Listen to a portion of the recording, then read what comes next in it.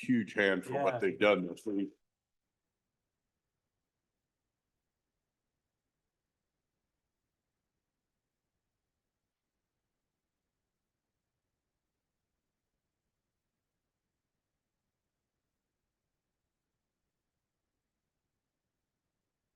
Been through this a bunch, and it's a Herculean effort. You know, we've probably done more big changes since happened maybe ever in a markup week, and you guys have not failed to get everything we wanted, get all the bill drafts out and get everything done. And I, for one, can't tell you how well it went. And also a huge thank you to Chairman Bear. You know, the meetings have run as efficiently as I've ever seen approach meetings run. And so hats off. And good.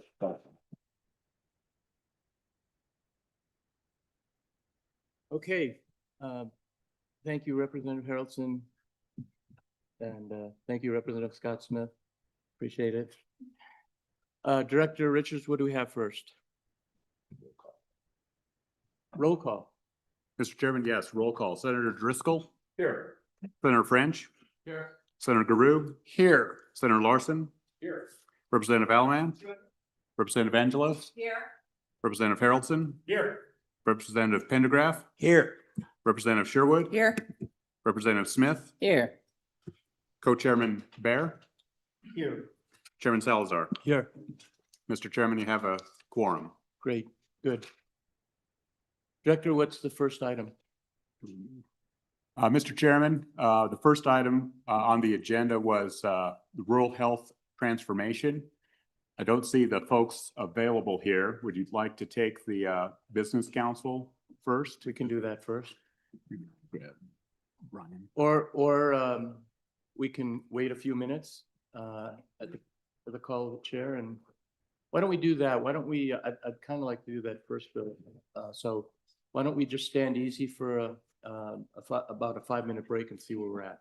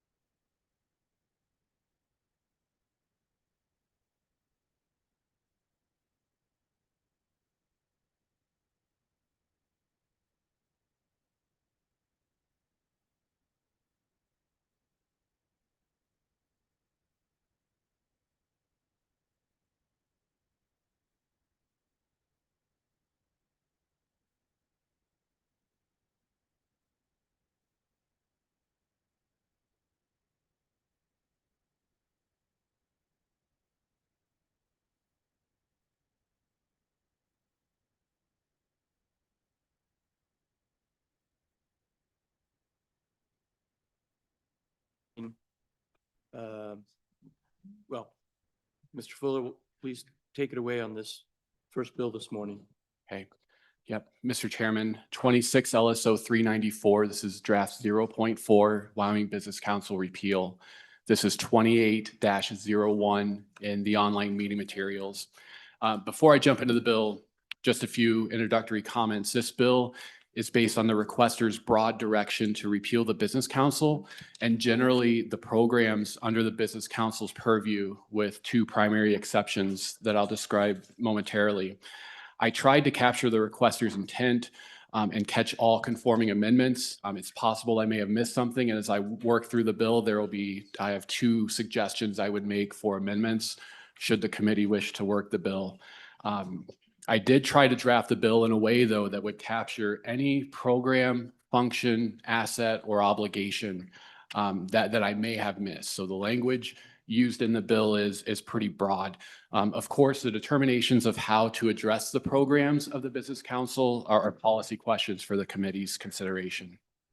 To aid in the consideration and review of this bill draft, you should have received separately a 3-page document that I just entitled Decision Points, that broadly outlines the disposition of the programs in this bill.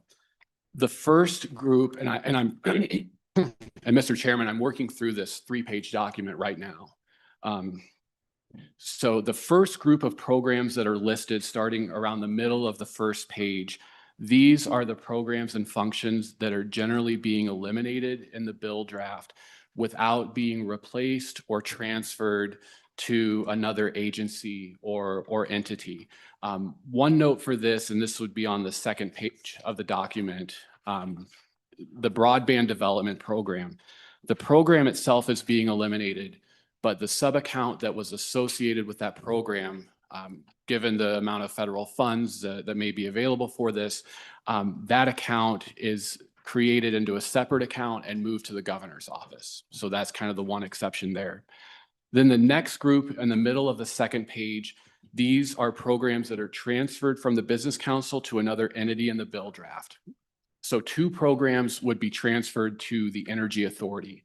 The Wyoming Energy Conservation Improvement Program, or in shorthand, Wyoming Energy Performance Program. My understanding is that the Energy Authority already administers this program pursuant to a memorandum of understanding between the Business Council and the Energy Authority.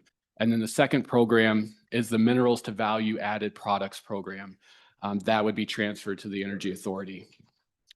Next, any funding programs that are not eliminated or otherwise transferred that the Business Council administers or operates and that's not covered in this bill draft, those would go to the State Budget Department. And then any existing loan, grant, bond, or other obligation or asset that's not otherwise expressly disposed of in this bill draft, those would be transferred to the Budget Department. So generally speaking, any sort of obligation or contract that the Business Council entered into before this bill takes effect would be administered by the State Budget Department going forward. And then finally, the last kind of group, starting at the bottom of page 2 of that document, and then the top of page 3, this is the third list of items. These are just a handful of miscellaneous matters that I just wanted to highlight. The first is the Wyoming Workforce Development Priority Economic Sector Partnership and an associated subaccount. This is a program that's actually operated by the Department of Workforce Services with considerable input and involvement from the Business Council. This bill draft leaves that program alone and just simply removes the Business Council's involvement from it. Next, the Business Council's Chief Executive Officer is required under statute to serve as an ex officio non-voting member of 2 bodies, the Water Development Commission and the Energy Authority Board. This bill draft removes the Chief Executive Officer from those 2 boards without naming or providing for a replacement. And both of those are ex officio members, so it's not affecting the composition of the voting membership of those two entities. So with that, Mr. Chairman, I'll move into the bill draft. This bill draft repeals and terminates the Business Council. It specifies requirements for the termination of the Business Council and its operations and programs, including reporting requirements associated with the windup and termination. It eliminates programs and functions, transfers some of those programs and functions. It specifies the disposition and administration of existing assets and obligations. It makes conforming amendments. It amends and renumbers the 2 transferred programs. It repeals provisions, and it provides 2 positions and an appropriation. As Don hinted yesterday, at the end of the day, I will not go through the bill page by page. Mr. Chairman, with your indulgence and contrary to, absent any contrary direction, I would propose proceeding as follows. I will go page by page for the first 12 or 13 pages. These are non-codified sections that really are the bulk of the instruction related to the termination and windup of the business council. And I would also note, and I'll mention this a couple of other times, those first 3 non-codified sections are effective immediately to kind of lock some things into place. There's one created section I'll briefly discuss. For section 5 of the bill, that is primarily conforming amendments. I'll just highlight a couple of pieces of that section. I'll briefly describe the section that amends and renumbers statutes before getting into the repeal, the positions, and then the split effective dates. One additional global note before I start walking through the bill. In light of the committee's actions on Tuesday for the budget bill concerning the business council, there quite possibly will be a need for either the budget bill or this bill, depending on how this bill were to proceed, for there to be some reference in one or the other or both to make sure the actions align with each other. So that's a good beginning. Let's follow what you're suggesting on going through this bill. Yeah, and so, Mr. Chairman, I didn't change any language in this bill in response to the committee's actions, with the budget bill. It's just something for the committee to keep in mind as things progress. Yes, Mr. Co-Chair. Thank you, Mr. Co-Chair. I believe we did put some verbiage in our bill, but I want to confirm that with Director Richards to where, because we anticipated this bill potentially coming either in the committee or by an individual. Mr. Chairman, you did include language. I believe Mr. Fuller is suggesting significantly more language. The language you provided was the $2 million that was appropriated in your draft be directed to the state budget department and outline how those funds should be spent. And I think there's some additional conforming language should this bill pass and the budget pass, how they would work together. Director, thank you, Mr. Co-Chairman. Director, did we not put any language in that one bill would supersede the other or not? I think that's what we're trying to get at. Yes. Mr. Chairman, the $2 million would go away, I believe. So we put that superseding language in if there. this is adopted. Okay, thank you. Okay, Okay, proceed. Mr. Chairman, I'll start on page 2, line 1. This is the non-codified section. And so starting on line 3, the bill provides that on July 1st, 2026, the Business Council is repealed and terminated and shall cease to function subject to the requirements of this act. And then page 2, line 7, on the effective date of this section, and again, this would be effective immediately. So upon enactment, the Business Council shall do or not do all of the following. So first, the Business Council cannot accept any new applications for grants, loans, bonds, or other funding for any programs under the Business Council's authority or purview, or for which the Business Council has been delegated administration or operation. Mr. Chairman, here's one point I would offer a suggestion, a potential change should the committee work the bill. And starting on line about 16, anytime in this section and the next section, there's a reference to grants, loans, bonds, or other funding, I would suggest the inclusion of the term financial aid. And that is a term that's defined in the Business Council statutes that may be appropriate to add along with these references to grants and loans. So then, Mr. Chairman, line 15, the Business Council shall not process any pending applications for grants, loans, bonds, or other funding for any programs.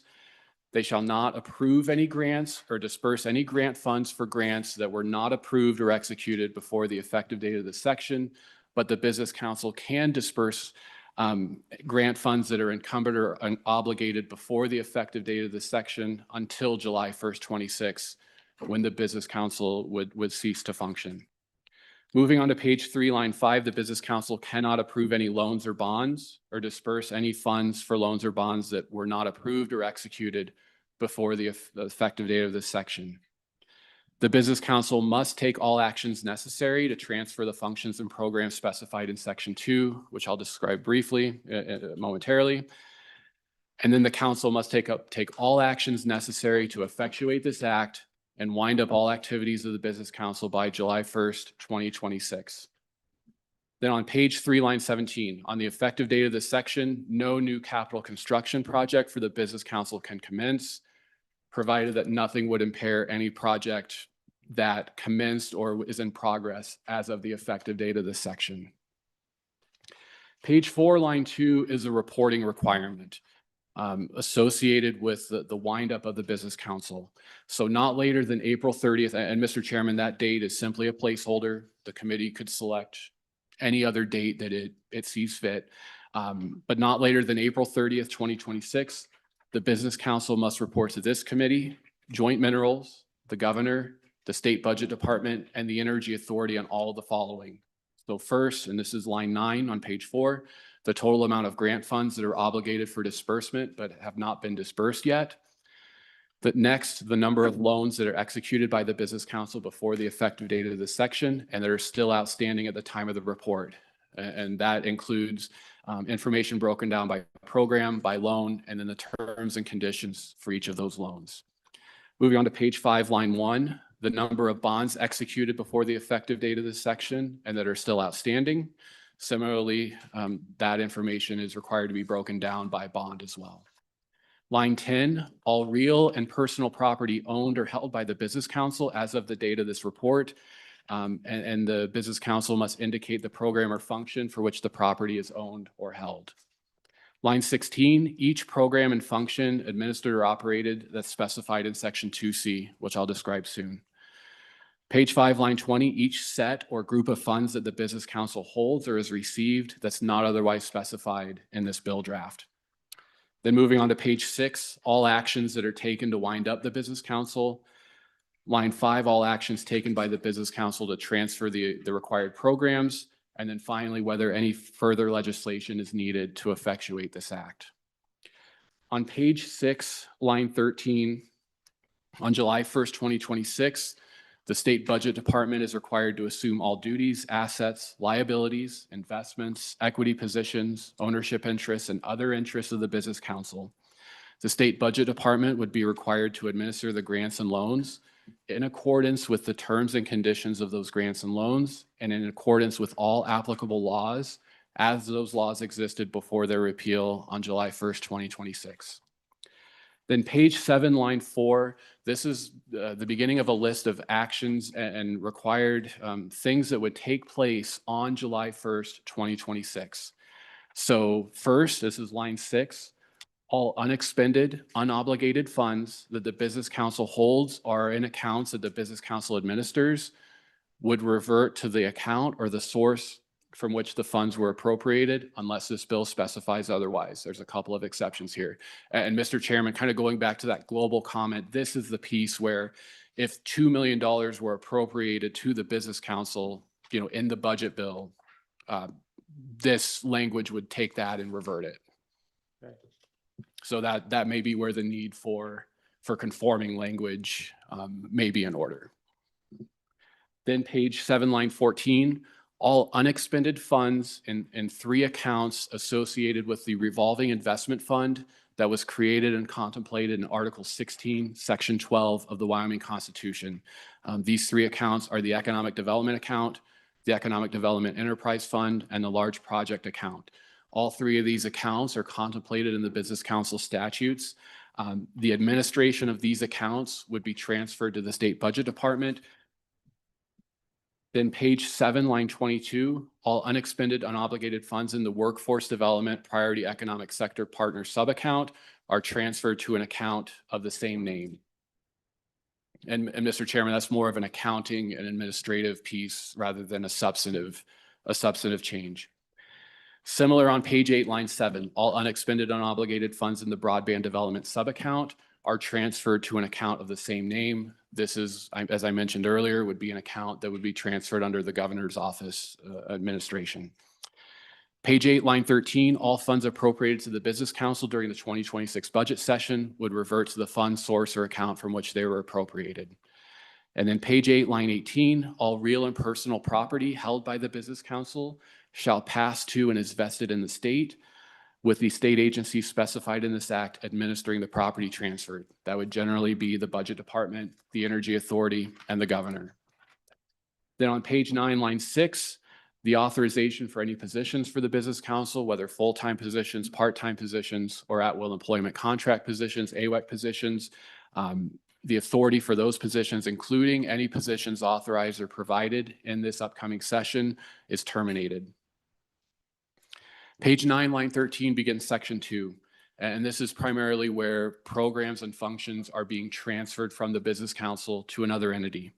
So first, on line 15, the Energy Conservation Improvement Program is transferred to the Energy Authority on July 1st, 2026, along with all assets and obligations of that program.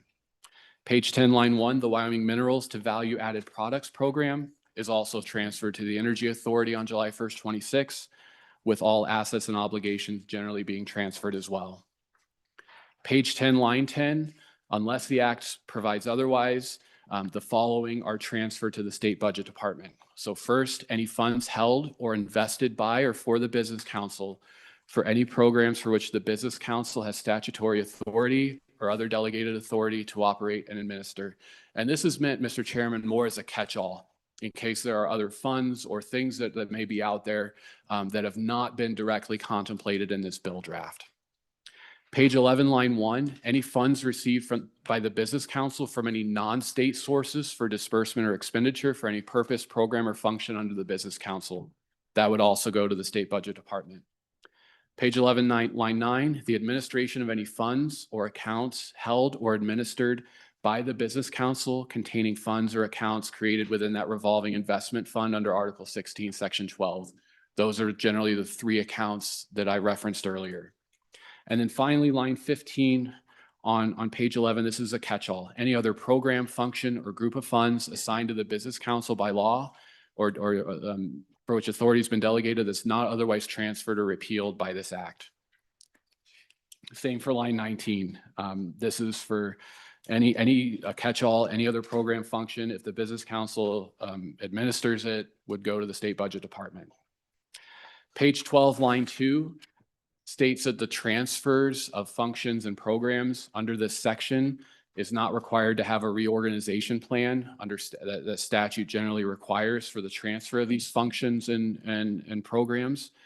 And then page 12, line 9, upon the transfer, those specified agencies assume those programs and functions. Next is section 3. And this just provides that nothing in this act shall be construed to impair any existing contract, agreement, or other obligation of the Business Council executed before the effective date of this section. The Wyoming Constitution provides that no law can impair contracts. This language is meant to provide for that provision in the Constitution. Then page 12, line 22 provides that beginning July 1st, 2026, the State Budget Department is required to the greatest extent authorized by law, fulfill all existing agreements, contracts, and other obligations. If for some event the Business Council is unable to do that, the office of the governor would. Mr. Co-Chair. Thank you, Mr. Co-Chair. Mr. Fuller, I may have missed it, but I wanted to know for sure if we've encompassed this particular program. It's called the Wyoming Venture Capital Fund. It's a federally funded program, and I want to make sure those federal funds are going to be made available for small business credit incentives, and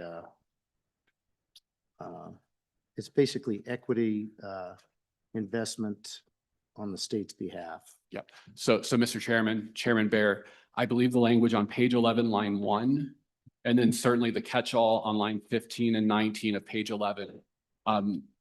You know, and in fact, the language was drafted almost specifically, you know, to contemplate that program. Okay. So that would move, that would not be eliminated. That would be a function that would move to the State Budget Department.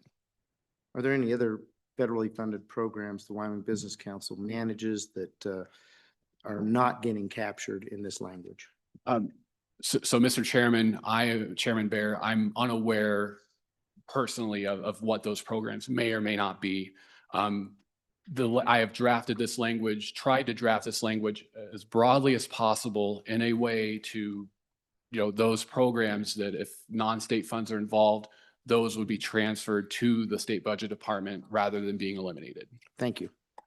Okay, let's continue. Okay, Mr. Chairman, things are going to pick up a little bit now.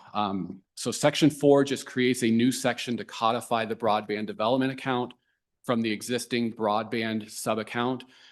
Funds in this account can be expended by the governor or the governor's designee to provide funding for agreement for the provision of broadband services in Wyoming, or to provide the state's share of any matching funds for federal funds for any federal program.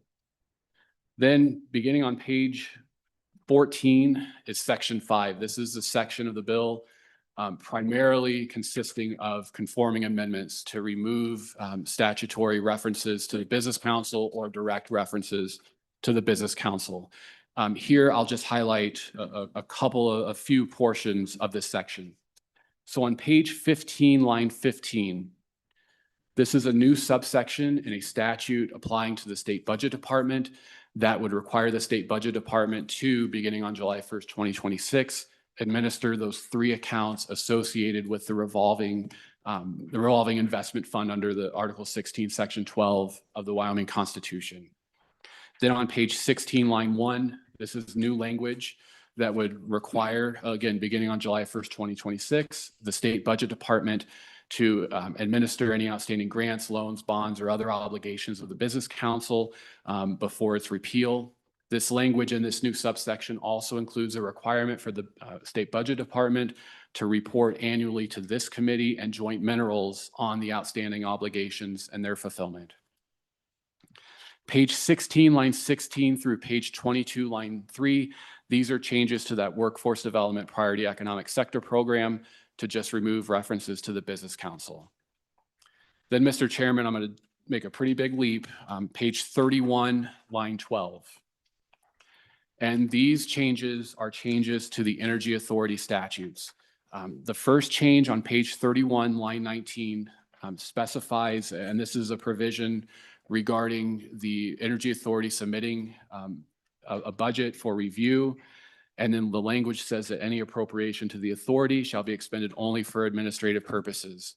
This new language will allow appropriations to be made to the Energy Authority for the 2 programs for which it's assuming responsibility in this bill draft, the Energy Performance Program and the Minerals Value to Added Program. Then, Mr. Chairman, page 31, line 23, and on to page 32, this new language would require the Energy Authority to operate and administer those 2 programs. A technical correction, very minor, on page 32, line 1, the word contracting should be conservation improvement to properly capture the name of that program. Then page 33, line 15, and page 34, line 19. These are changes to the sales tax exemption and the use tax exemption related to purchases by data centers. And under current law, the Business Council is required to certify that that there's, among other things, to receive this exemption, the Business Council is required to certify that the purchaser of the equipment associated with the data center has created or will create a commensurate number of jobs in line with the size of the data center. The changes in this language would require that purchaser to provide sufficient documentation directly to the Department of Revenue for the Department of Revenue to determine that there's been a creation or will be a creation of a commensurate number of jobs associated with the data center. Then, Mr. Chairman, page 36, line 4 begins section 6 of the bill. And the only things happening in this section that I will not go through line by line, this section amends and renumbers the 2 programs that are transferred to the Energy Authority. So it just takes those statutes from the Business Council statutes, moves them to the chapter associated with the Energy Authority, and then the only changes that are actually made to these statutes are to change references from the Business Council to the Energy Authority. Mr. Chairman, that leads to the next big jump to page 55, line 17. And this is the section of the bill that repeals the statutes associated with the Business Council and its programs and functions that are being eliminated in this bill draft. The staff comment, beginning on page 56, provides a very, very brief description of each program and function that's being repealed in the bill draft. Then, Mr. Chairman, Section 8, which begins on page 57, line 16, authorizes 2 full-time positions for the State Budget Department for the next fiscal biennium, so beginning July 1st, 2026. The language included would state that these positions, the intent is that these positions become part of the standard budget. Then, Mr. Chairman, page 57, line 27 is an appropriation. The committee will need to specify the amount of that appropriation for these 2 positions for the State Budget Department to administer this act. And again, similar to the positions, there's language that says that it would be the intent that this funding become part of the State Budget Department's standard budget going forward. Then, Mr. Chairman, the bill has a split. Oh, Yes, Mr. Co-Chair. Thank you, Mr. Co-Chairman. So how many FTEs are being eliminated by this bill? Mr. Chairman, I'll turn to my good colleagues to help with that one. Mr. Chairman, the legislature does not authorize positions in the Business Council. They have freedom and flexibility to hire the number they choose. I believe they have currently about 40 to 45 employees.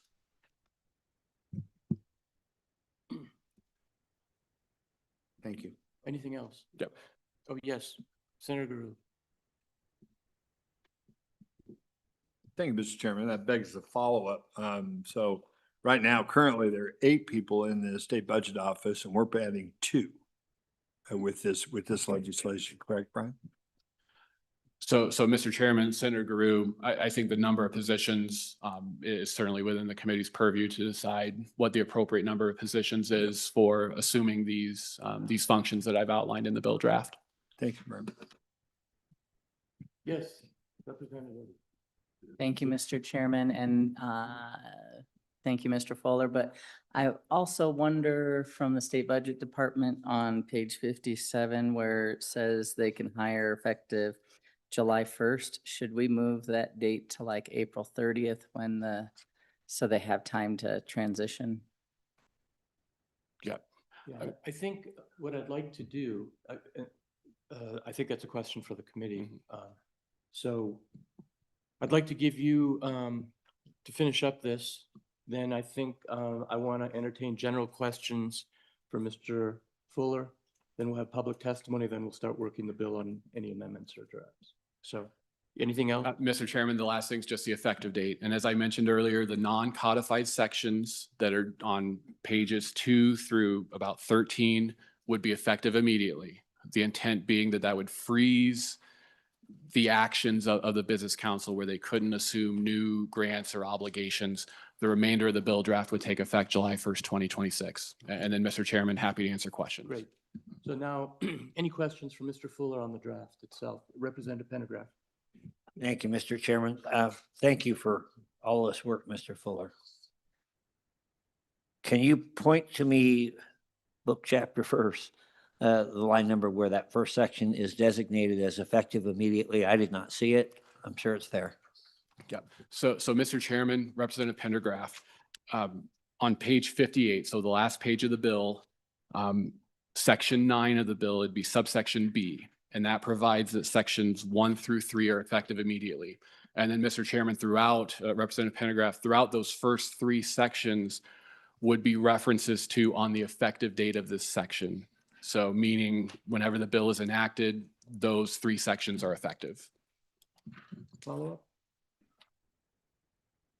Good. Other questions? Any other questions? I'm sorry. Thank you. Mr. Chairman. Yes, Representative Sherwood. I'm just wondering, I know that this bill touches on Article 16, Section 12 of our Constitution. And I'm wondering if staff have had an opportunity to look at whether or not we are creating any unintended consequences in relation to the Economic Development Loan Fund and how it's supposed to be executed. Thank you. Mr. Fuller?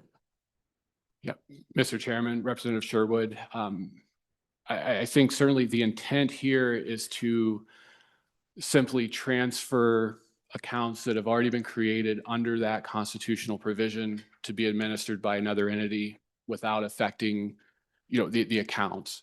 The one thing I would offer, Mr. Chairman, is that language associated with those accounts is being repealed. And so whether in this bill, if there's a desire, or in some subsequent bill, there may well be a need for language accounting for those three accounts and how the state budget department is to administer and disperse funds from those accounts. My co-chair? Thank you, Mr. Co-Chair. I'm just looking at Article 16, Section 12, just not seeing anything of specifying that it has to be the Wyoming Business Council administer that fund. And so I don't think the Wyoming Business Council as an entity is in the Constitution. Is that an accurate statement, Mr. Fuller? Mr. Chairman, Chairman Barrett, that's my understanding, is that this is a creation of statute. Please. Thank you, Mr. Chairman. So it's not so much that the Constitution, you're correct, does not point to a specific agency, but it points to a specific purpose. Article 16, Section 12 speaks to the promotion and aid of economic development of the state. Focuses on, enterprises that employ people and add economic value to goods, services, or resources. I guess my bigger question is, we're transferring the Economic Development Loan Fund that is in our Constitution to another agency. Does that agency have the resources to fulfill the constitutional obligation of this fund? Mr. Fuller?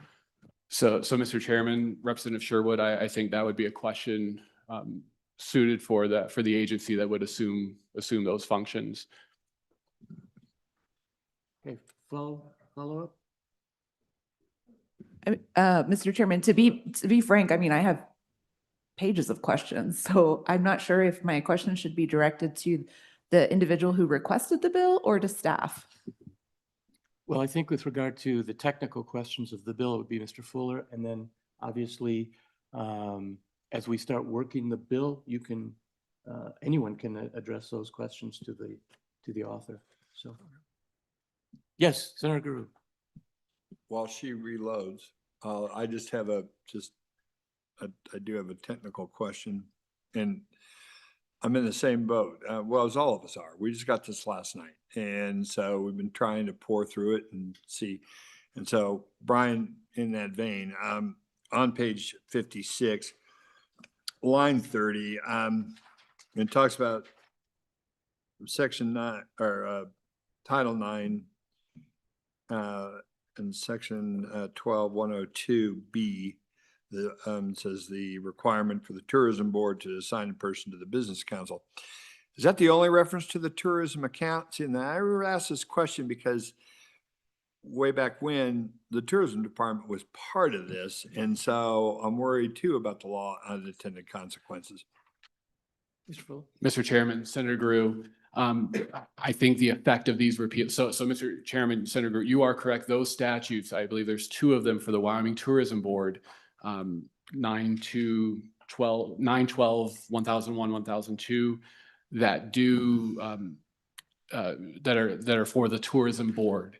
Mr. Chairman, with the exception of that one provision specifically about the tourism board has to assign a member to go to the business council meetings, those 2 statutes are left alone. They are not repealed in this bill draft. They are not otherwise amended or changed. Follow up. And so their ability to disperse funds, to enter into contracts, to do all the statutory functions of that board now are not get caught in the crossfire of this piece of legislation, as far as you know. Yeah, Mr. Chairman, Senator Gru, that's my understanding. I will double check though to make sure. Okay, thank you. If I can follow up? Please. Okay, so staying on page 56 for just a minute, I just want to make sure I got all this right. Line 33, this is the repealer section, so we're repealing the Main Street program, correct? Mr. Chairman, Senator Gru, that's correct. On 35, the Wyoming Small Business Investment Credit Program, correct? Correct. On line 38, the broadband development program, correct? Mr. Chairman, Senate Group, correct, with the exception that that sub-account within those statutes is moved to a separate account that would be under the Office of the Governor. In the governor's office, okay? Line 40, Wyoming Small Business Investment Credit Program, which is repealed in this act. So that's repealed as well, right? So, Mr. Chairman, Senator Drew, that would be the item you referenced on line 34. That's just a conforming change. There was a reference in that Title 26 statute. Okay, and then I just got this in the inbox this morning, so I didn't have a chance to look at this. On your decision points, halfway down the page on the bullets, agriculture promotion, financing of agricultural processing projects and revenue bonds for these projects under Wyoming Statute 912-109. Explain that just real quick. Yep. And so, Mr. Chairman, this was a duty, and I'll have to double check to see when this was included in the Business Council statutes. But generally requires the Business Council to encourage and promote the development of agriculture in the state. It requires the Business Council to meet at least twice a year to solicit input from industry groups, to do a number of duties. Real briefly, a strategy for regionally located meat processing, market Wyoming grown products, enhance the council's website to promote those products, and then contingent on available funds, provide loans or grants for infrastructure for meat processing plants. They can issue and have outstanding bonds to finance these projects as well. And that, Mr. Chairman, again, very brief synopsis of that statute. Thank you, Mr. Chairman, for there. I'll stop and I'll pick up the rest of my questions after a bit. Thank Okay. you. Other technical questions? Yes, Representative Sherwood. Thank you. Staying on the same page, 56. Let's see, lines 22 and 23, it speaks to the challenge loan programs. My understanding that, again, this bill would remove those. Just asking for clarification or confirmation that these are loans that the Business Council participates with banks. I think we heard public testimony from our friends in the banking industry that they find these programs helpful. But my understanding in this list of challenge loans is there's a lot of subcategories included under this, included the value added ag loan, which I believe my good colleague was speaking to, but also things like helping businesses take out loans to expand or to grow or to react to natural disasters, to expand use of natural gas. I don't know if we have a comprehensive list of all of the loans under this and a summary of what each does, or if the bringer of the bill has an understanding of what all this encompasses. Thank you. Mr. Chairman, Representative Sherwood, I think you've described a fair number of the programs and things under that. I think another one that was added not too long ago was the succession planning as well. Timing just did not permit the comprehensive list. Follow up? Thank you, Mr. Chairman. I do have a technical question, so I'm going to move back to the beginning of the bill. On pages 2 and 3, this is the section that talks about, what needs to be stopped or quote unquote wind it up.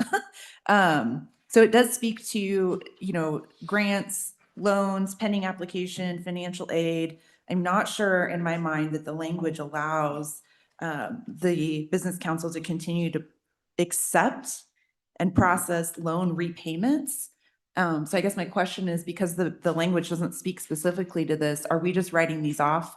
Are we allowing communities that have loans out with the Business Council to just stop repaying those loans? Thank you. So Mr. Chairman, Representative Sherwood, I think a fair question. The language does not, I would say, expressly write off loans. I think that would take specific language to do so. I don't recall how many years ago there was, I think Mr. Richards mentioned the Lovell District. I don't remember if that was a standalone, I think it might have been a standalone bill to address that. I think you would need specific language to do that. Mr. Chairman, Representative Sherwood, I think my suggestion, page 3, line 7, a sentence could be added to provide that the business council may accept and process loan repayments or fulfill bond obligations, entered into before the effective date of this section up to July 1st, 26, when the budget department would assume those functions. Follow up. Do we have an inventory of all of those outstanding debts? Mr. Chairman, Representative Sherwood, I do not. Follow Thank you. I have another technical question here. Yes. On page 4, we're speaking again to, the loan contracts and those agreements. Have we had any input from, I guess, the AG's office or our staff on what legally binds the recipient of those loans to repaying them if there is no longer a business council, in terms of who has signed those loan agreements? So, Mr. Chairman, Representative Sherwood, without seeing a copy of a loan to know what language is in there, I wouldn't be able to go further than that. Follow up? Thank you. Continuing with technical questions, page 5, line 10, it speaks to real and personal property. Does this include any lease or rental agreements? Does the state take on the liability for that? In terms of, I know the agency rents their office. Do we, as the state, have to continue to pay on that rental or that lease agreement? Mr. Chairman, Representative Sherwood, I'd offer 2 thoughts in response to that question. First, the Wyoming Constitution, you cannot impair a contract. So if there is a contract in effect, that would have to be assumed under the terms and conditions of those contracts.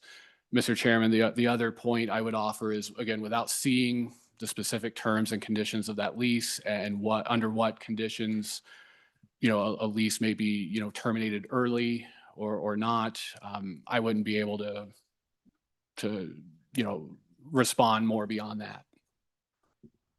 Other questions? Thank you.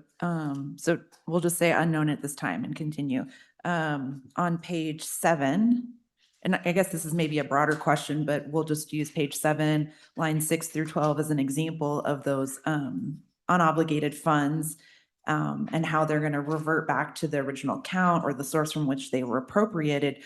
Are we creating stranded accounts? For example, are we saying right now that there are funds and accounts that are administered by this agency, they're going to revert back to those accounts, but have each of those accounts been then assigned a new home? Mr. Fuller? Yeah, Mr. Chairman, Representative Sherwood, I personally do not have a full list of accounts, so I'd be unable to specify or respond, what accounts may be stranded. What I will say, Mr. Chairman, is in drafting this bill, I did try to capture all of the statutory accounts that were associated with the business council. If there are other accounts that may have been created or in some form or fashion, that are not contemplated in statute or not, and particularly not contemplated in the green books, those accounts may remain out there. Follow up? Thank you, Mr. Chairman. I'm not sure if this is a technical question or just a larger conversation for the body here on page 9. The paragraph that's between lines 6 and 11, where it speaks to the termination of those, 40 to 45 individuals. Is there precedent or an option to offer them a severance package? Mr. Fuller? Mr. Chairman, Representative Sherwood, I don't have a good answer for that one. The intent of that language was just to capture the intent of the requester that there wouldn't be positions that would somehow be authorized that may be floating out there. Mr. Kochar? Thank you, Mr. Co-Chair. Just to follow up from one of the previous question to this one.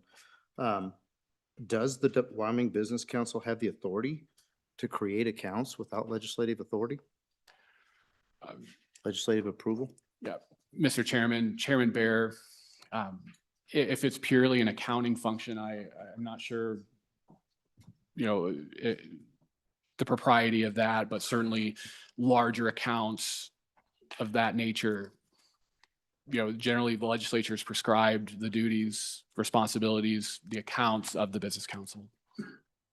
Thank you. Follow up. Yes, please. Thank you, Mr. Co-Chairman.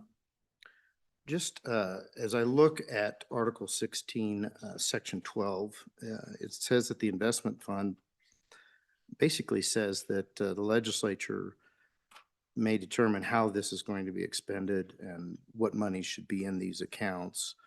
One of the things that, I got the impression from earlier questioning that some members thought maybe there was a particular activity that the Constitution determined needed to be taking place, which would have been fulfilled by the Wyoming Business Council. I don't see that in there, but I do have a question of your thinking as you drafted this bill.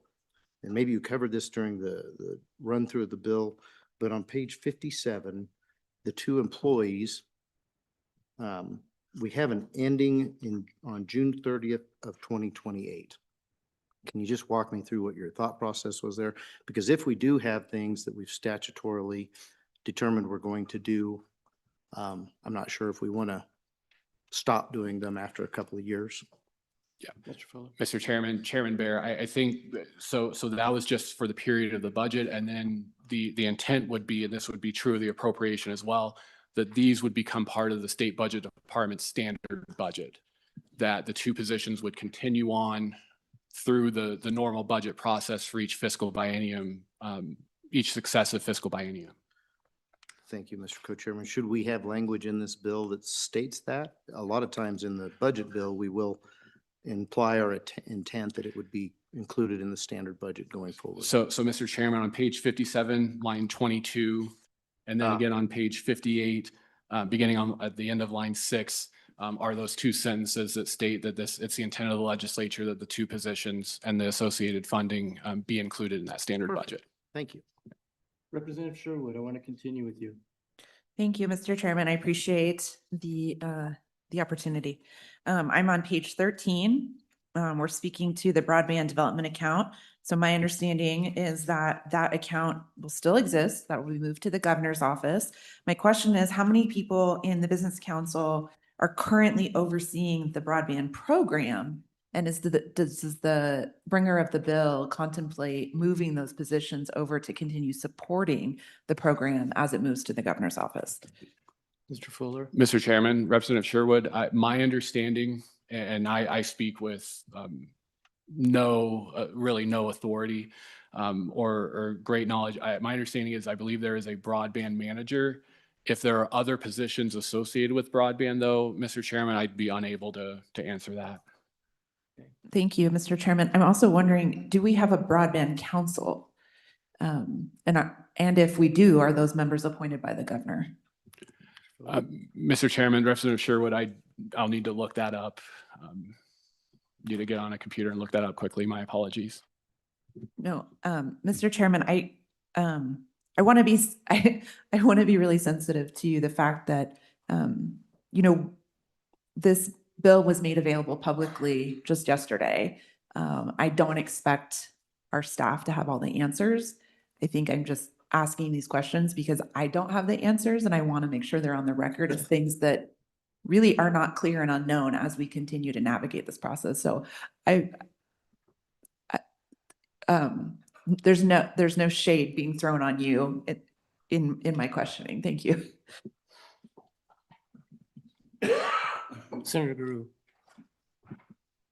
Thank you, Mr. Chairman. Yeah, just to follow up, that's a 400 right now. Last time I saw $400 million program of federal dollars. And so it does beg some questions, but I think they're best for the bringer. And so we'll save that. And I think I'm just about got your questions done, but except for just a curiosity question. This is very comprehensive, and as always, because you and I work together a lot, and I know you're You're very good at what you do, and this is very comprehensive, and I think you've done a heck of a fine job with what you had to work with for sure. Question: how long did it take you to write this puppy? When did you start working on this? Mr. Chairman, I'm not sure I can divulge, too many specifics. I spent some time on it, Mr. Chairman, Senator Guru. Thank you, Mr. Chairman. That's all I need to know. Appreciate it. Other technical questions for Mr. Fuller? Yes, thank you, Mr. Chairman. I appreciate it. Yes, Representative Sherwood. On page 18, between lines 4 and 11, it speaks to a priority economic sector business. And then in relation to that, a 20-year comprehensive economic diversification strategy. I'm wondering, who is in charge of updating this strategy and defining what a priority economic sector business is? Yes, Mr. Cocher. Sorry to interject, Representative Sherwood, but I think the answer's in your question. If you look at line 7 and 8, it says 20-year comprehensive economic diversification strategy approved by the governor. So either his designee or he himself, he or she would develop that plan. Mr. Chairman, Mr. Fuller. I'm happy to answer a little bit more about this. Mr. Chairman, I believe this Wyoming Workforce Development Priority Economic Sector Partnership Program was created as part of the Endow work that was enacted, I believe, 2017 or 2018, the economically needed diversity options for Wyoming. Those statutes are repealed 9/12/1401 through 9/12/1405. Mr. Chairman, that act created, did discuss a 20-year comprehensive economic diversification strategy. I believe that strategy was prepared in the previous administration. The change here, though, this is the program that I referenced earlier that's under the purview of the Department of Workforce Services with involvement of the Business Council. This program would remain in place just without the Business Council's involvement. Okay. Please continue. Thank you, Mr. Chairman. Still on page 18. So lines 21 and 23 speak to a coordinator of economic diversification. Just looking for clarity on, is this an existing position in the Department of Workforce Services? Or is this a position in the Business Council that would be transferred to the Department of Workforce Services? Thank you. Yep. Mr. Chairman, Representative Sherwood, my legal colleagues who reviewed this were also questioning this. We decided to leave this alone. And again, I'm speaking only, I think what my thought is, I believe this was actually a position in the governor's office. Please. Follow up. So is that position still exist in the governor's office? Is that a filled position? And Mr. Chairman, Representative Sherwood, I am not sure about that. The other option, Mr. Chairman, would be to simply strike the in consultation language that's on page 18, line 21 and 22.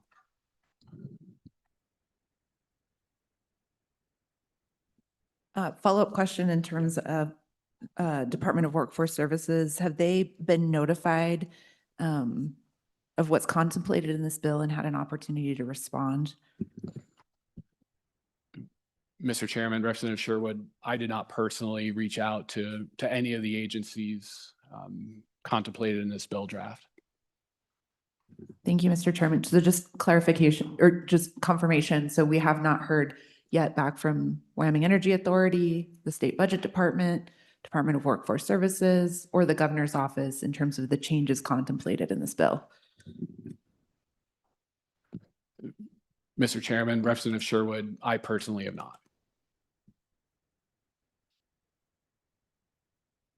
Thank you, Mr. Chairman. Another question here on page 30.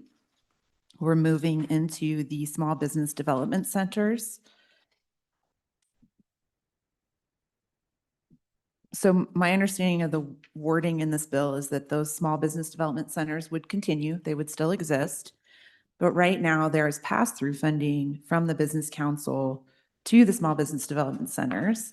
I don't see that this bill contemplates continuing that pass-through funding. I believe it's about $1.2 million. And then for the SBIR program, it's $5 million that leverages matching federal funds.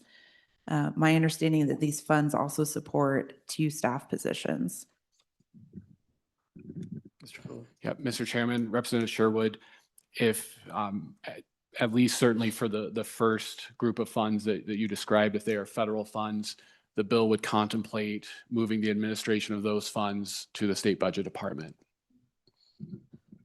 Follow up there. My understanding is that the Business Council is providing matching funds. So does that risk us losing the federal funds?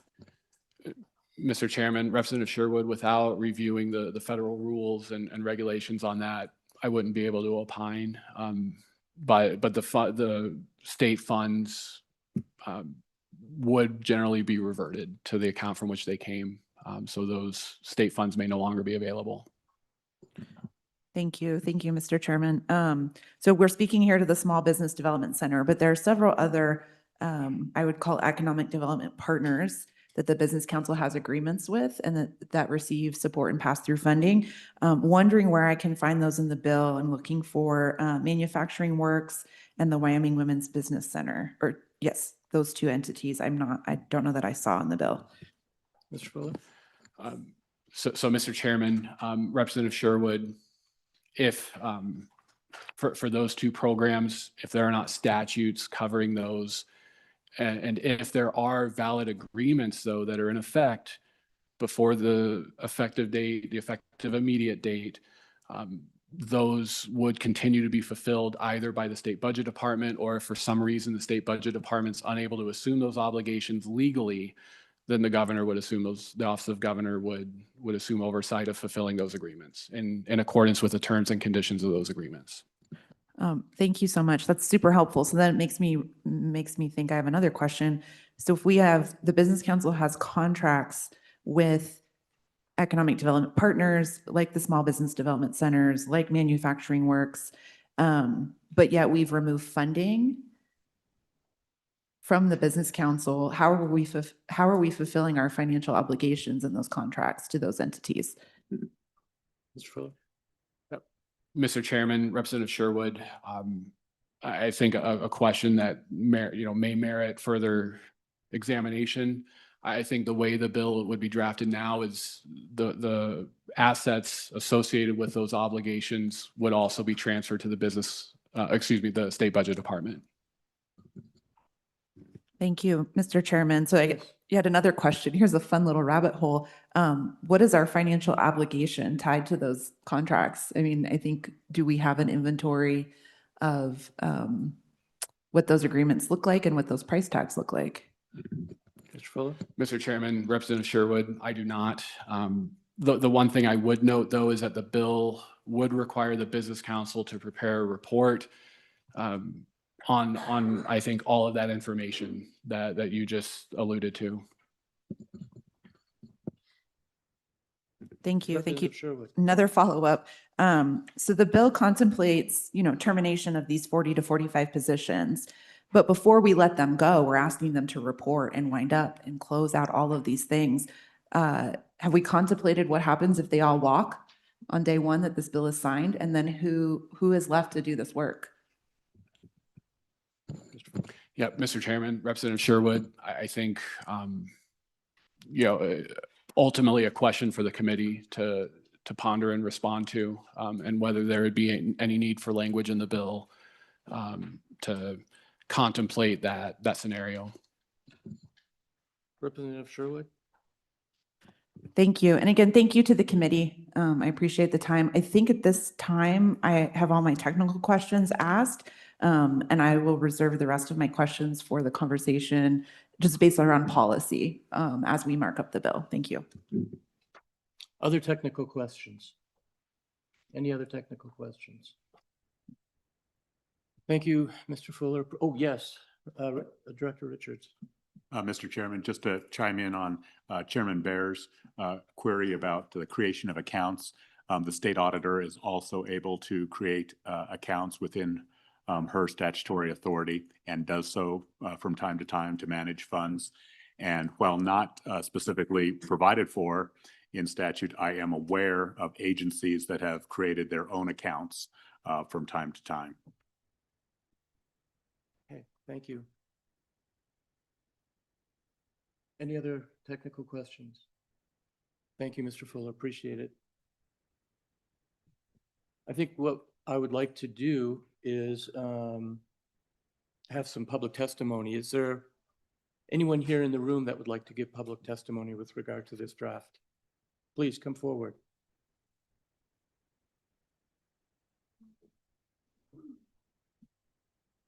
Welcome.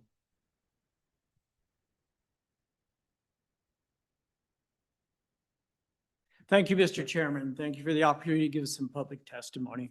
My name is Randall Luthi. I am the Policy Director for Governor Gordon. And accompanying me today is Sarah Dorenzo, who not only is the Deputy Policy Director, but is also the policy advisor that is specifically assigned to the Business Council. I have just a few general remarks, and then Sarah will probably go into a little more detail. But just a little bit of background. First of all, I have great respect for the legislature and this Appropriations Committee. I was fortunate enough, you all know I've been around a while, but I was fortunate enough to actually go through one session on the Appropriations Committee to form a budget. So I have an idea of actually what you're looking at. But I also have great respect for LSO and their ability to put together a bill and the research they do. I've seen it many, many times. But frankly, Mr. Chairman, in my opinion, and professionally speaking as much as I can, this is nuts. This is crazy.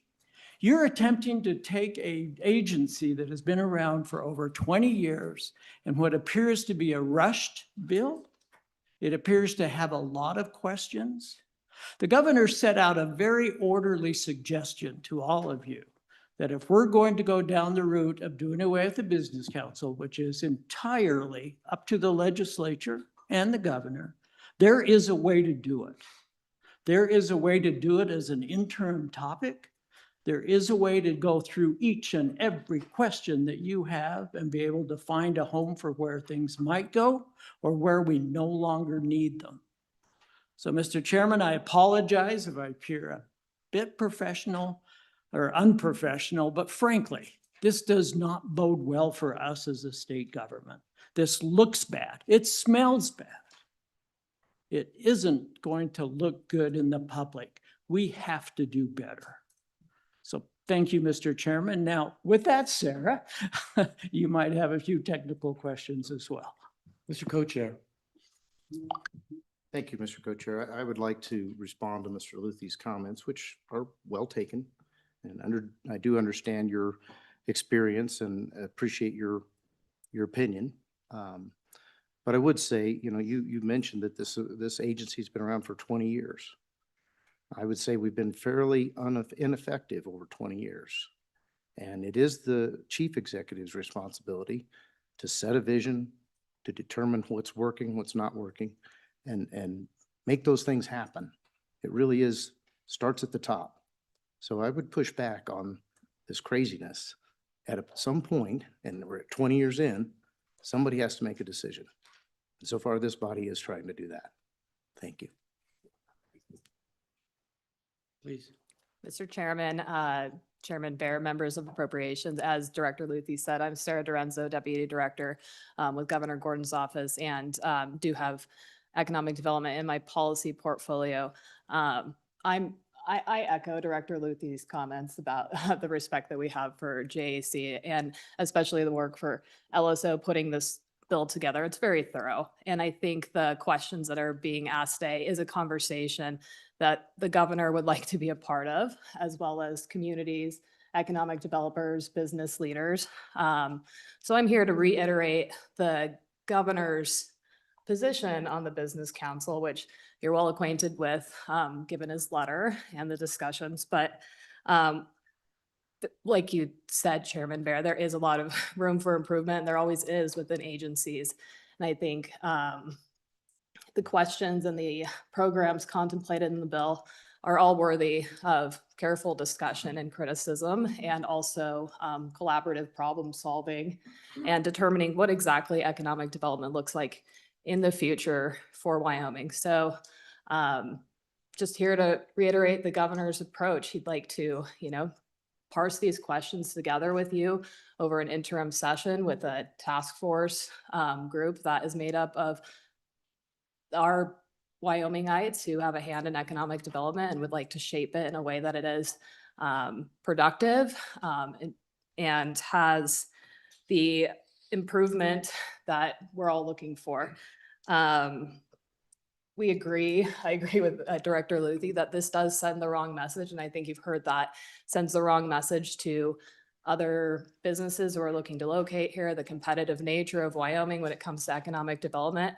And we'd just like a thoughtful approach as we determine what the next steps are. So I'm a resource for this committee and every single one of you and the legislature as a whole as we contemplate what those next steps look like. So please, please reach out and I'll be doing the same. Questions? Yes, Mr. Co-Chair. Thank you, Mr. Co-Chair. Thank you for being here and thank you for offering your support. We will likely be taking that up as we go into the next session and through that session.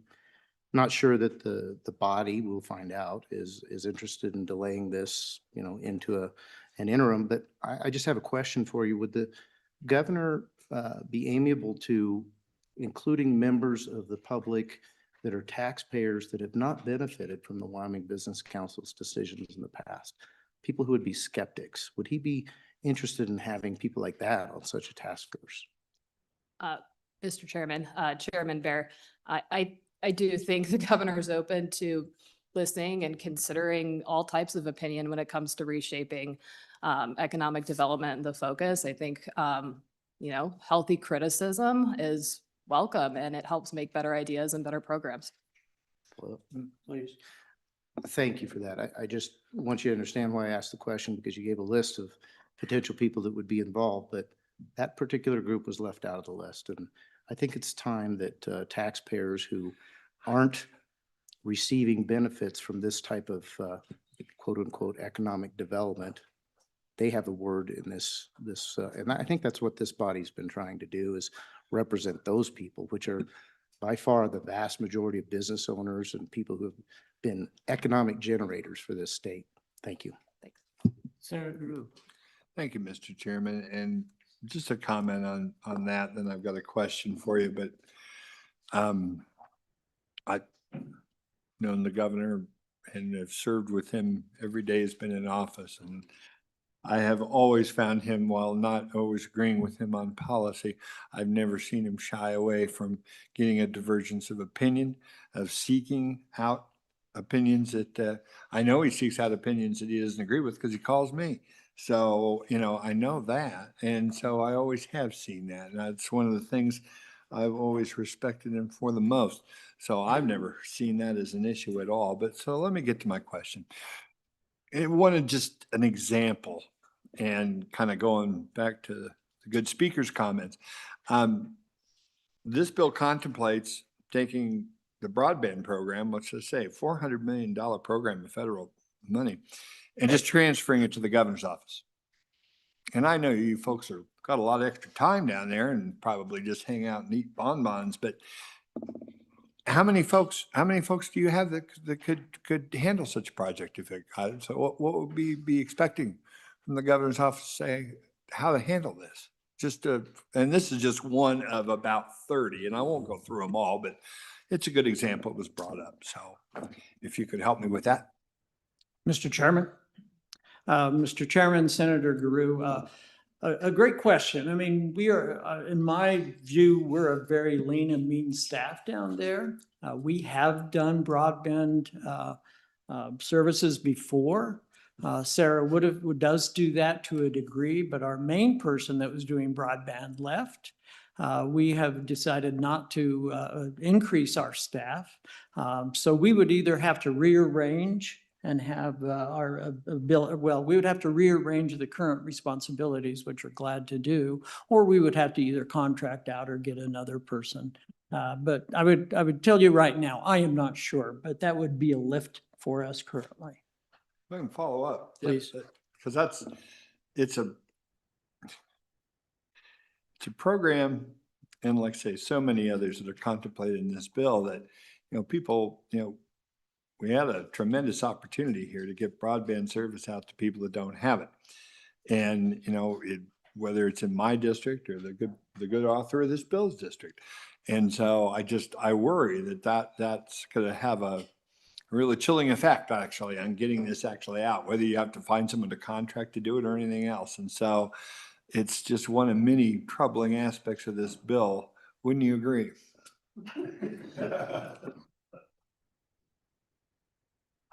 Mr. Chairman, if that was directed to me, absolutely, I agree.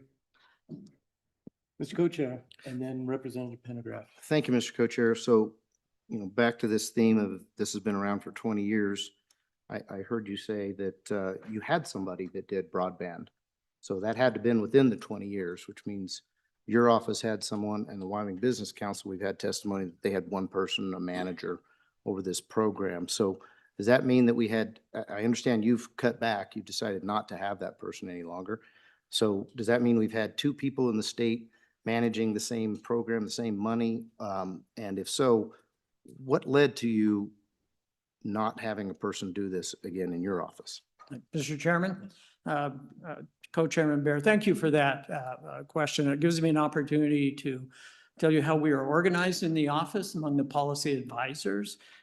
Governmental functions, responsibilities, legislative committees are all divided among 9 policy advisors. At the time, that was the person who also worked with the Business Council and worked with them closely on the broadband issues. It wasn't that we had our own person doing our own thing. It's just that the broadband was assigned to that person and then worked with generally the Business Council to see that the federal grants, if they were available, that they were applied for, and help them meet the requirements of those. Thank you. Representative Pendergraft. Thank you, Mr. Chairman, and welcome back. It is always good to see you, even though we seldom quite see each other eye to eye. And thank you for being here as well. I wanted to respond briefly to a couple of the things that I heard, and one of them was, this doesn't look good for the public. I beg to differ. I think how this looks to the public depends a lot upon the circles that we run in and our own sphere of influence. And the longer we serve in a place like this, the more our sphere of influence tends to be altered.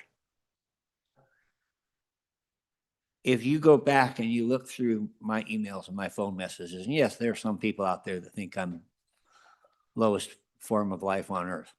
That's part of politics.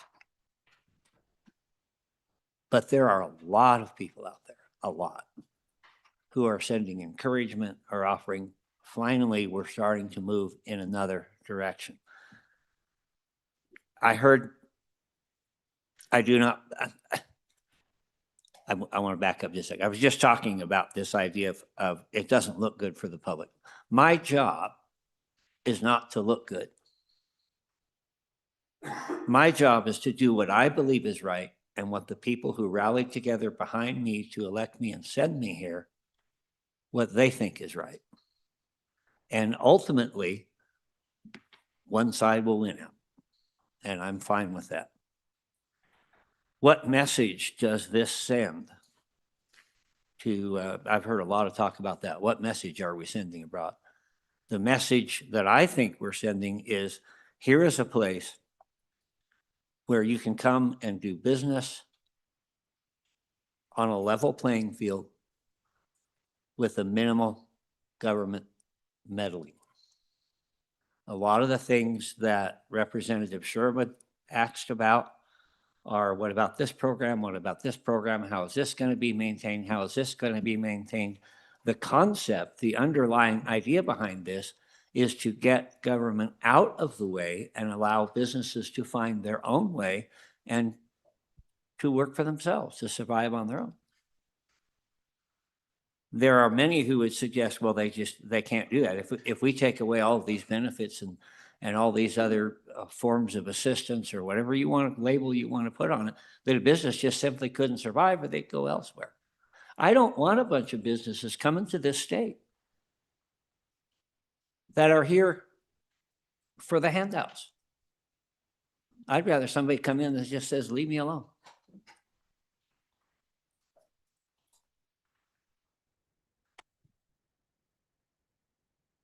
I would encourage each of us to reach beyond our sphere of influence, to try to put an ear into other groups and hear what the other side is saying. When I come here, I hear what the other side is saying all the time. I go back home, I get around the people that rallied, like I said, to send me here. I hear an entirely different message. And that's what this purpose is for. Agree with one side or the other side. The purpose is for different concepts, different ideas to come head to head and butt to each other, and may the best ideas win. Wouldn't you agree? Mr. Chairman. Thank you. Representative Pendergraft. For the most part, absolutely. I agree. We all have our constituencies. I might share with you that one time I was called a toothless troglodyte. While I was in the, yes, I had to look, frankly, I had to look it up in the dictionary. The toothless I understood, but I wasn't sure of the troglodyte. But this very same debate that you and I might be having right now are exactly what we need to do. And when I say it doesn't look good, it's my concern that I don't believe that the public has had an opportunity to really weigh in. I know some of your constituents, I know what they're saying. Economic development, you know, is an interesting type of animal. There is no doubt.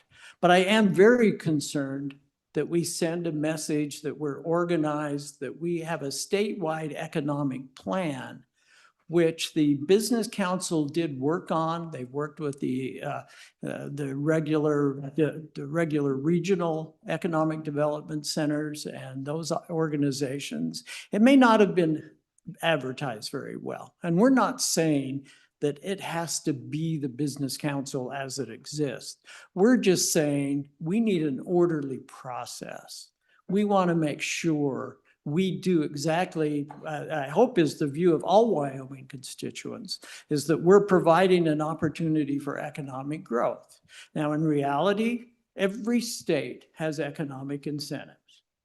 Every state, whether it comes out of the governor's office, whether it comes out of their economic development office, there is always economic incentives. We do it ourselves in the legislature. We do pick winners and losers. We saw that earlier this week when we give certain money for certain organizations to move to Wyoming. It's part of what we do. So all I am pleading with you is the governor is more than willing to work and try and get a orderly process. It may not be a statewide. I personally think we need that kind of direction, but let's not rush it. Let's show the people of Wyoming we're willing to talk about it. I use the year 20 years they've been around. Does that mean that we actually do away with them in 6 months? Or do we take a year to make sure we do it correctly, Mr. Chairman? Yes, my vice chair. Mr. Chairman, thank you. I thought I'd lost my rose-colored glasses, but I think they've moved down a little bit. And we're hearing lots of testimony about not any need for it. And I really appreciate the remarks you just made, because every state has it. I was one of the ones, I've been very critical of the Business Council, and you know that. I've been in the governor's office and in your office being very critical about some of their programs. That being said, this is probably the biggest action I've ever seen in the Wyoming legislature to totally eliminate a department with not an interim of any kind of ability to have anybody respond. And I was one of the ones that thought, well, one way or the other. Well, in 2 days, I've got dozens and dozens of calls from businesses that have been supported, towns that have been supported. Went to a ball game at Laramie last night, and I've done a lot of ball games there. Generally, I walk into a game and watch a basketball game, and a couple friends slap me on the back and say hi. And people started pouring out of the stands, coming down saying, "Are you guys insane? Have you really thought about what you're doing?" And I can tell you from my end, I am 100% solidly, and I realize I'm making a statement. It's the only way I can do it. It's going to be one of these, do you agree with me at the end? But rash actions really are tough. And this is one that has unbelievable implications. And I'd like you to expand a little on what the potential impacts are over the time it takes to resurrect out of the ashes some type of economic program for Wyoming. What we potentially might lose, because I know your office and the Business Council has their eyes on not a couple, but thousands of businesses and different economic impacts coming to the state. What's the potential outcome if we tell them that we're just not in the game anymore, that they can only come here if they want to foot the entire, and I realize a lot of it's not direct money. We keep talking about giving these subsidies away, but it's market research. It's telling them what we have. It's how we do it. So what might the impacts be if we just say we're closed for business going forward until we realize that we've shot our, as a good friend said, we shot our hole in our own hole. Thank you. Mr. Chairman, Senator Driscoll, that's a very difficult question for me to answer. I mean, I got some gut feelings. I mean, economic development to some degree is likely to continue. Some businesses are going to want to come to Wyoming. Some businesses may or may not want to come to Wyoming. But it certainly helps in the years, again, that I've been in public service, if there is some kind of a guide, if there is some kind of an organization where they can reach out to. And again, I say as we look at the future, maybe we take the advantage of some of these local economic development organizations that have done very, very well and try and take advantage of what they have been doing. But frankly, it does normally include incentives. It might be land where they have the taxing ability. It might be a taxing, a relief for a period of years. We are really on a verge of doing many things in Wyoming. Just look at the idea of the data centers, the nuclear. Coal now has another opportunity, to start producing more. We have the opportunity to produce more products from coal. We are at a verge of, I think, of really going forward, really doing something that we may have not have seen in certainly my public life. But let's do it. Let's show them that we're willing to work with them, that we're willing to do it. And I've still told you many times, it may not be the Business Council, certainly not as we know it. But let's work together to come out of this better and that show that we have taken time to make sure that we have set that economic development base. I would refer to, if you don't mind, Mr. Chairman, Sarah, who knows more about the basics of economic development than I do, and she's far more articulate than I am as well. Mr. Chairman, Senator Driscoll, not very much more to add to Director Luthe's comments, but I will say there's a lot of conversation about, the competitiveness to, with other states or entities that are looking to come here, and that is very important. But I do want to highlight the Business Council also works with our local small businesses and helping them develop and grow their ideas. I mean, small businesses are the backbone of a lot of our, the makeup of the businesses throughout our state. And so, I think evident by this bill and how long it is and how much work Mr. Fuller had to put into it and all the questions here. I again just want to highlight the Business Council's economic development functions are far beyond BRC or external business recruitment. They do provide, I think what I'd like to call the warm handshake to Wyoming and business development, helping guide, enterprising entrepreneurs who are our neighbors and community members to develop their ideas here and want to stay here. I think there's, if you, in the governor's office, myself, we rely on the Business Council to carry out a number of economic development functions, help enhance community capacity, which in some places around the state is very weak for economic development, and they do need the assistance of a statewide entity. As Director Luthi said, there is reshaping and reworking that we can do. There's reimagining what economic development looks like. And I think that just deserves, to Representative Pendergraft's point as well, deserves a lot of input in shaping just what do we want economic development to look like in Wyoming and our communities. And it may be a, combination of the programs that we have now, and maybe a different imagining of those. But I think what would be very valuable is to look at each of them individually and get that input from all types of community members and businesses to understand how we can meet the needs now and for the future with economic development. And we certainly don't want to fall behind in any way and stay competitive in the way that we are now. Another aspect of economic development that I would highlight is, economic development is, has a number of different functions, and it's also about infrastructure, strong communities, and places where people want to live, they want to stay, they want to have their businesses. And so all that adds up to what strong economic development looks like through different building blocks. So I'll conclude there. Thank you. Okay, any other questions for the governor's office? Well, appreciate you coming today. Thank you for your testimony and your comments, and thank you again. Thank you all very much. Other public comment within the room here? Anyone else? Okay. Do we have anyone online? No, Mr. Chairman. Okay.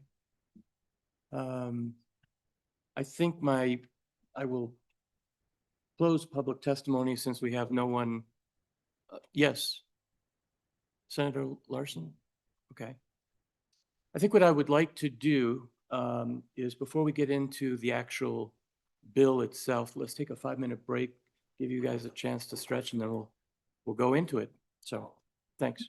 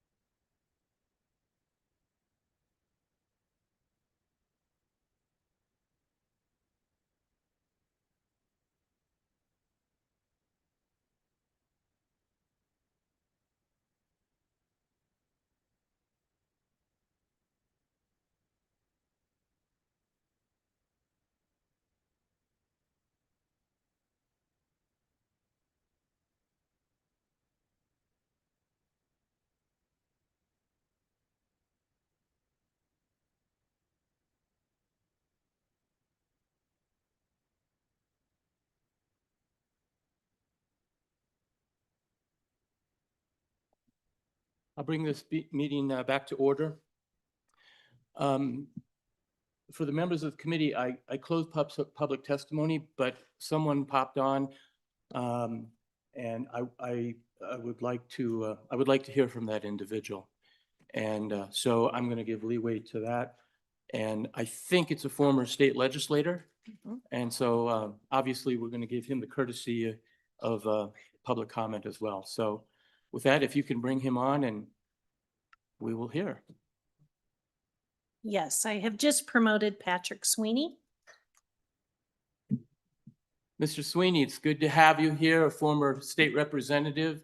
Appreciate you taking the time, and I wanted to give you an opportunity with public comment this morning. So good to see you again, and please go ahead.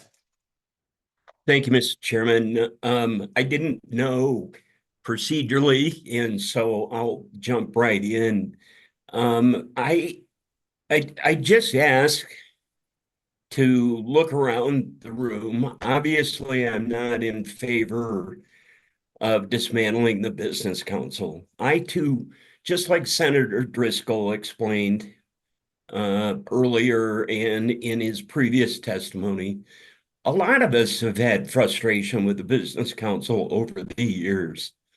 But each governor has taken it upon themselves, starting with Governor Geringer, and working through different difficulties, changing programs, trying to make it more effective. Governor Gordon has done the same and is trying to continually reimagine the Business Council. I would ask each legislator sitting on the panel today to think about their communities within their districts. If they haven't been touched by the Business Council. And I would find it hard to believe that none of the districts have been helped by the Business Council, which is a conduit for final approval by SLIB. I'll remind you of that. And it helps SLIB in a lot of the procedural parts of their job in qualifying these. So I ask respectfully to not dismantle, but reimagine and work towards that goal that Director Luthi mentioned and others on the panel have mentioned. I believe we would be the only state not to have some sort of the economic development drive. And their offices are within our communities. Perhaps that's something we should look at. But a total dismantle, I think, hurts the state fundamentally, and trying to rebuild this will be very difficult because I was around in business when this was put together this last time, which one of my good hospitality partners from Cody, Ted Blair, was a part of.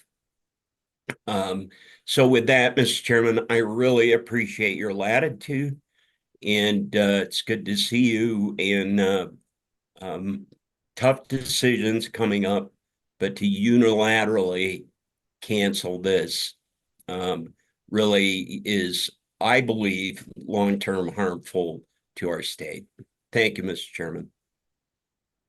So Pat Sweeney, it's good to see you. We I think came in together in the legislature, and so appreciate your comments. Any questions for Mr. Sweeney? Again, I want to thank you for taking the time, and your comments have been heard. So thank you. Thank you. Okay, Yes, Mr. Vice Chair. Mr. Chairman, I just got texted, just a quick deal. There's nobody from the business council here and no board members because they're all meeting downtown. And I just wanted to make sure that if anybody was offended, to me, obviously they could be here or whatever, but they aren't here because they're in a meeting. Just flat explanation, because I looked out and didn't see anybody there and I thought it's a little different. So explanation. Thank you, Mr. Chairman. Thank you. Okay, with that, is there anyone else online? Okay, then I will now, yes, Senator Guru. I just wanted to make sure I heard someone say outside that maybe someone in here might still want to speak, and I Is just there didn't anyone know. here who I would didn't like to know. give public Make sure. testimony? Thank you. Okay, I want to be Yep. as I know you- flexible as I can.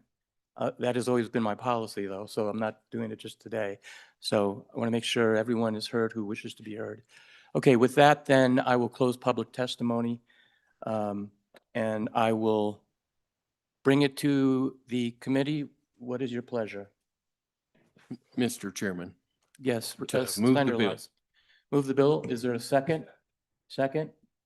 Okay, so then let us go ahead and start working the bill.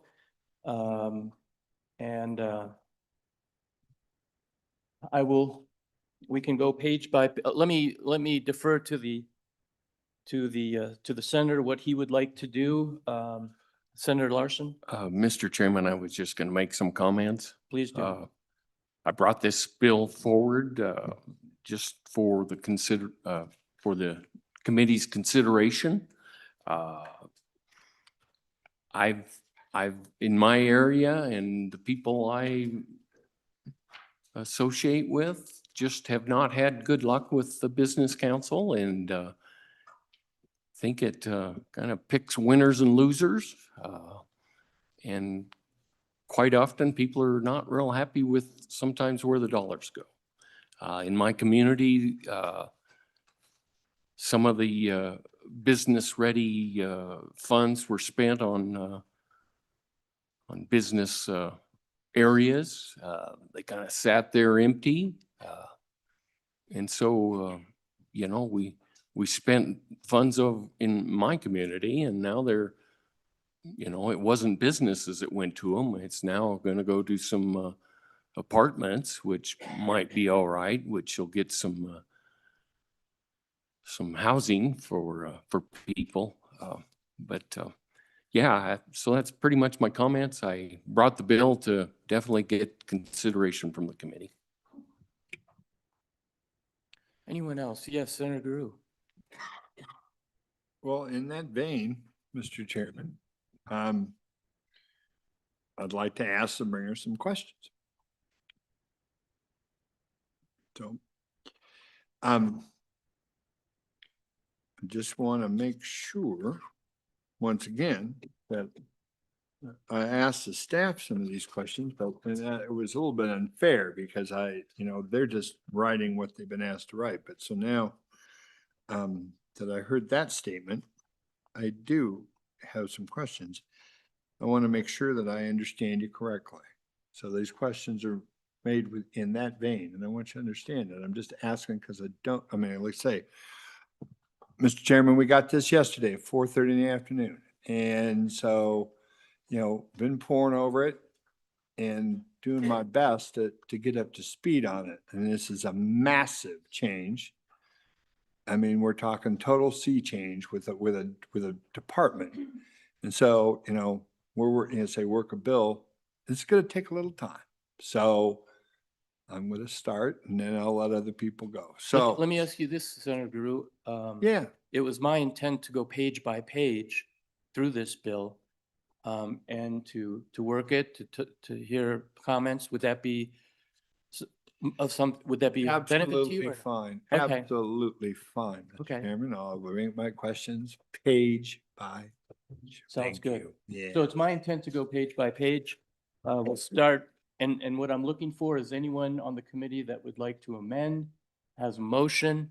We'll go page by page. I think Senator Gru is absolutely correct that under this iteration, we need to go do it page by page. So I'll start with page one. Mr. Chairman, my apologies.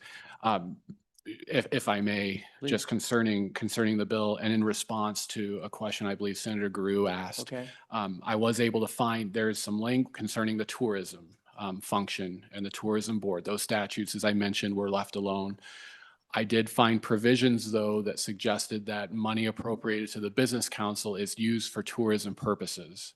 So, Mr. Chairman, in response to that, in line with the requestors' intent to keep that function alone, I would suggest a conceptual amendment to make sure that any funds that go to the business council for tourism are transferred to the Office of Tourism on July 1st, 2026. great. And Mr. Fuller, as we go through this bill, obviously, we're going to rely on your technical experience with regard to how we would shape or fix some of these questions. So, yes, Senator Guru. Mr. Kuchar. Okay, Mr. Co-Chair and then Senator Guru. I just had a question on his Yeah. remark. Sorry, Senator.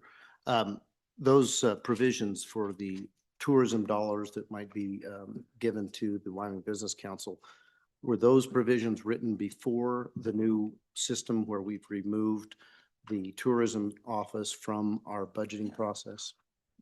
Mr. Chairman, Chairman Bear, I don't have the exact dates. The way the language is phrased suggests that that may well be the case. Sorry. Yes, Hey, Mr. Chairman, Senator Guru. we moved the bill. And right now, and this is just one example of about 50 that lead me to what I'm going to say next. I move that we table this bill and send it to the Management Council as either an interim topic or a task force to try to ferret this out. Today, I mean, over the next 15 hours, I think we might be able to get a small pinprick into all the questions that we may have. But I think that may not be the best use of our time. So at this time, I move to table this to the Management Council to put to a task force or an interim committee. And I don't think there's a discussion on this. It's a vote. So let the motion is to table this till a further time. No discussion. Roll call. Roll call vote to table the Wyoming Business Council repeal. Senator Driscoll. Aye. Senator French. No. Senator Guru. Aye. Senator Larson. No. Representative Alleman. No. Representative Angelos. No. Representative Haroldson. No. Representative Pendergraft. No. Representative Sherwood. Aye. Representative Smith. No. Co-Chairman Bear. No. Chairman Salazar. No. Okay, let's. Mr. Chairman, 3 aye, 9 no. Thank you. So let's start. Senator Guru. Thank you, Mr. Chairman. So Brian, when we get to the page, whatever time that is, when we get to the page, you'll give me a heads up on that so we can make that motion. Thank you, Mr. Chairman. Yes, absolutely. So Mr. committee, we'll start with page 1. On page 1, I have an amendment. Okay, please proceed. Thank you, Mr. Chairman. Realizing that this bill does shift some programs to other agencies, I would like to amend the title of the bill to be Wyoming Business Council - reorganization. Okay, there's a second. Any discussion?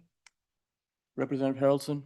Thank you, Mr. Chairman. Just a clarifier on that. So Wyoming Business Council reorganization / repeal, because there is repeal in here. So is it a repeal / reorganization? Because I think it'd probably be disingenuous just to say reorganization without the repeal. So I would definitely very much agree that a repeal / reorganization is a good conversation piece, but maybe not the elimination of repeal, because I think that would be disingenuous. Representative Sherwood? Thank you. I'm gonna take that as a friendly amendment to add the phrase "and reorganization" to the end of the title.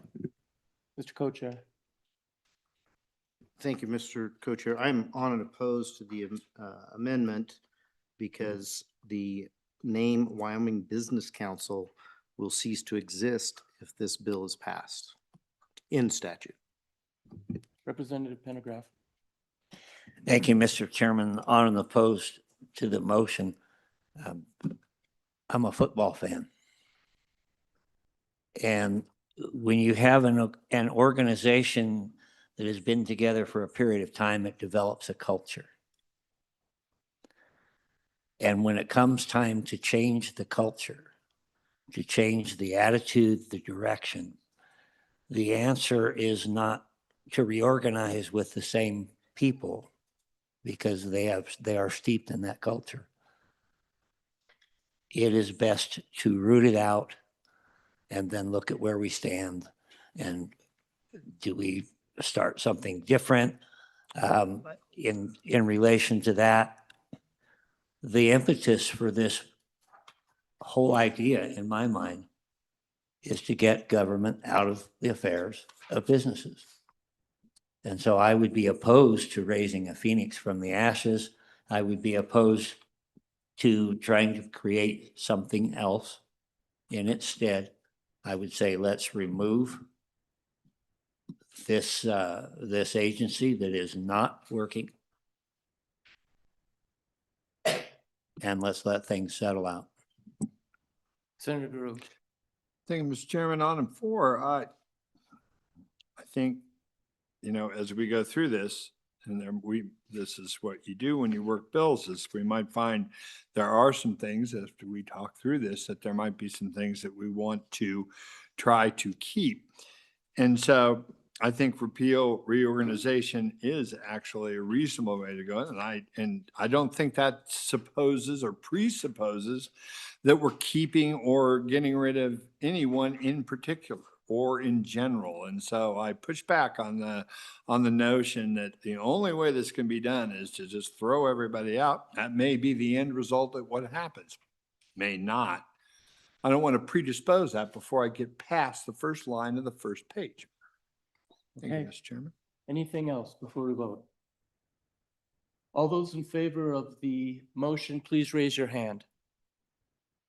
I'm sorry. Those in favor of this motion, please raise your hand. Those opposed? Okay, that fails. Anything else on page 1? Page 2. Representative Harold. Thank you, Mr. Chairman. On page 2, line 16, I'd like to insert financial aid in the list of different applications. So it'd be grants, comma, financial aid, comma, loans. Is there a second? Second by my co-chair. Any discussion? Mr. Co-chair? Thank you, Mr. Co-Chair. I believe the request was that this also be accomplished throughout the bill. Is that correct? Mr. Fuller? Yeah, Mr. Chairman, Chairman Bear, I believe there are 3 or 4 other places where that language may be appropriate to insert as well. So I would just assume we would want to do this all at once, all those locations. Yes, Mr. Chairman. So just conforming that language throughout, Throughout the Mr. Fuller would be amazing. Okay, other discussion? Any other discussion? Okay, all those in favor of the motion, please raise your hand. Those opposed? Okay, that carries. Anything else on page 2? Senator Guru. On page 2, line 3, like to move that we change July 1st, 2026 to July 1st, 2027. If you get a second, I'll explain. Is there a second? There is a second. Any discussion? Yes, Mr. Chairman, I just, in what I've read so far, and once again, much time, but in what I've read so far, having this terminate July 1st, 2026, in my view, will ensure certain failure. Well, what? Ensure certain failure. And while that may be an idea that kind of I'm not exactly adverse to, actually with the spirit of the thing, I would like to try to at least try to figure out a way to make this work. And in that period of time, I do not believe that can be done. So that's why I'm making this motion in an honest attempt to try to make what's in this massive bill work. Okay. Any other discussion, Mr. Co-Chair? I appreciate the bringer's sentiment, but I also heard his colleague over on the House side say that, there's a potential that there will be a mass exodus at this agency, knowing what's coming. And so I think the short time frame is probably the best way to deal with that possibility. I wouldn't even think it was a possibility, except I've never seen an agency hold watch parties for this committee and our actions before. And we've seen that. So I wouldn't put anything past this agency. Other discussion? For the sake of the committee from now on, for the rest of the day, I'm going to ask not only that you say your aye or nay, but also raise your hand at the same time. Any other discussion? Okay, all those in favor of the motion, please raise your hand. Aye. Those opposed? No. That fails. Page 2, anything else? Page 3. Page 4. Mr. Chairman, Yes, Representative Sherwood. top of page 4, line 2, my amendment is to change the date to April 1st. Okay, is there a second? There is a second. Any discussion?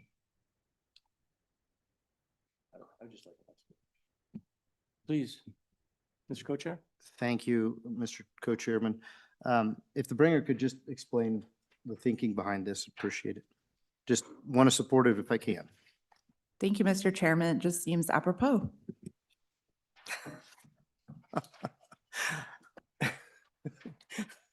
Any other discussion? All those in favor, please raise your hand. Aye. Those opposed? No, That motion fails. Page 4, anything else? Page 5. Page 6. Page 7. Yes. Representative Smith.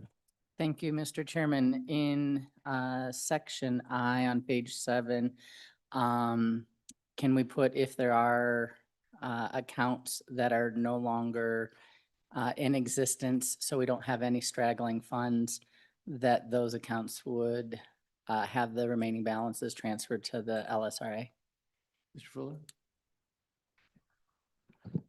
So Mr. Chairman, Representative Smith, is the intent that, because right now, the way this is drafted, anything that's out there would simply go back to where it came from. I think it could get tricky to try to say if there are accounts, a policy question to be sure, but to try to draft it in a way to say if there are accounts we're unaware of or that have been created, those go to the LSRA. That may be challenging to try to capture and then perhaps implement. If there were, I will say this, if there were funds appropriated from the LSRA to the Business Council, to any of these accounts, as drafted right now, those funds go back to the LSRA. That's where they would revert. Mr. Co-Chair? thank you, Mr. Co-Chair. Just a friendly suggestion to the bringer.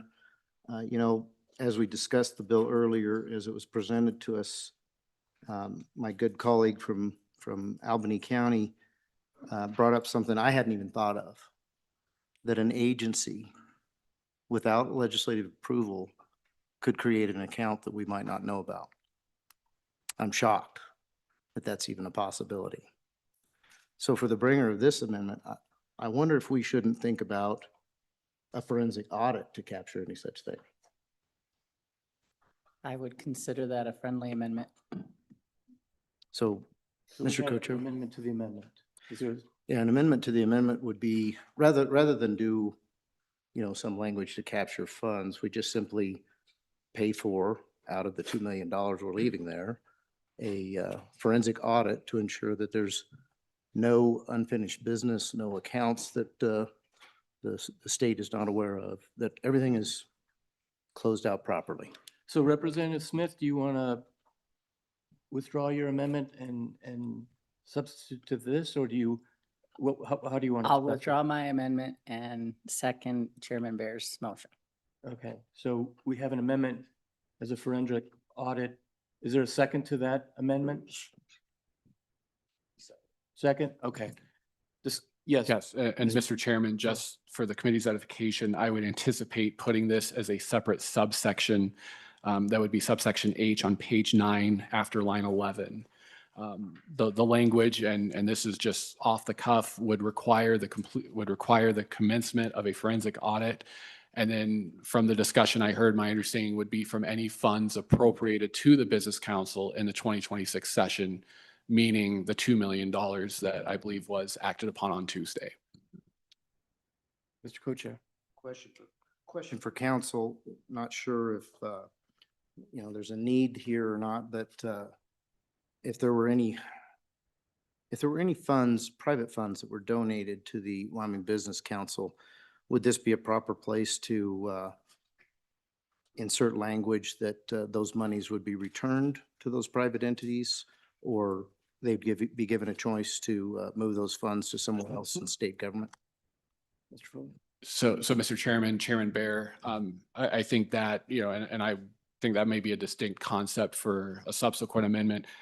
That may be best placed in subsection F. So that would be a new paragraph, probably page 9 after line 4, to accomplish that intent.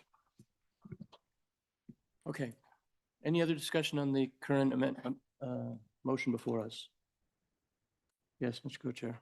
Mr. Co-Chair, I would just say that, this is going to be put in the proper place, which would be page 9 at the bottom, line 23, as suggested by council. Okay. Any other discussion? Senator Larson. Mr. Chairman, thank you. Just a question. Since we aren't saying a date, I would guess this would be effective immediately. And Mr. Chairman, Senator Larson, by placing it in this non-codified section, yeah, that would be effective. Anything placed in here would be effective immediately. Okay. Any other discussion? All those in favor, please say aye. Aye. Those opposed? No. It's carried. What else? We're on Mr. Chairman. page 7. Senator Larson. I have a question on what we did in the bill with the footnote. I think we directed 54 million to go to the governor's office. I'm just asking staff. From the business ready community funds. I don't think that's where it went. We didn't do that. No, it went into the general fund. Mr. Chairman, Senator, those funds were reverted to the general fund. Okay, Mr. Chairman, sorry I had that wrong. I guess I'm asking the committee, is that where we wanted to go at this time? That's where we're suggesting? Mr. Co-Chair. I think I understand the question. I think,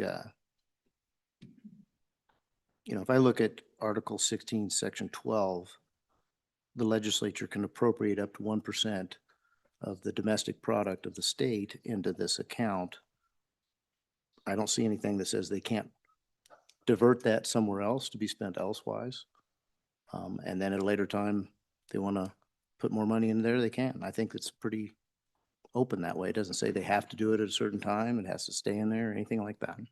Mr. Fuller. So Mr. Chairman, Chairman Bear, Senator Larson, I think Senator Larson, your question was geared more towards the funds that would have otherwise been appropriated to the Business Council in the budget bill. Where did those funds go?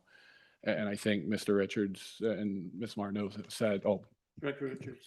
Yeah, Mr. Chairman, there are 2 pots and then a third. The 2 pots that were addressed in the budget bill were the appropriations that were denied, and those would remain in the general fund. The second pot is the multiple biennia of BRC grants that had not yet been expended, roughly $54 million. Those reverted to the general fund. Those are largely from the general fund. Initially, there are occasionally money from the local government capital construction account, which is also known as MRG funds. So those funds are going to, back to the general fund. And then to Chairman Bear, this 1% funds are a separate, a separate pot of money. And, oh, Senator Larson, do you have anything you want to do on this? No, I'm good.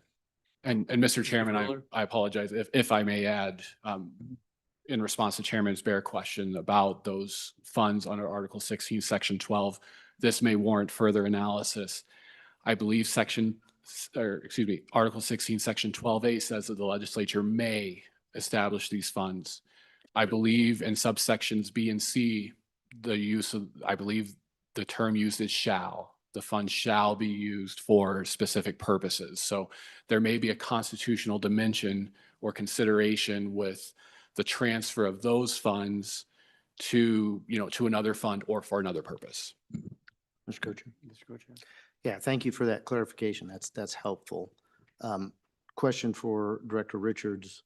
Can you just kind of give us a layout of that 1% fund? When was it established? How much money is in there today? And who is managing that fund? Director Richards. Mr. Chairman, I don't recall the exact date of when it started. I believe it was in the 1990s. And the Business Council is managing those funds. It is a revolving fund, so they have issued loans over the last 30 years, and they are receiving both principal and interest payments on that and making new grants or loans from that revolving fund. And the balance? But in the balance, Mr.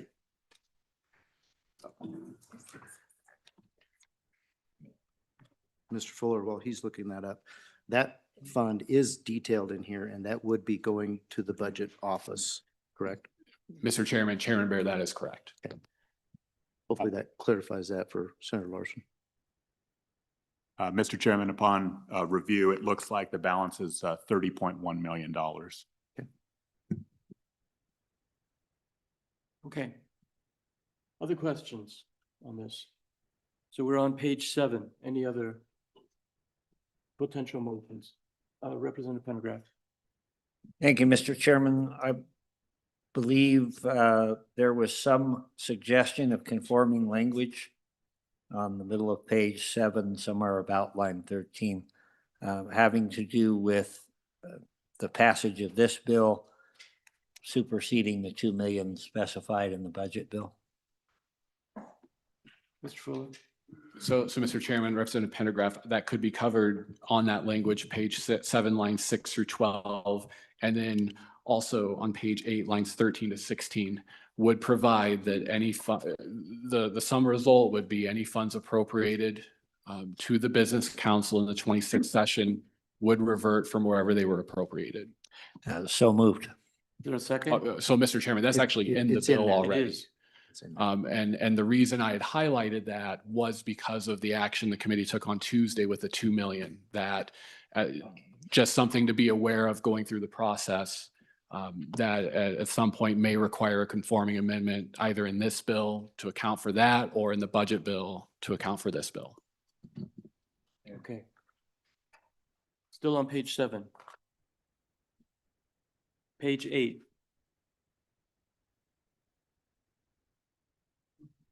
Chairman? Yes. This would be, as I described earlier, a new paragraph to account for any funds appropriated to the Business Council for tourism purposes. This would be the place to add a paragraph to transfer that to the Office of Tourism. Any motion?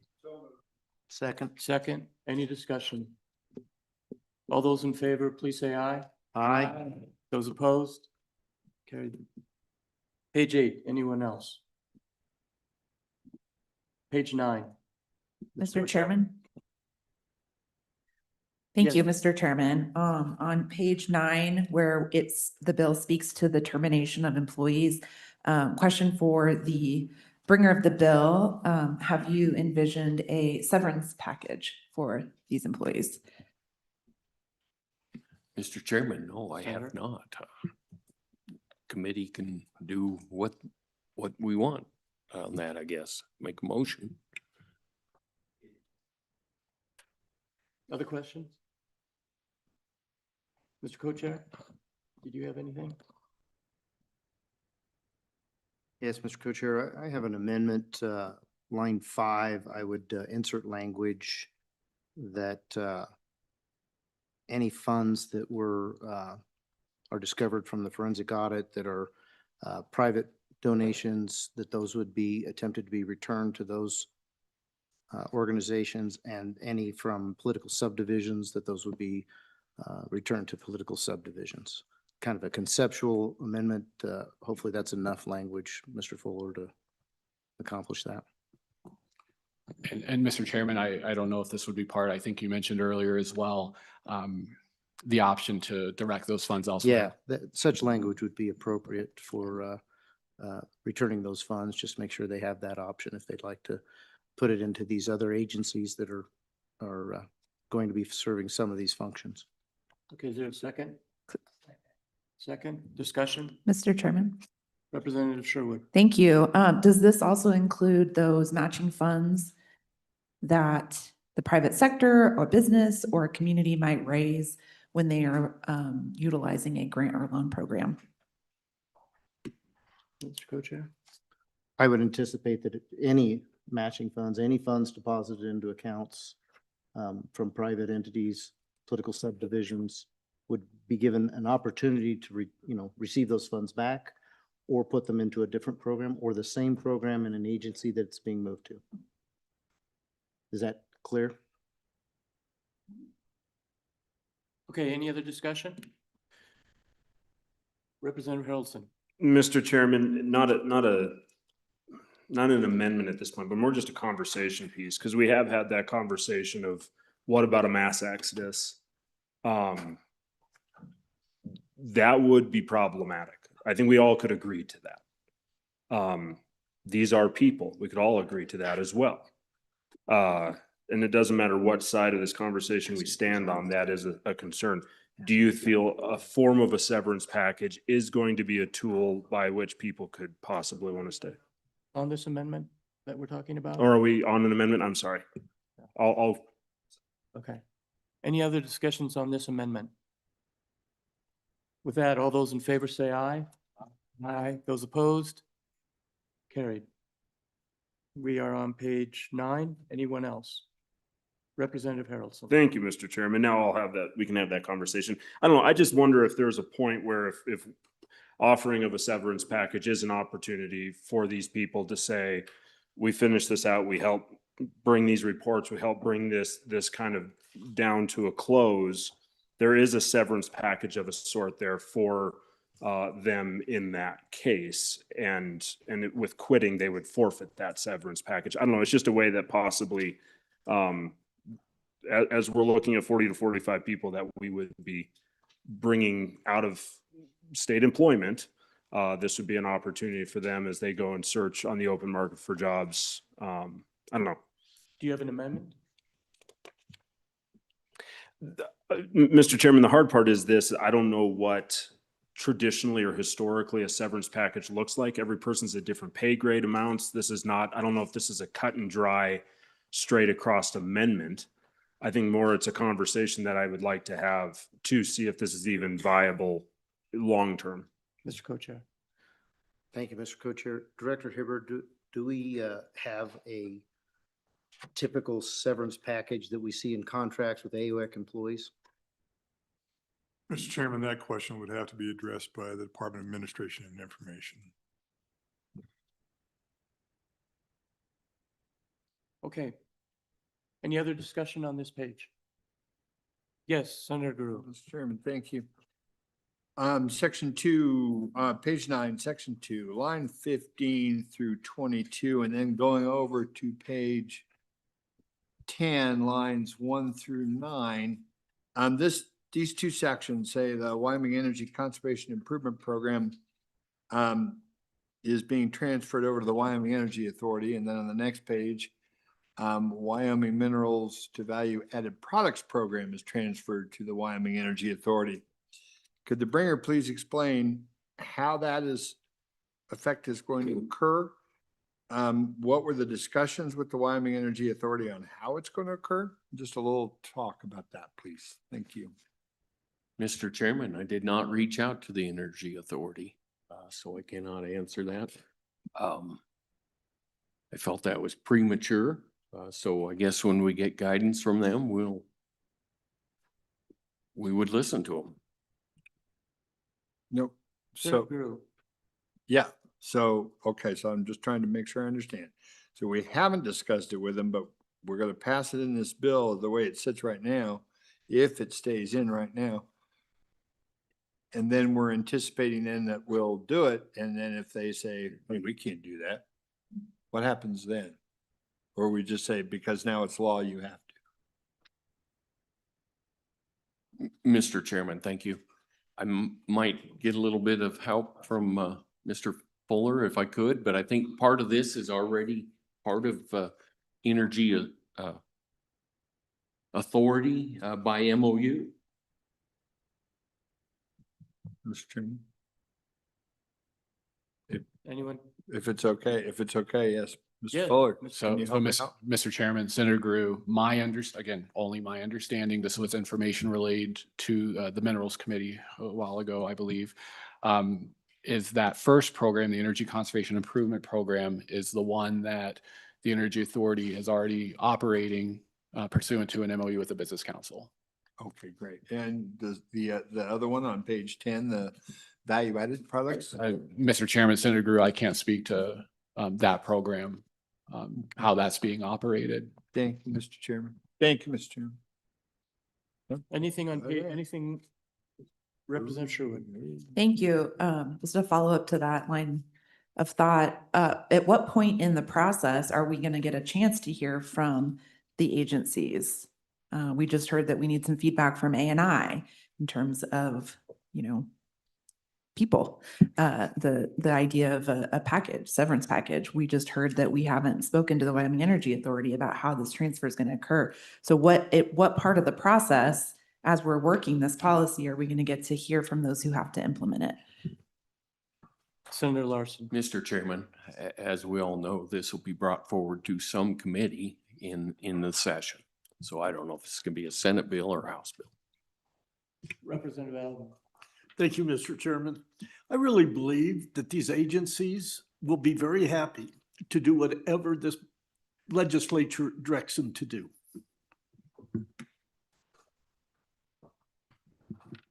Other comments on page 9?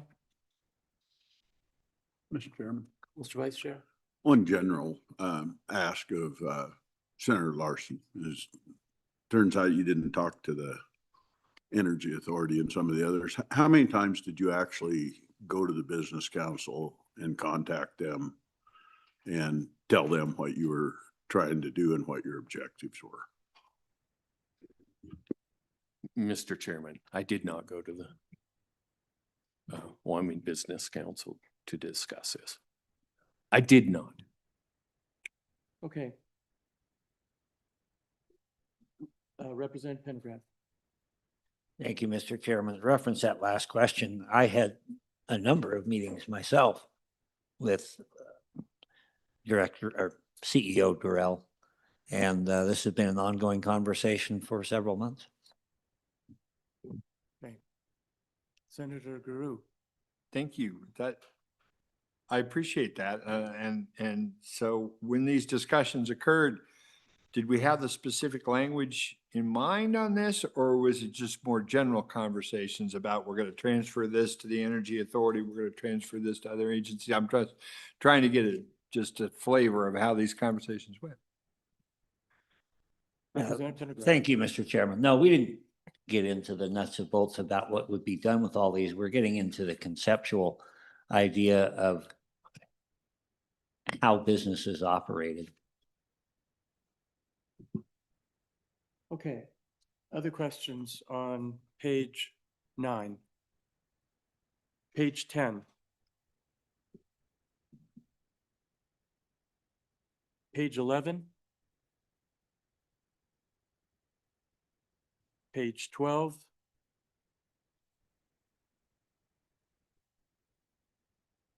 Page 13. Page 12. 13. Okay. Page 13. Mr. Co-Chair, go. Thank you, Mr. Co-Chair. did discuss this with the bringer of the bill. I think this broadband program, it's huge, $400 million. Personally, I don't know if it's been used wisely to this point. I had several discussions for the Wyoming Business Council about it. Feel like it's made some people really wealthy. What I don't know, what I haven't seen personally, haven't heard from my constituents that they've had their broadband bills gone way, way down since the state of Wyoming has dumped a ton of money into this. So while I'm skeptical of the program itself, I think it should be managed well going forward. So I have a conceptual amendment that rather than simply having this in the governor's office where he or she selects one person to manage such a huge program, that we would put this into the SLIB board so that multiple statewide elected individuals would be involved with the decision-making. There's a second, there is a second. Any discussion? Let me go with the bringer of the bill and then Senator Guru.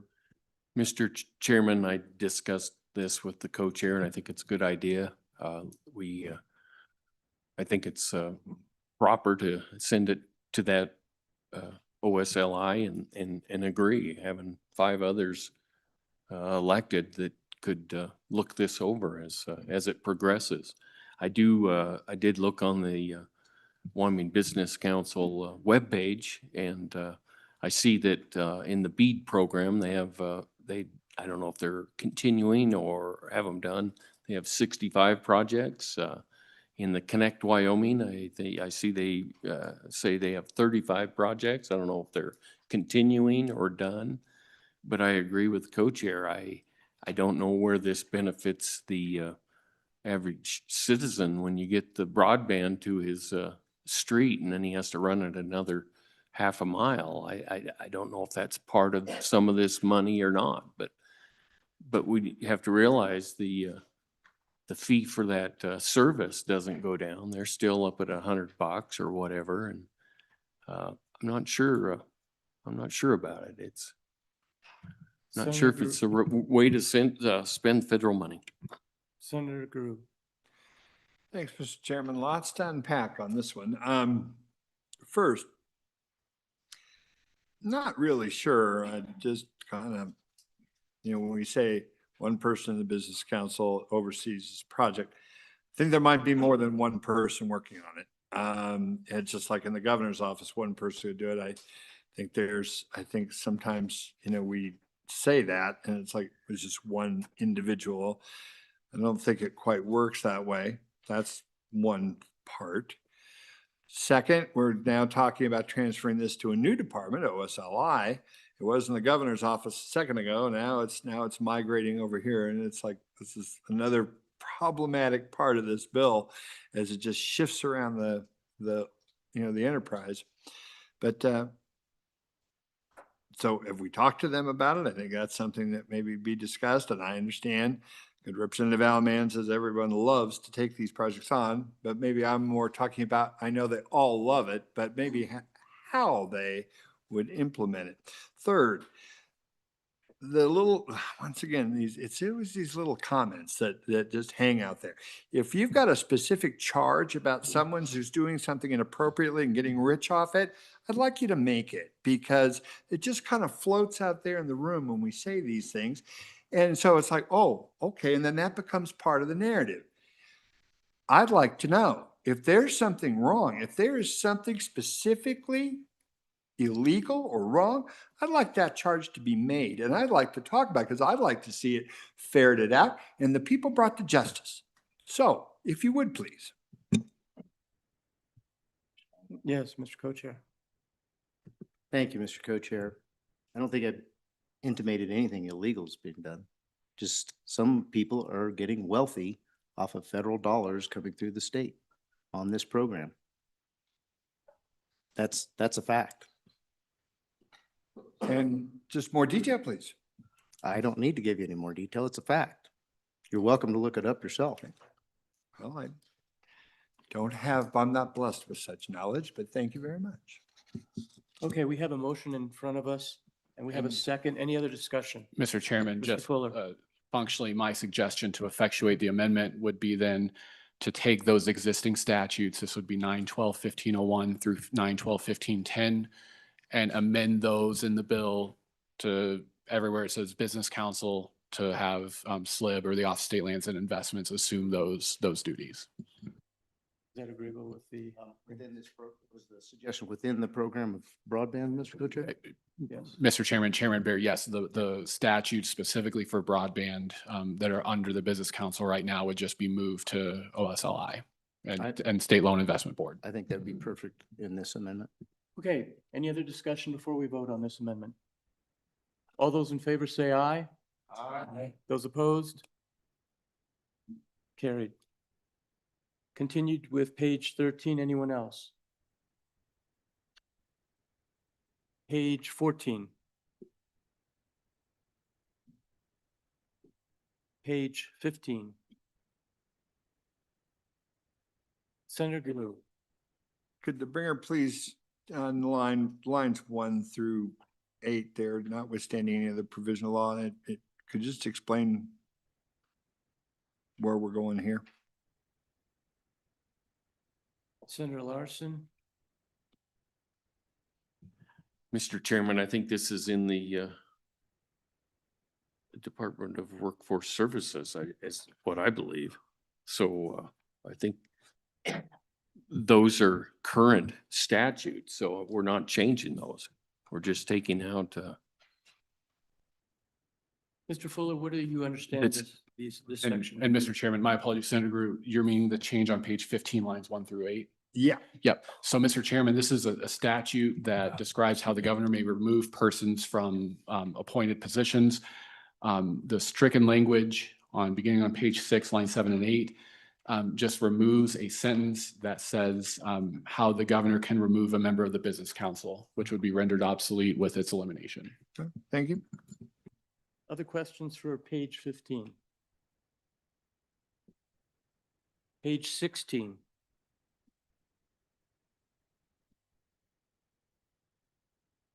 Page 17.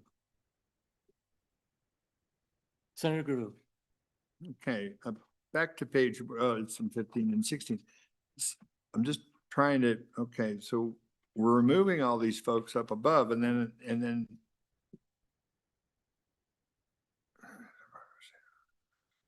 just trying to figure out how this works. That's okay. Go ahead. I'll just keep reading behind you. And if I come back with a question, I will. I'm just trying to figure out how after we remove people, then they run this stuff. Thank you. I'm going to be very flexible. And as always, I appreciate it. Thank you, Mr. Chairman. Page, any comments or amendments on page 16? Page 17?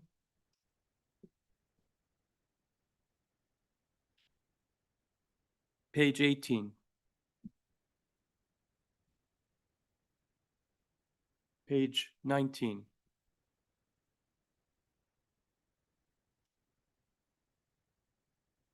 Page 20? Any amendments? Page 21? Page 22?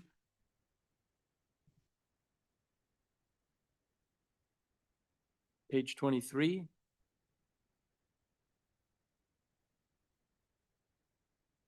Page 24?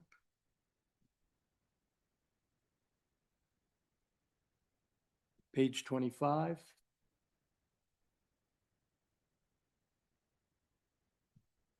Page 26?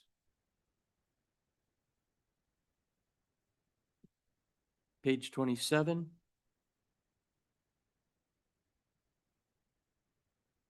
Page 28?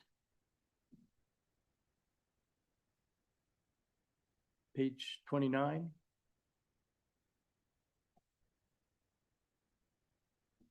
Page 30?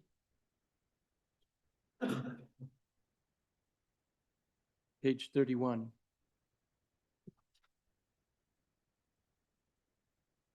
Page 32. Mr. Chairman? Representative Harrelson. Thank you, Mr. Chairman. On page 32, I move to add an amendment to line 2, striking contracting and entering or adding in conservation improvement. Is there a second? Who did the second? Second? Any discussion? All those in favor say aye. Aye. Those opposed? Anything else on page 32? Page 33? Page 34? Page 35?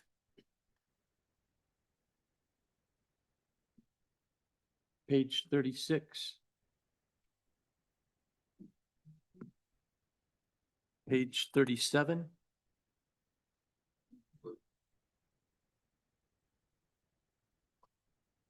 Page 38?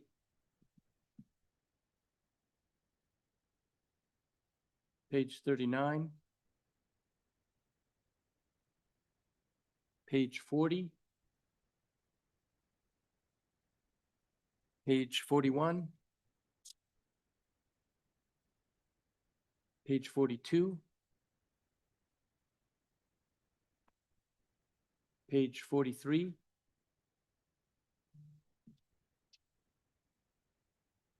Page 44?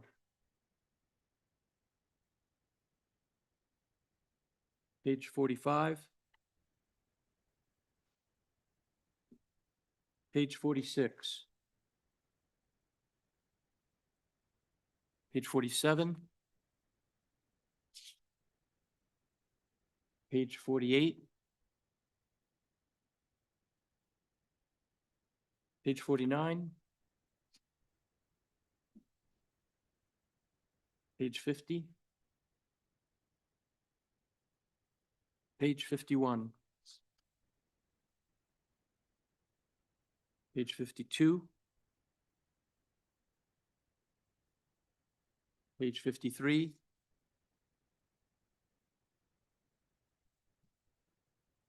Page 54?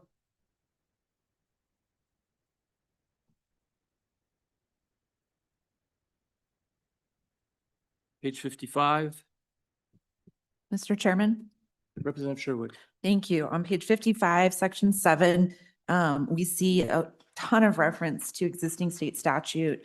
Wondering if the bringer of the bill had an opportunity to analyze what each of these programs do and what metric of success was used to determine whether they were worth continuing. Mr. Senator. Chairman, I did not delve into this. You know, we asked as a committee for quite a big report and in the interim, and I'm not sure if we did get the report, but I was interested in, you know, in the past 5 years, you know, all the programs and all the loans that they made, give us a report on how successful they were and all that. I don't know if we got a verbal response to that. So, no, I did not. Representative Sherwood, follow up? Anything else on page 55?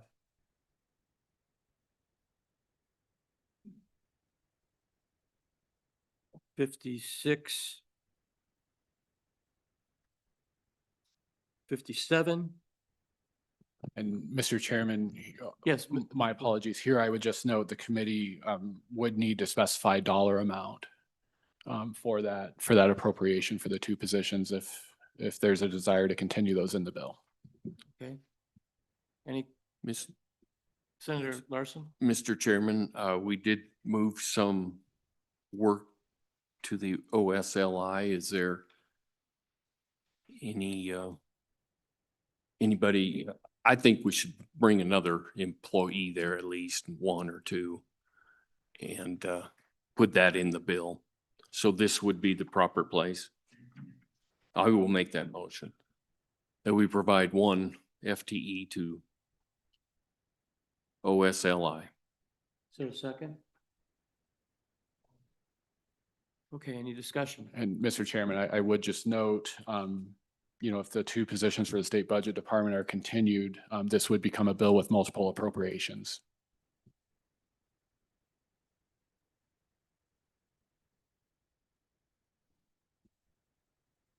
Mr. Chairman, multiple appropriations to the two different agencies, correct?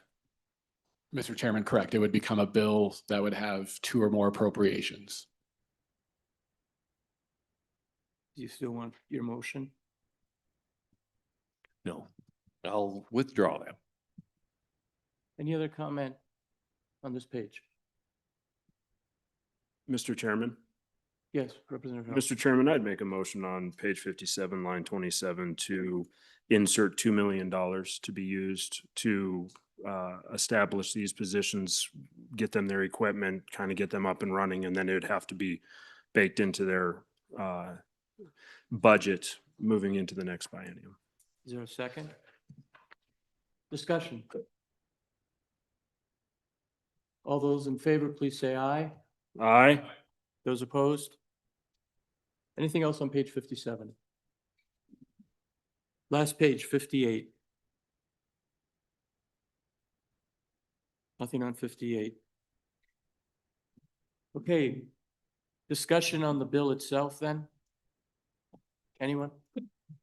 Representative Alaman? Thank you, Mr. Chairman. I really believe that our best economic builders are our citizens. We heard some stuff today that we need out-of-state people coming in here to be our best economic builders. I don't believe that. I think it's our citizens.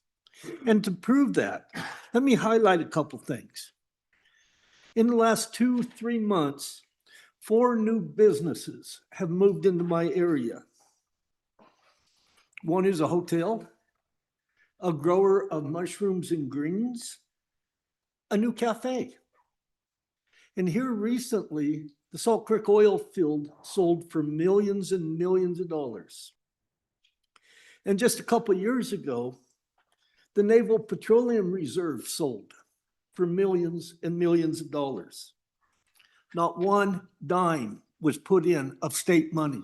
The Business Council did not put in one dime.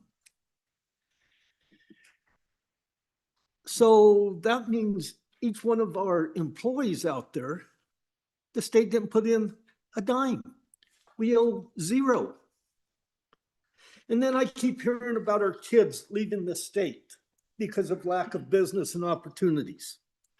We've had the Wyoming Business Council around for 20 years, and they haven't helped yet. So why am I going to think that they're going to help in the future? And we've spent around $500 million, and we have received no benefit from that. Thank you, Mr. Chairman. Mr. Vice Chair? Mr. Chairman, I'm not gonna say a whole lot of it. Aaron knows where I'm at, but I'm gonna correct a couple pieces of misinformation that just hit the floor. I'm extremely familiar with Salt Creek oil field. The big reason that it really took off and had its second life, it was one of the economic drivers in the state of Wyoming. For everybody out there that doesn't know it, it was one of our early oil fields, and we pumped it out. And it basically became unrecoverable. And then, with the help of the state of Wyoming, we did something called carbon flood. We helped bring the pipeline up there. Carbon pipeline went up there and reinvigorated that oil field. And it produced many millions and millions and millions more dollars. Good part of it in our trust fund helps pay us now. So all of this, and I hear over and over again that we need no help. Businesses just move in and they come do it. You'll see box stores move in, and you'll see fast food restaurants move in, and you'll see some motels move in. But the big end of the economic development, which, by the way, there's lots more projects around us than there is in us right now, require all kinds of work generally from people, and it can be a business council, it can be a governor, it can be something else. But those businesses come because they're invited. People do work, show them what we have and where it's at. And we're being portrayed that this is a big, got beat up a little yesterday about talking about a slush fund. And the portrayal around this room's been, this is a big slush fund that people are getting rich off and we're handing money out to them. And there's people just making millions of dollars off of it. And I think that's a gross misrepresentation of what happens is all of those dollars come with strings attached.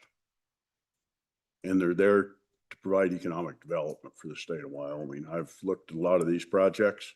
And by the way, we can all name a lot of them that fail. Anytime you invest in business, with a business council or without a business council, they go bankrupt.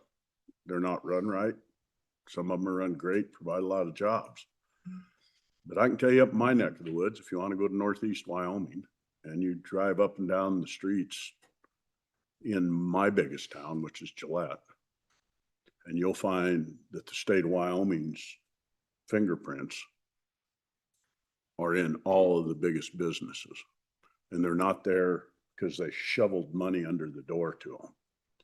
They said, we will help you if you'll provide more jobs. And this wasn't bringing in outside businesses, this will run there in there. And I really am sad that we didn't do an interim so some of those guys couldn't come and look you in the eye and tell you what had happened, because I've helped in Casper as well. There is numbers of businesses in Casper that provide thousands of employment that, yeah, they'd have been there, but it enhanced their businesses. And I can tell you, the days, like I say, when you rode in here horseback and there was no rules and there was nothing happen are over. From the time of the fences going up, it's changed. You know, we're in the process of having a wreck with the business in my local community. And sometimes it takes political help. Sometimes it takes monetary help. Sometimes it takes incentives. And I can assure you that on a competitive level, if Wyoming chooses not to participate, you're not going to attract much to Wyoming.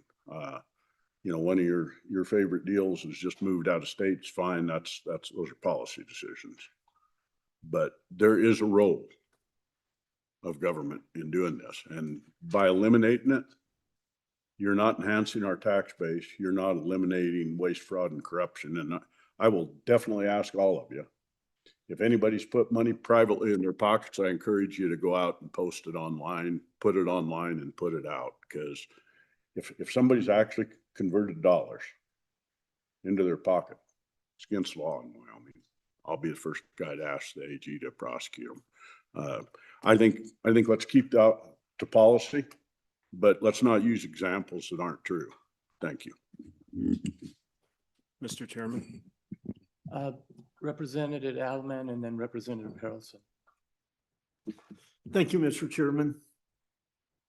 This example is very true. The Wyoming Business Council did not give $1 to Anadarko. EOR helped Anadarko, but they put very little in it. It was their technology working with the University of Wyoming and Anadarko's money for the most part. That oil company has sold 3 times since Anadarko was there. So, and not one time was there a dime of state money went in there. These companies can do it on their own, and they succeed best when they're on their own because they have skin in the game. I thank you, sir. Representative Harrelson. Chairman, one more correction. Well, no, I'm not, and this is my last on the back and forth, but the truth and lies. I'm going to ask you how you voted on severance tax relief on stripper wells, because that was state intervention. And by the way, it was done so that those wells kept producing. We literally have used the state hand to raise and lower taxes, to provide incentives. And if you're telling me that they returned all of those incentives out of that field, because a big part of them were that, please tell me and enlighten me. Representative Harrelson. Thank you, Mr. Chairman. A couple things. I'm going to speak to the bill as we see this moving forward, however this vote goes out. I would put a challenge out to the good senator who brought this. Good questions were brought up today. I think we can all agree that. Good legislation. I had my first year I sat next to an old legislator, actually at the time oldest legislator in the House. And he told me, he said, Jeremy, he goes, you wanted to build a good bill? And I said, well, yeah. And he says, then build it when the legislature's not in session. And I think that rings true in this case. So my challenge would be, we need to figure out some severance packages. We need to figure out these different agencies and what it means for them and what it looks like for them. And we kind of have to have those conversations. So I would challenge you. We're 3 weeks till sessions, which is rough and hard, but I think that it's work that can be done. But I would challenge you to make that reality. A couple things that I've heard. Wyoming Business Council started in 1997. So we're actually quite a few, over 20 years now. And it isn't 500 million. It's actually just shy of 1 billion, as our amazing staff just informed me. I'm going to take a real quick sideline. How many other people are absolutely impressed and amazed at how Don Richards can grab info in about 2.5 seconds and drop it into your lap, and you go, how in the world did you remember that? How do you know that? So to the amazing man to my right, thanks for putting up with all the stupid questions over the last 4 weeks. So I did a real quick search. How many businesses are represented in the state of Wyoming? And as of right now, roughly 77,704 small businesses have a brick and mortar in the state of Wyoming. So I did a real quick research. What does it look like if we were to divvy out, and I'm not saying we should do this, please don't quote this in any of the papers, but if we divvied out $1 billion to every one of those businesses, each one of those businesses would have received $12,869,350. Let that sink in. I also heard the Wyoming Business Council has done nothing good. I disagree with that. I think there have been good things that have come out of this. I think there's been some loss. Now, I do also have to ask the question, what's the role of government here? And these are all questions we have to ask. Honestly, we're discussing policy in this house right now, guys, and the way it's been done and the way it hasn't been done and the way it should be done. And I think there's probably a lot of different people's opinions here, and they all have validity, all need to be brought into this conversation. You guys, honestly, with this conversation, it's going to make an incredibly large discussion point going into the next month. It really honestly is, because a lot of this is policy based, not just about shutting down an agency. This is a policy conversation that we're going to have to fight out among 93 people, as well as the public, as well as industry. So I would say nothing good. I wouldn't say that, but I will say this. I've seen a lot of things from my district where people have said, why are we putting money of that nature into something that is not proving to be beneficial to our state? And we can sit here and look on the federal side, and we can look at what has happened over the last year on the federal side, as we have found agencies and we have found things that have been cut on the federal side, and we're like, yes, cut that out. But then when it comes to the home front, we go, whoa. And so I think that this is really a situation where we need to ask ourselves, have we put $1 billion into the right hands, into the right places, and have we advanced this state in a way since 97 that really has brought sustainable, lasting change to the economic landscape of Wyoming? And where's the point where, what does this look like moving forward, and how do we take care of the people in the process? Because we need to have a heart. We still have to. But at the same time, we also need to understand that the decisions we make now will echo into eternity, good and bad. And so I know I got a little on my soapbox there, guys, but thanks for giving me that opportunity. But I think there comes a point where we have to start looking at those numbers and asking real questions. Representative Pendergraft. Thank you, Mr. Chairman, and thank you, Representative Harrelson, for the numbers.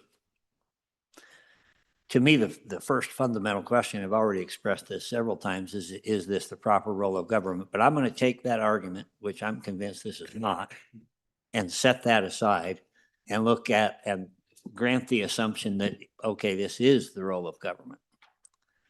It is also the role of government to be as responsible with citizens' funds as is possible.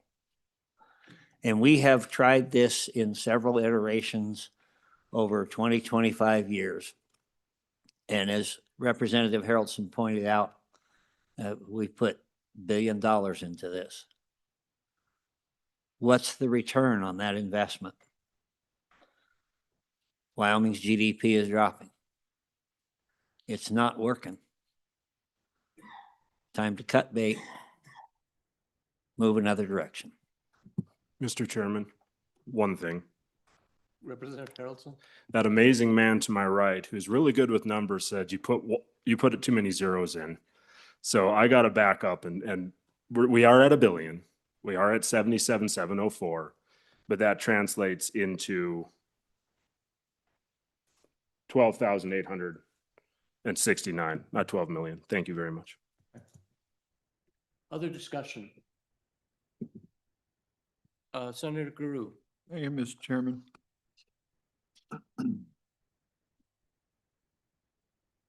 I'm a business owner. Have been in Wyoming for 47 years.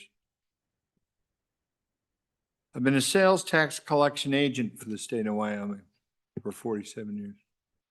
Every month I bring in sales tax dollars into my business, and at the end of the month I write a check to the state of Wyoming to pass it on, to spend as they want. And in those 47 years, outside of a few ARPA dollars or CARES Act dollars, and I can recall, I do not believe I have ever availed myself or my business availed itself of any money from the Wyoming Business Council and I'm sorry, and this is just because I'm old. This has been going on a lot longer than 40 years. I go back to linked deposit loans. I go back, there's been so many iterations of this.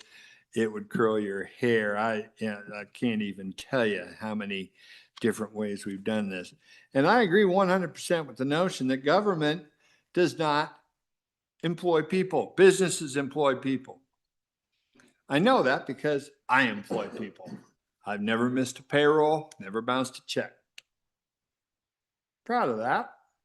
So I do not think I kind of know a little bit what I'm talking about. And part of what I've done in my business life is to come here and try to give back a little bit. And so when we get here and start working on legislation, a good legislator, damn good legislator that I served with, who's now the chief of staff, working down on the first floor, always said, try to make a bill better. Well, with this one, I tried. And I tried first to take care of my tourism votes because I'm a shameless homer for tourism. So we got that done, I think, hope. But I tried, honestly tried to say we should put this out and really work for the ramifications. We've been talking about moving this to departments and doing stuff, and we haven't talked to them, we haven't asked them, we don't know what the ramifications are. I mean, this bill, in my view, is fatally flawed. That's why I asked that we put together a task force to try to make it right. I appreciate the good bringer of the bill and all who helped. And that's another, part about this, all who helped to bring it here. I'm sorry that I didn't get to see this bill until yesterday at 4:30. Paula, that's too bad, because it seems like there's been a lot of the theory of this bill's been in the works for a lot longer. And that's fine. I don't anticipate that I'm brought into every discussion that everyone has, and I don't bring everyone into one that I have. But something this big, something this consequential, something that affects so many people across this great state, I think deserves much more than what we've given it so far. Will we have a chance? Of course we will. I believe the fatal flaws in this bill will begin to emerge and it will change quite a bit. And so I don't worry about that, but I'm going to be on and against today. And I bet you already figured that out. But I just want to say to everyone in this room,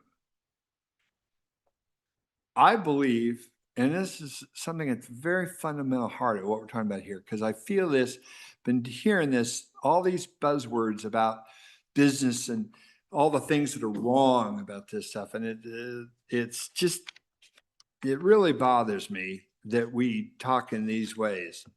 Because I tell you what, no matter how fatally flawed this bill is, The best days of Wyoming are still ahead. I believe that.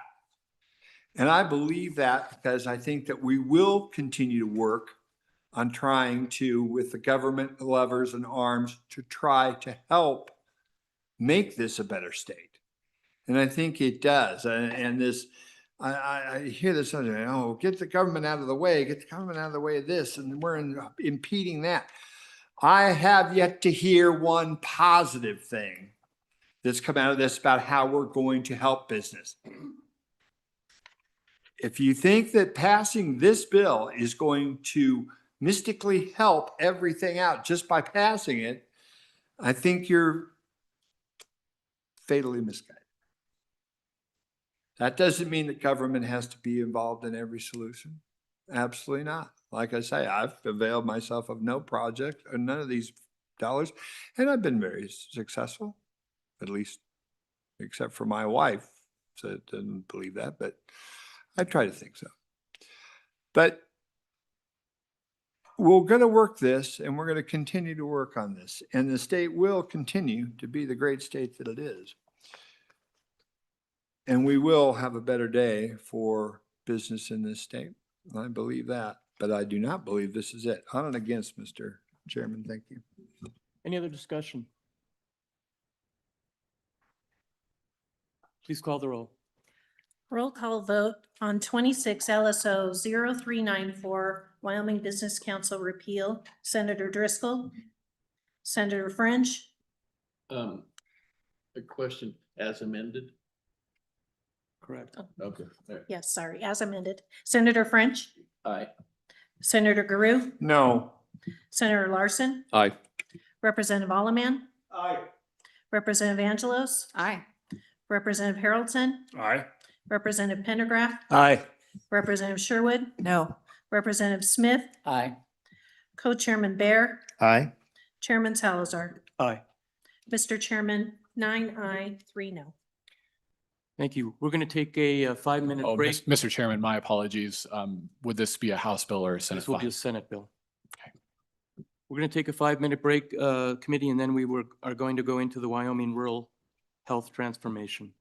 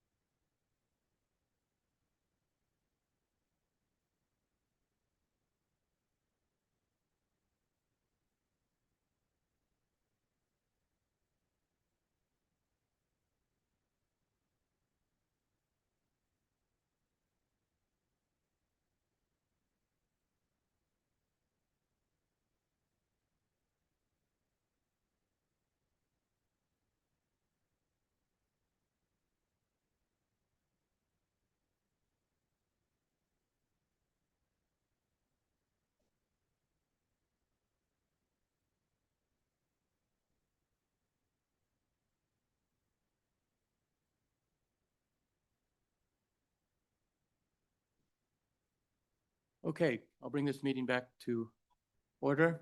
Anything for my Senate colleagues?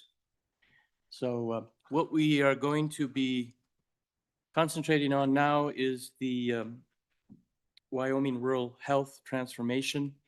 I will tell you, committee, that we're going to get an explanation. We're going to hear your ideas and thoughts and motions, but it's my intent not to take a vote today. That'll be on February 5th. But what we will do, and we will take any public comment today, but we're going to work the bill put into this bill your thoughts and motions today. And with that, I'll have LSO staff take it away. Thank you. Thank you, Mr. Chairman. Tamara Revley here, LSO Legal Staff for the Joint Appropriations Committee. And we have a nice even number on this bill draft. It's 26 LSO 400. You should have working draft 0.3. And so this bill draft combines a lot of different concepts that were very conceptual a week ago. There was the Wyoming Department of Health draft legislation for the perpetuity fund. There was an accountability and fiscal protection language that was passed out.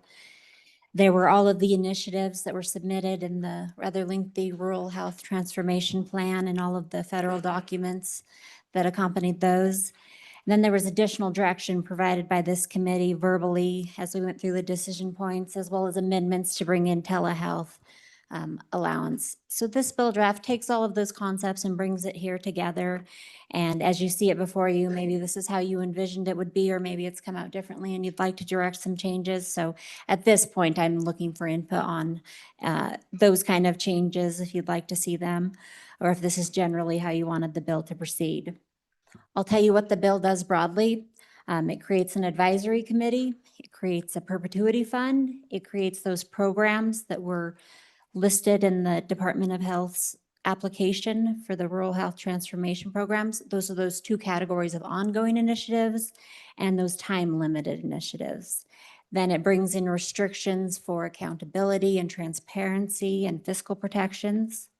It brings in all of the telehealth practice, all of the practice asks for our boards and commissions related to physicians and midwives and all of the kind of health providers, their practice asks to allow them to practice telehealth for people who are in Wyoming, but the doctors are out of state. And it directs rules broadly. It directs the Labor and Health Committee to do some studies, and then it appropriates the federal funds. So there's a lot going on with this bill.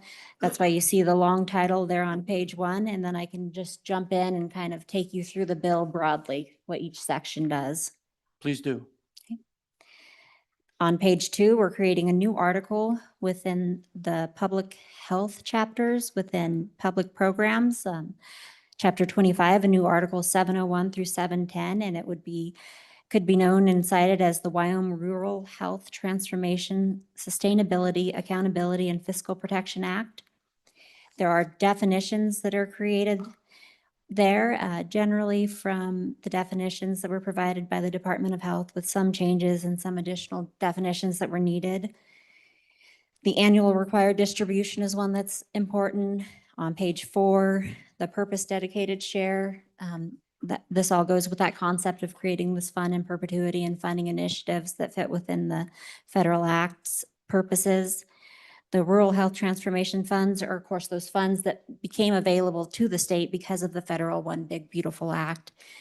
And then the rural health transformation plan, I will just point out that on page 4, tried to draft this broadly to include the application that was submitted to and approved by the federal government and any terms and conditions specified in the associated notice of award, cooperative agreement, or similar federal instrument governing the use of funds as may be amended.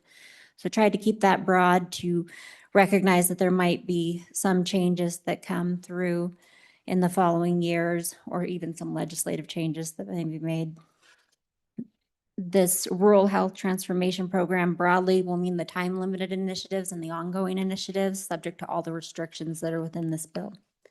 So first up on page 5 is creating that Rural Health Advisory Committee, making it 9 members, adding the director of the Department of Health or the director's designee as ex officio members, as well as the director of the State budget department or the director's designee, having the right to speak but not vote.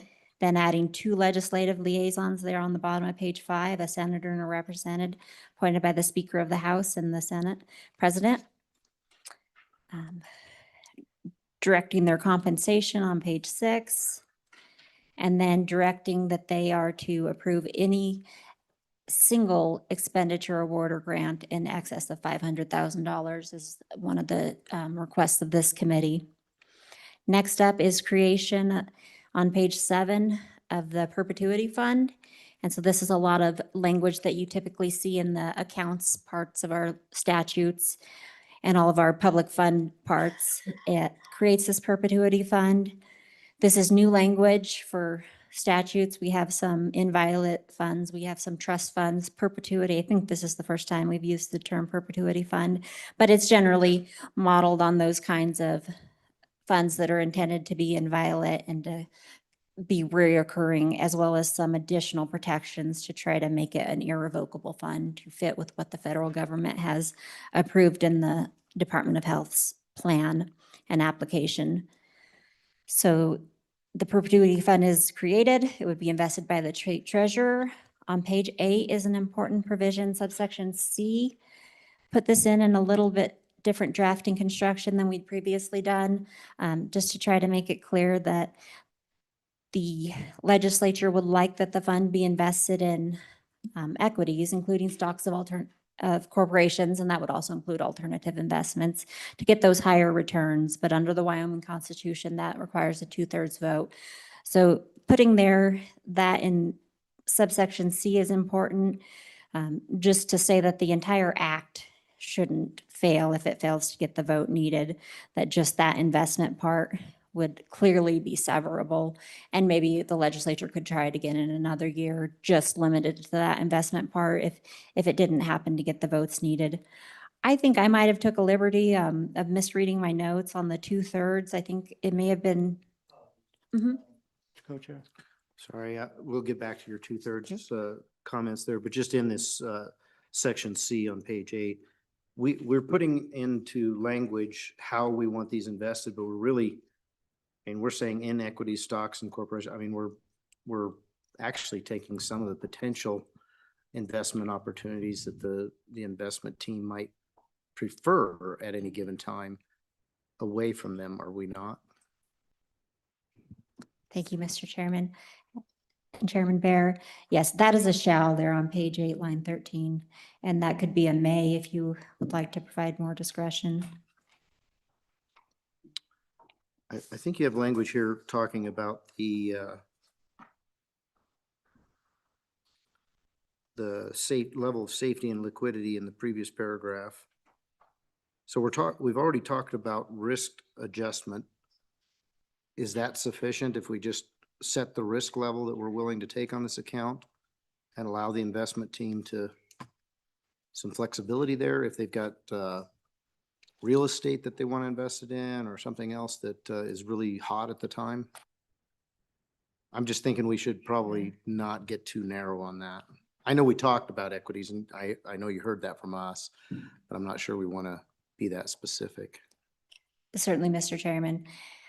And Representative Bear, that language, you are right to point out on subsection B, beginning on page 7 and on to page 8. This is general direction for the investment policy statements to be adopted, and those will be adopted by the state treasurer with help from the investment funds committee, and just some general guidance that it should be in a manner that strives to get the highest return consistent with safety and liquidity needs. And then subsection C moves into the unencumbered, unobligated balance of the perpetuity fund shall be invested in equities. And you're right, you could absolutely change that shall to a may, but you do need to specifically authorize the investment in equities if you want alternatives in equities to be allowed because of the Wyoming Constitution. But you can absolutely make that a may and then just have it line up with however the investment board and the state treasurer believe is appropriate at the time. Okay, this can continue. Thank you. And then I think on my notes, I had 2/3 that probably referenced the vote needed, not the amount of the fund to be invested. So that may just need to be a correction that I misheard when I was taking direction from the committee. Subsection D is the language that is a little bit more specific than other funds in an attempt to make it irrevocable, as the state of Wyoming said it would be when they submitted their plan and received approval from the government. And that irrevocably language begins on the bottom of page 8. That the rural health transformation funds and the investment earnings that are expended in violation of the terms and conditions under which the monies are received shall be returned by the state to the federal source from which the monies originated. So if we violate our terms and conditions, we recognize, which is what would happen anyway if the federal government told us we had to pay it back, but just recognizing that we intend to comply with all terms and conditions under which the monies are received. Subsection E and the rest of this language relates to the fund and dedicating those purpose dedicated shares to the annual required distribution and to the purposes, those four ongoing initiatives that are created later in the bill, that directing those and continuously appropriating those. So E is the dedication of $1 million for a purpose dedicated share. F is the continuous appropriation. And G is more language about the purpose dedicated shares and the targets that the committee wanted, directing that they shall be expended on those ongoing initiatives, but recognizing, and that they shall be dedicated, but recognizing that the number of applications for each allowable expenditure could vary from year to year, which I think is trying to be consistent with the committee's direction that all of the targets and percentages be goals, not explicit funding requirements or minimums. On page 10 is creation of the Rural Health Transformation Program, which is comprised really of two parts. The first part is the ongoing initiatives, and the second part is all of those time-limited initiatives.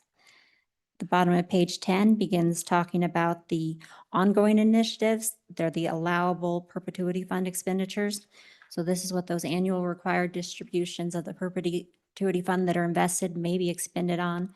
And these are taken right from the language provided in the application as well as provided in the PowerPoints by the Department of Health, summarized, and then the percentages have been converted to be 100% of that pot, the pot that's for ongoing initiatives from the perpetuity fund. Then in the next section, we have all the ongoing initiatives, the time-limited initiatives, and again, those percentages have been translated into the percentages that relate to 100% of the amounts available for the ongoing, or the time-limited initiatives. Representative Pendergraft. Thank you, Mr. Chairman. I think there was some discussion when we were talking about these percentages. And I guess I would like us to be thinking about some sort of flexibility in them, perhaps a review and revision regularly by the committee. We may not want to hem ourselves into those percentages for these programs forever. So just asking folks to think about that, and LSO to consider how that might be worded. Mr. Chairman. Representative Harrelson. Thank you, Mr. Chairman. So maybe a question for staff and maybe the director. Our federal application, did that get us into a percentage base where we're held to that federally? Is there a leeway on that? I mean, I definitely agree with Representative Pendergraft, but I also don't want it to be a situation where we color outside the lines to the point where we find ourselves without lines and maybe without a fund. Thank you, Representative. Mr. Chair, I can answer that I did look through all the documentation in terms and conditions that I could find, and what I found is that they are written as estimated costs for each of the ideas to accomplish the goals that the state of Wyoming seeks to accomplish and that the federal government allows to be accomplished with the funds. I'll let the Department of Health weigh in on whether they think missing those targets or vastly changing them would affect their funding. But as I read it, they were written as estimated amounts available to achieve this purpose. And the language that intends to provide some flexibility is on page 11, lines about 4, 5, 6, 7. The annual distributions are to be expended in amounts that seek to achieve the percentage targets of the annual required distribution for support grants and awards specified in this section. Then the rest of the section is for permissive ongoing initiatives with a percentage target listed at the beginning of it, of the subsection. I think that that would be an idea rather than just specify them, would to direct the advisory committee to adopt those every year or every biennium or some amount of time. Loosely targeted as, you know, the JAC might like to put in the bill, but you could pass off some of that. You can also come back and amend this, and maybe I should just say that about this bill.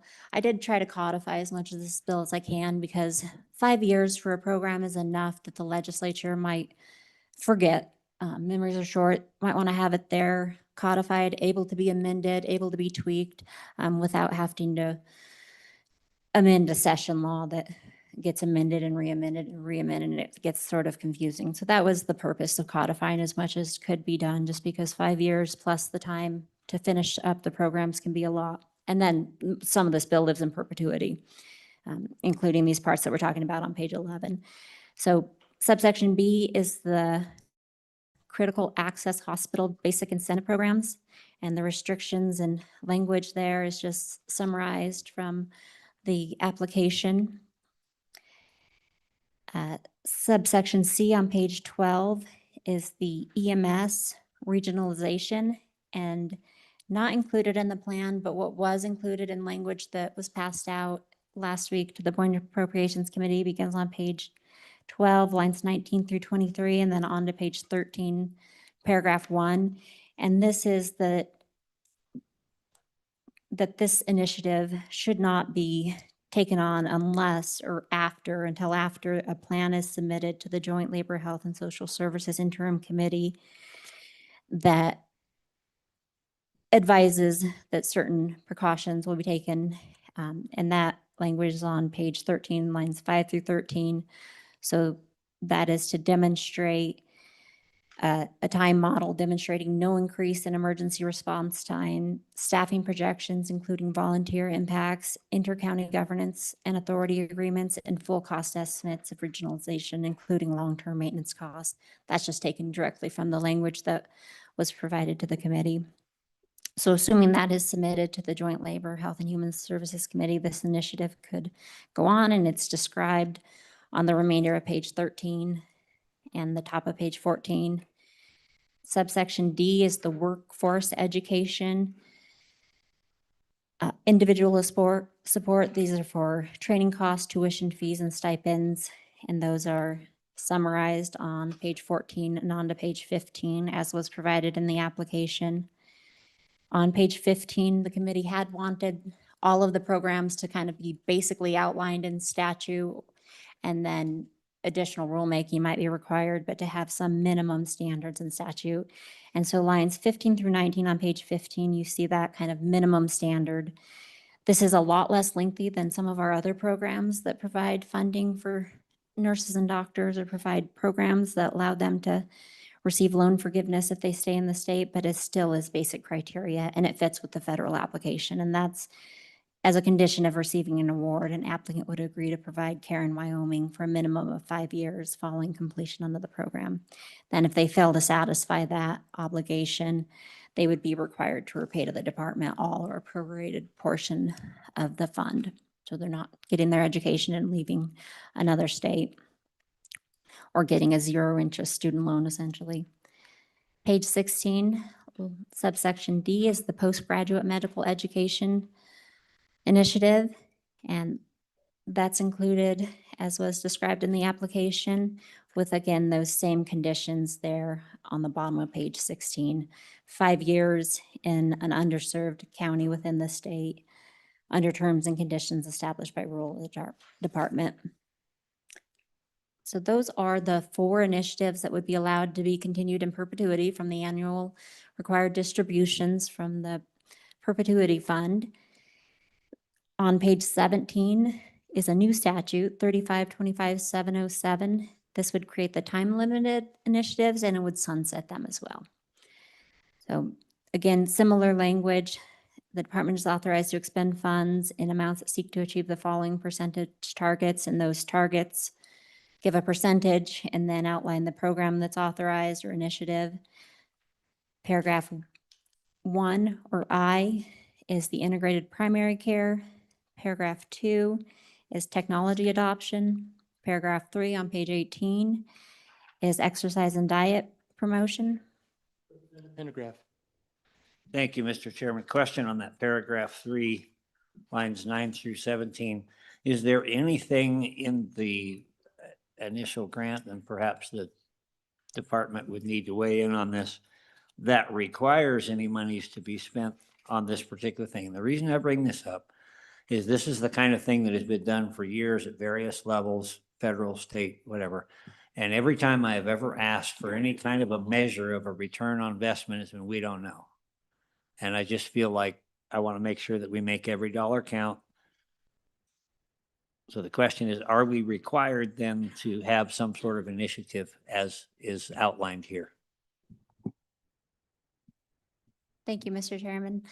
And I can let the department give their opinion on that. I'll say there is one other initiative that was submitted in the plan. That was the catastrophic care that is specifically not included. So it wouldn't be the only entity or the only initiative that was not funded or chose not to be. I think that there was a scoring metric that determined how states got funds, and the state of Wyoming said that they would try to achieve the goals. And one of those was to make America healthy again. And this is the different ways that they would try to achieve that goal. And so we may have received scoring that reflected an intent to carry on that through diet and exercise promotion. I don't know that the funds would be at risk, but I'll let the Department of Health, who actually handles the federal funds and awards, and there are much more strings attached to the funds than you have in this bill and all of the federal documents. And They're lengthy. It's my intent to give the Department of Health plenty of time to comment on that. I'm just trying to get through the bill and the understanding. Mr. Co-Chair, did you have a question? Anyone else?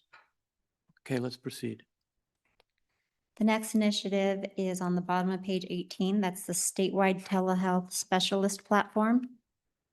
On page 19, paragraph 5, Romanet B is workforce education startup.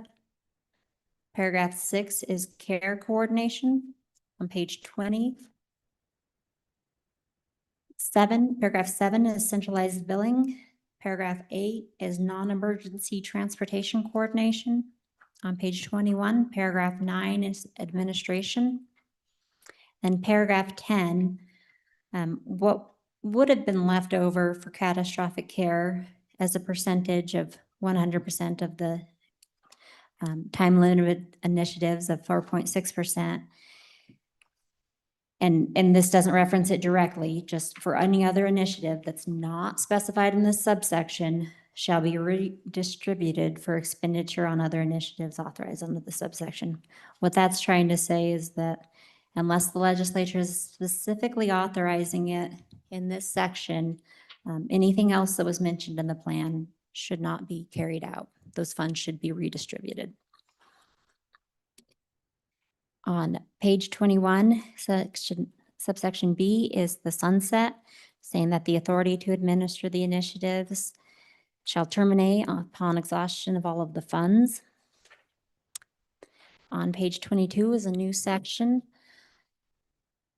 prohibiting certain uses, putting restrictions on, requiring legislative notice, and then certain reporting requirements. On page 22, subsection A is the specific restrictions, and these are federal restrictions as well, but they would be stated in federal law and in state law if they're adopted. Subsection A is no expenditure for abortions or for specified sex trait modification procedures, which is the same sex trait procedures that are banned by the federal government for use of these funds. Subsection B is requiring that expenditures in excess of $500,000 be approved by the advisory committee and that be notice provided to the legislature not 10 days prior to the authorization. Then the authorized perpetuity fund expenditures notice would be considered satisfied if it's reported as in the same manner that B11s are reported. On page 23 is direction for that portal that was talked about on the top of page 23, subsection C, directing the state budget department in consultation with the department to develop and maintain an electronic portal to provide current information on the expenditures and program activity. Again, they said they are able to do this whether or not you put it in the bill, but that just directs what the committee is hoping for. The next subsection deals with reporting. This is 3525-709. These are language that was taken from the Restrictions and Financial Accountability Act and restrictions that were passed out last week. So they are reworded here. Subsection A is that the department require reporting of all recipients. Subsection B is that for recipient entities like hospitals, clinics, EMS providers, and organizations, they need to enter into a written performance and accountability agreement. Page 24 defines what that written accountability agreement needs to have in it. And then page 25, subsection C is the clawback for the recipients. If a recipient of funds fails to comply with any requirement or condition or obligation imposed by statute or by rule or accountability agreement, or they fail to meet their required performance targets or misuse the funds, they would be required to pay it back. And authorizing the department to collect those by any means authorized by law. And on the bottom of page 25 is the direction by the committee to authorize telehealth to be performed out of state for in-state residents. So this is first just the creation, trying to relate it to the Rural Health Transformation Bill. Subsection A starts that for purposes consistent with the policy of the plan, a rural health provider with a valid unencumbered license and who's in good standing in the state in which they practice would be permitted to conduct the practice of medicine by electronic means. This statute that's created here, 3525-710, is then referenced over the next 20 pages. And what the next 20 pages do, beginning on page, or about 18, 20 pages, page 26, section 2, are conforming the practice acts to allow for the practice of telehealth. And I didn't have a lot of time to think of too many alternative ways to do this. It's pretty common if a state dealing with out-of-state doctors, that they require their doctors to be licensed in their state and subject to their professional boards and subject to all the rules and accountability that comes with being allowed to practice medicine in a state.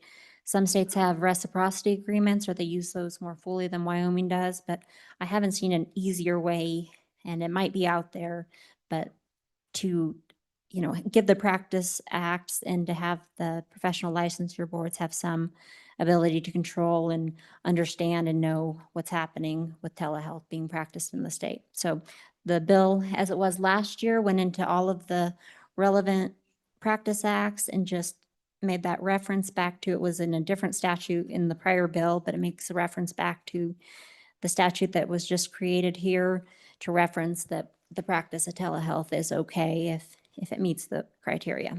So on page 27, you have podiatrists and chiropractors. 28 is dentists and dental hygienists. 29 can use dental and starts nurses. 30 is nurses. 31 is pharmacists. 32 is physical therapists. Page 33 continues physical therapists. Page 34 begins physicians and surgeons. Page 35 continues physicians and surgeons. Page 36 is psychology. Page 37, speech language pathologists. And then the bottom begins counselors and therapists and mental health type providers and social workers. 38 is the same. 39, the bottom begins occupational therapists. That continues on page 40. And page 41, still continuing. Page 42 is midwives, and then acupuncturists at the bottom. And acupuncturists are continued on page 43. And then on page 44, we get into section 3. So those are all the conforming amendments to the Practice Act. It is a bulk of the bill. Section 3 is direction to all these boards as well as the Department of Health to promulgate rules necessary to implement this act. Section 4 is directing the Joint Labor, Health, and Social Services Committee to study those policy issues. That's what they're called in the federal plan that were identified, like those ones related to SNAP and the other policy issues that Wyoming committed to looking to implement. They would continue those and bring legislation that they deem necessary. And then Section 5 is the appropriation. And Section 5 is on page 45. It appropriates the federal funds awarded to the state of Wyoming through the One Big Beautiful Bill Act. For fiscal year 2026, 80% would be deposited into the perpetuity fund. And then thereafter, 69.5% would be appropriated to that fund in each year. Paragraph 2 says that 20% in the first year, federal fiscal year 2026 would be for those time-limited initiatives, and then thereafter 30.5%. And subsection 6 is the effective date, with most everything being effective immediately other than the practice acts, those conforming amendments beginning on July 1st, 2026. So I definitely, for the committee's information, what I'd like to do is I'd like to go into technical questions for LSO. Then I want to bring up Director Johansson for an opening comment and statement, as well as his thoughts. Then we'll go into public testimony, and then we'll work the bill. So Co-Chairman Bear. Thank you, Mr. Co-Chairman. Ms. Ravelli, we at the last minute added the telehealth portion of it. We received testimony sometime around that day that said that that already can occur. We got that from the Wyoming Medical Board. So I'm just curious, if this body decides to remove that part to simplify the bill, is it going to be difficult for you to extract that portion? Mr. Chairman, no, it will be a very simple change. It's not integrated very thoroughly in this bill. Follow up? Please. Along those lines, you know, I just bring this for the committee to think about, because 46 pages in a budget session, 45 pages, 46 pages in a budget session, that's a big lift. And this is a very important bill. We get this right. I'm all for codifying telehealth across state lines, but I don't want to put this bill at risk. So I think we should really think very carefully about whether we want another 20 pages, 21 pages in there for that purpose. So just want to bring that up for the committee and ensure that staffing can pull it back out if we decide to do that. Thank you. Other technical questions on the bill? Anything? Yes, Representative Harrelson. Thank you, Mr. Chairman. Thank you for all your work. Good job. This is a huge lift and we appreciate it. Page 3, the beginning July 1st, 2026, ending June 30th, 2036. Obviously, we've got a certain percentage of payout concept here. If we have great performance in market, what happens then? Like, what happens when we get to the end of our term for this, but maybe we still have funds unexpended? Can you talk a little bit about what the mechanism is there? And I don't see it. Maybe I missed it.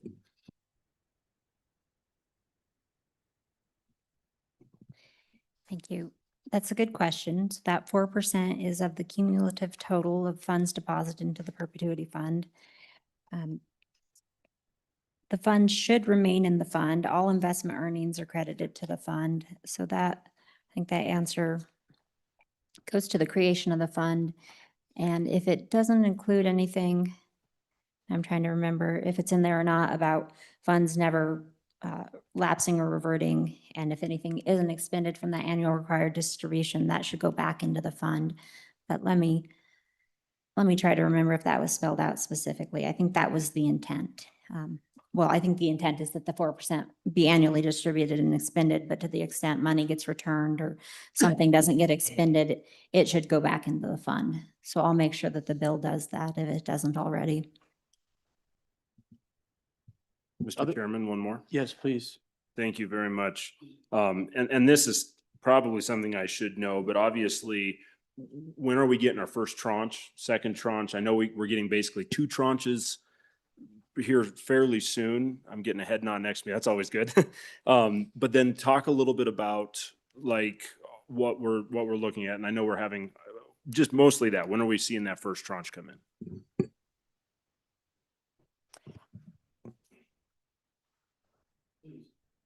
Sure. I'll let the department answer if they have specific dates. I know the budget's revised into January and then it would be after that, but either my colleagues or the Department of Health might have a more specific date in February or early this spring. They can tell you. Other technical questions? So Director Johansson, maybe you can come up with your staff and yes. Mr. Chairman, this was expedited in review, but if you do work the bill, on page 18, line 9, there was one percentage that just didn't get caught. 18, line 9 should be 9.8%, and I appreciate the fact that Representative Pendergraft may have additional amendments on that section. Okay, well, we'll get there. Director Johansson? Mr. Co-Chair? Sorry, Director, what was that percentage on, the correct percentage on line Yeah, 9? just so the percentages add up to 100%. On page 18, line 9, strike or delete 3% and insert 9.8%. 9.8, that's what I had. All right, thank you.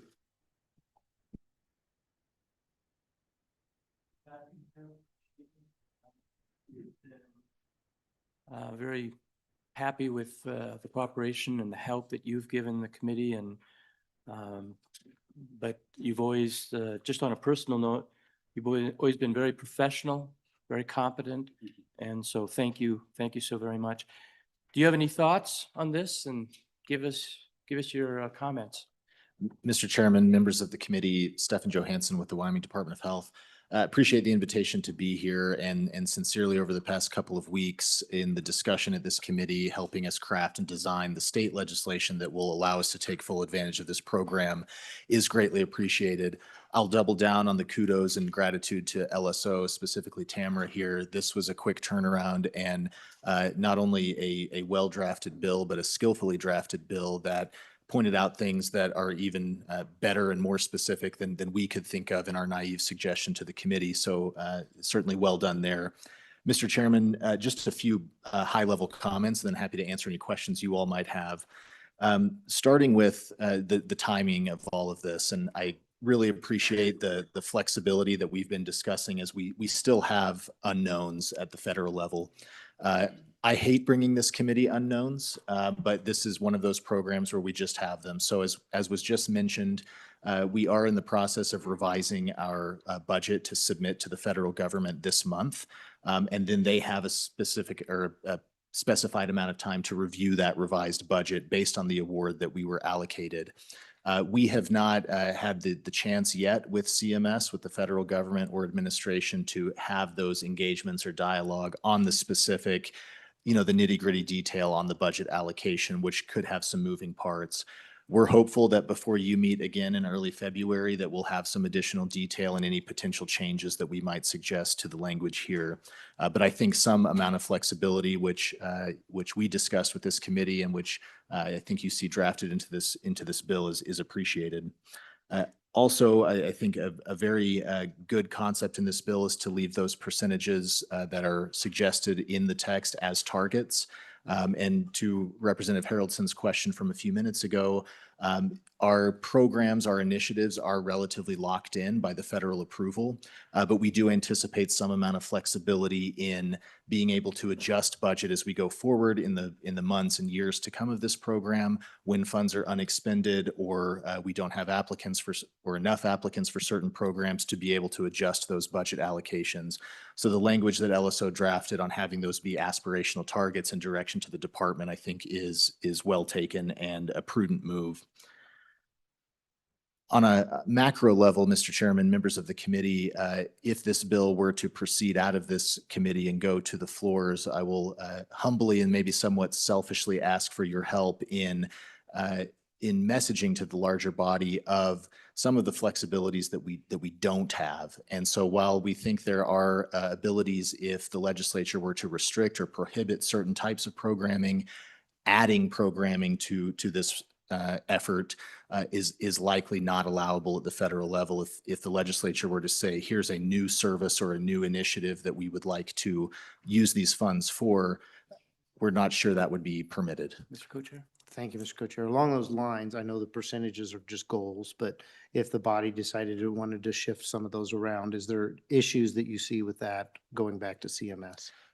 Mr. Chairman, Co-Chairman Bear, generally speaking, no. I think we would be able to work with CMS on those reallocations. But again, a humble request to try to keep it within the universe of these initiatives and the overall allocations that we've proposed in the budget. And the reason I mention that is not because this body doesn't have that ability or can articulate its preferences, but I do think there's a certain amount of risk if we were not to take full advantage of some of those program funds that have been approved, that within the funding years could be clawed back and reallocated to other states. Follow up? Thank you, Mr. Co-Chairman. And along those lines, Director, you had to choose at least three, a minimum of 3 out of 9 subject matter from the federal government's options. Is that right? So even if there was desire, you've already really sifted through those 9 and picked what really fits Wyoming well. Would you agree with that statement? Mr. Chairman, Chairman Bear would absolutely agree, and just remind the committee that the way we selected those priorities was from the public engagement, public feedback, and public survey. In some cases to the ire of some stakeholders, where priorities that may be very well intended and good things to do were not part of our overall prioritization, because we really ranked the public's input on where they saw the best value for these funds. Okay, continue. Mr. Chairman, just a few more comments from my perspective. It was brought up on the healthy diet and exercise programming, and certainly those comments are well taken. I just wanted to reiterate the focus that the federal government, the Trump administration, put on the Make America Healthy Again part of the initiatives that had scoring factors related to states' overall awards. And there's a few components within ours that I think related to those scoring factors, those metrics that determined our award in these healthy diet and exercise programs. For example, as LSO already mentioned, we have committed to a state policy action around implementing a waiver for the SNAP program. The governor issued that by executive order. I know the legislature has been discussing that. Members of the committee, that does fit into that healthy diet and exercise program as a state policy action that did have scoring and funding allocated to Wyoming based on that commitment for the SNAP waiver.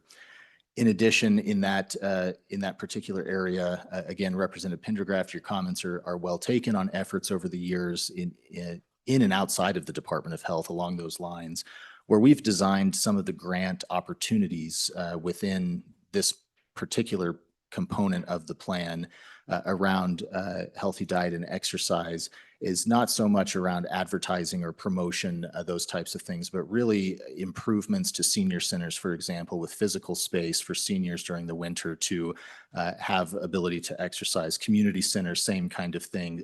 Development in municipalities or small towns, rural areas for things like walking paths to really facilitate healthy lifestyle, leaning into our richness in outdoor space, outdoor recreation, which offers the state some flexibility as we go forward in designing grant applications competitively that could be along those lines. So wanted to offer just a bit of clarification there. I'm sorry to interrupt. Mr. Co-Chair? Thank you, Mr. Co-Chair. So, Director, I assume you've looked this over, this bill draft as well, and had an opportunity on this language about the exercise and diet. It says promotion. I think that's where Representative Pendergraft, took some issue. But I'm wondering, is there anything in the application that would preclude us from changing that from promotion to program, something along those lines that makes it a little clearer? This is not advertising. This is all encompassing of exercise and diet. Director? Mr. Chairman, Chairman Bear, I don't think there would be any issue with that. That promotion language is in our application, but was not intended to be indicative of just a huge advertising effort. It's really state policies, investments, infrastructure, promoting those healthy lifestyles, but not through, awareness campaigns, that type of thing. Representative Pendergraft? Thank you, Mr. Chairman, and thank you, Director, for the reassurance. I do like the second part of that. It says projects that demonstrate measurable increases in participation. There needs to be some tangible way of measuring that. So I can live with that. Do you think that percentage at what we were at 9.6 now is appropriate? Too high, too low? Director? Mr. Chairman, Representative Pendergraft, two things. Yes, I think that percentage is appropriate, obviously subject to some of the changes that could happen that we just discussed previously. So yes, I think that's fair. Okay, Director, please continue. Mr. Chairman, members of the committee, just in conclusion, and certainly happy to answer any additional questions you have. This is an exciting bill, and as Co-Chairman Bear mentioned, it's an important bill. This is, in my view, a generational opportunity to make some very smart, conservative but practical investments in our rural and frontier communities when it comes to their health and their health care. We hope to have more information for you as the weeks and months evolve here in our engagement with the federal government.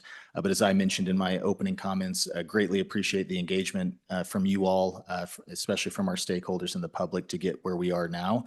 I think this is a very good opportunity for us to take full advantage of the Trump administration's program in this area. With that, Mr. Chairman, happy to answer any questions. Questions for the Director? Mr. Co-Chair? Thank you, Mr. Co-Chair. I noticed that Mr. Valley put a lot of language in here talking about volunteers. I assume that was in your application as well. Appreciate that. That's, we're not going to force this on anyone. I do assume, though, that the 20% in the first year, 30% plus in the second year is probably going to all be obligated pretty quickly. But I appreciate your using this volunteer nature, where they can come to you, come to the state, say, listen, we think we qualify for this. You can ensure that they qualify and get that money out to them so they can improve that. So great part. That's a great part of this bill. Thank you. Other questions for the Director? Director, thank you so much. Are you going to stick around for a little bit while we, okay. Yeah, I also want to say thank you, Tamara. This just incredible quality work. Thank you so much and appreciate it. So committee, I think absent any other technical questions, I'd like to open it up to public comment, then we can get into the bill itself. So I will entertain any public comment within the room first. Anyone here who would like to make up a, yes, please come forward.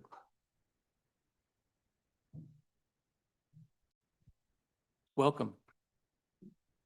Thank you, Mr. Chairman. My name is Joey Correnti, and I'll testify today in compliance with Management Council Policy 9601, number 6D. And for transparency for the committee and for the people at home, I am a legislative aide to the Senate leadership, and that's what that Management Council policy covers. So I'll be testifying as a private citizen of the state of Wyoming today. In reading the bill, I like everything it does, and I know it's very scary to play with it because of the approved federal application and the requirements. But I would like the committee to contemplate or maybe hand over to the subcommittee on the Wyoming Department of Health budget next interim, a contemplation of some language for some buy-in. And the language would be related to any publicly owned hospital, clinic, ambulance service attached to a fire district actually participate in a taxable district. And I say this for a few reasons. I've heard a narrative in this committee that people that live in rural Wyoming don't expect certain amenities, don't expect certain services. We live out there, and then that's not completely untrue. We don't expect them for ourselves, but oftentimes we do choose to tax ourselves for certain amenities because we live on tourism dollars. And the people that come to spend money in our areas do expect to be able to pick up the phone, call 911, have an ambulance show up and have a place to take them. But not always does everybody in the county decide to participate in those. And I particularly live in one county property in two counties where the smaller areas do it themselves. They have their own clinics, they have their own ambulance, they tax themselves by choice, but the county seat doesn't. And our property taxes across the county go to these hospitals that sometimes are in competition with private clinics, sometimes don't run as efficiently as we'd like to see them run. So the fact that no one's forced to move to or stay in rural Wyoming really kind of gives me this pushback on that narrative I've heard. Yeah, we're out there. I don't expect these amenities to be there for me, but for the people that keep my small town going, I do. I have concerns about county or public hospitals or services not nested in a taxable district. Just kind of using this as an opportunity to get back in the black, not really change anything, not provide additional services to the truly rural or what I call frontier areas in Wyoming, and never being required to create that tax district. I could tell you right there in the middle of I-80, we've got a lot of this going on. There's a little truck stop. If you go one way, little small town, about 600 people, they do about $1 million in property tax revenue to their own medical district. You go to the county seat in the next county over where I live, they're not paying any taxes towards the hospital. You come down into the valley where I live, we've chosen. So some contemplation about some language, if it does not affect the applicability and the application that has already been approved over the next couple of years, that we ask the participants that are publicly owned, not privately owned, they're fine, to buy in and put on their ballots in 2026 or 2028 that taxable district. I don't know exactly which would be applicable, again, whether it's a emergency medical service district, a fire district if they have ambulance attached, but we are benefiting from a great gift from our taxpayers from across the nation in this. And this money is not going to be continually coming in through a fire hose forever. And when that money goes away, I want to be in a position where we properly said thank you, we were responsible with it, and we can still move forward with what we've imposed upon ourselves. So I don't know, again, what that language would have to include. I've talked to Director Johansson, and he says, yes, now is exactly not the time to do that in this bill, and I totally agree. But as we're looking at continuing that subcommittee next year, I would like to make that one of the priorities and realize that we could have this probably in the middle of the program as we figure out how the program's working, how the money's being distributed, what things are they allowing, what things are changing. I do believe that many of these smaller rural, what we call rural areas, will start to buy in on their own, especially with the things the counties are going to be facing in that time frame over the next 2 years with the recent and proposed property tax cuts. I don't know how all this stuff's going to continue to work when I look at the way my county hospital has been operating the last 10 years.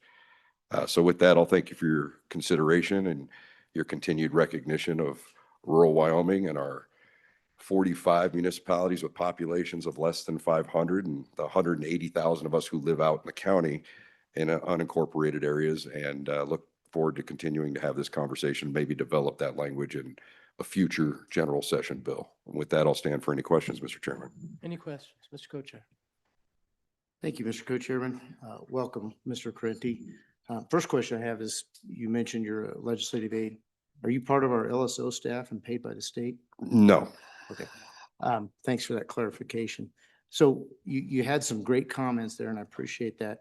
Do you have any suggestions to this bill that you think we need to look at in particular? If I had, Mr. Chairman, through you, Please. Representative Bear, if I had more developed language and a better idea of what the program, this is all happening real fast and very new.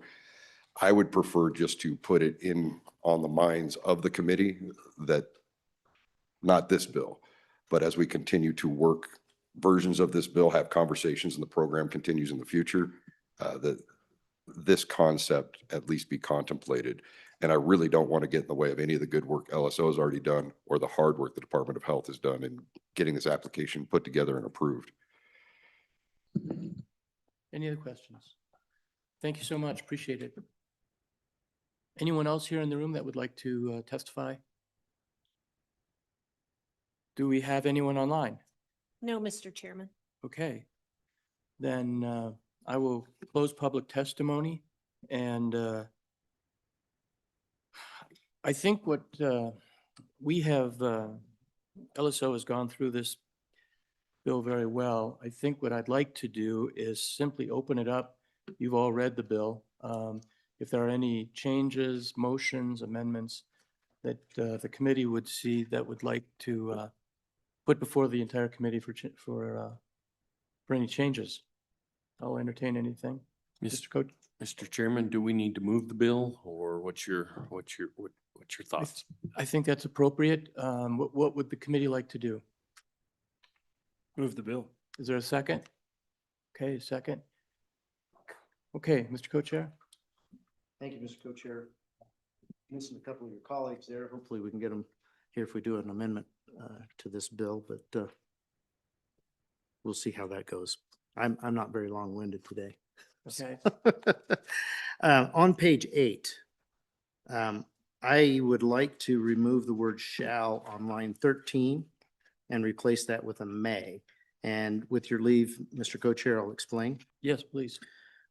So this word shall here, and then the following language on line 14 and 15, where it says inequities, including stocks and corporations. I think that's where our best return is going to be, but it may not be in any given time between now and 2030. So I'd like to give the investment team just the language in the paragraph before where it says get the highest rate of return. We need to have the language about the equities in there so that they can invest in equities. But if we use the word may, it allow them to go a different direction if there's a better investment at that time. And along with that, I would also like to give our legal staff an opportunity to change the 2/3 language if that's incorrect. There's a potential that's incorrect, so just give them the latitude to correct that. Okay, so is there a second to that? Second? Any other discussion? Any other discussion? All those in favor, please say aye. Aye. Those opposed? Okay, what do we have next? Representative Harrelson. Thank you, Mr. Chairman. Page 8, Give her the sheet. line 13, after invest, strike 2/3, and then the actual numeric 2/3 of out of line 13. So that line would now read, treasurer may invest the unobligated. Is there a second? Second? Any discussion? Any discussion? All those in favor say aye. Aye. Opposed? Carried. Any other motions, amendments? Representative Pendergraft. Thank you, Mr. Chairman. I just conceptually, should there be some section in here? Again, I don't want to lock us into these percents. We don't know what's going to happen. We don't know what programs may come and go, other sorts of things. I would like to have some flexibility for the committee to regularly, whether it's annually or whatever, review and revise if necessary, the percentages proportion to each of these programs. Okay. Is that a motion? It's a concept up for discussion, and I'm not sure how that would, I would be open for suggestions on how that could be worded. Okay, Mr. Co-Chair. Thank you, Mr. Co-Chair. I think the way we normally do this kind of thing is the department would come to us and say, this just isn't working. And this body would begin to take action on that. I don't think we need to actually add language to the bill saying that we're gonna do something else. If we choose to take this up as an interim topic, which certainly would encourage the committee to think about that. So we would be watching it very closely through the interim. And this first summer that the money shows up, I think that'd be really wise, but I don't think we have to put it into this legislation to accomplish that. Okay. Representative Harrelson, do you have any comment? Mr. Chairman, I think obviously page 11 is where we place that. But I don't have language to accomplish that. And that may be where we need to lean on our staff to maybe help us with that. But I think that, I know some language was brought forward that you had mentioned. So I don't know, could we have a little maybe clarity on what you thought maybe that could look like? Again, and Director Richards, conceptually, we had talked about perhaps not voting on this until February 5th. Is that right? Mr. Chairman, I believe that's what you announced at the beginning. Right. That, So there would there be is no a- final vote, but you would be open to working the bill. Right. Okay.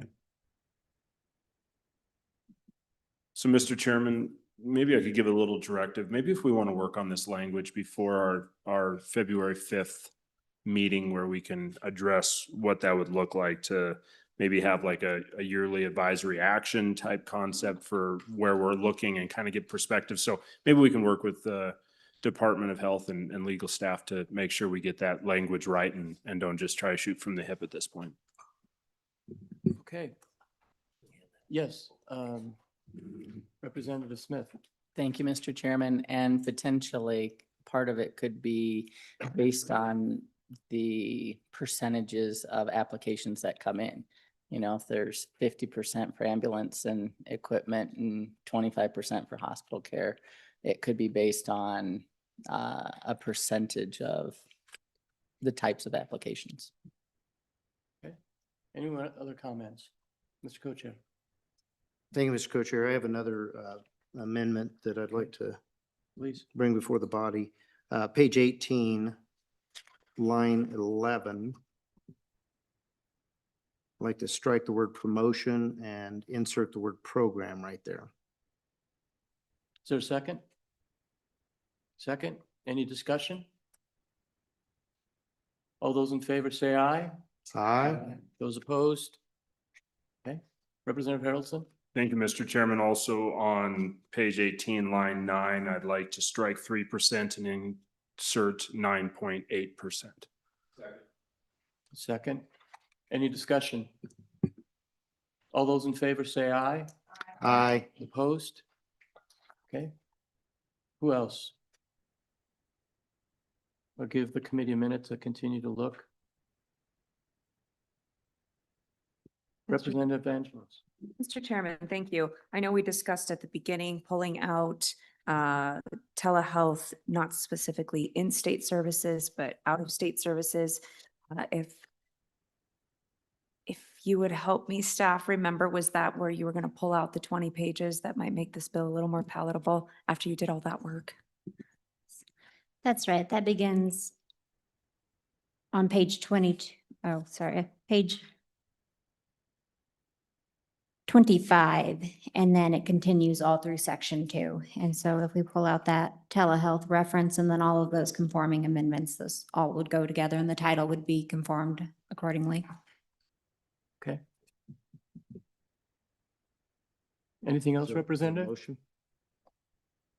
Yes, I would like to make that motion. I do want to clarify in-state telehealth as we described in the application, I think is wise, but out of state, I think is where we're getting sticky, if I'm correct on that. And you correct me if I'm wrong. Is there a second? Second. Okay, we have a second. Any discussion? Mr. Co-Chair. Thank you, Mr. Co-Chair. The bringer of this original amendment, Representative Smith, I hope this is not offensive to him. I'm really worried that we get too many pages, 93 legislators overwhelmed and get confused and then get to go in with the easiest option, which is the no vote. And we need 2/3 on introduction on this. So if it's not offensive to the original bringer, I'd really like to do this, support this motion. Representative Pendergraft. Thank you, Mr. Chairman. I would just like to give the director an opportunity if he'd like to weigh on this in any way. Either way, you don't have to.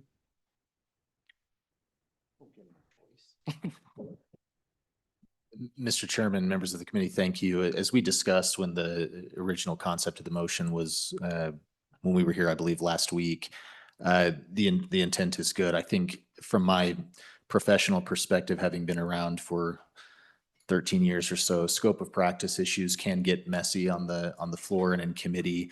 And while there can be some overlap between what we're doing with this program and broader state law and policy around scope of practice and licensure, I do think it introduces new complexities that are somewhat outside of rural health transformation that could be confusing. So for whatever it's worth, just my 2 cents, not opining one way or the other on having it in this bill, I do think it adds a layer of complexity for the members of the larger body. Representative Smith.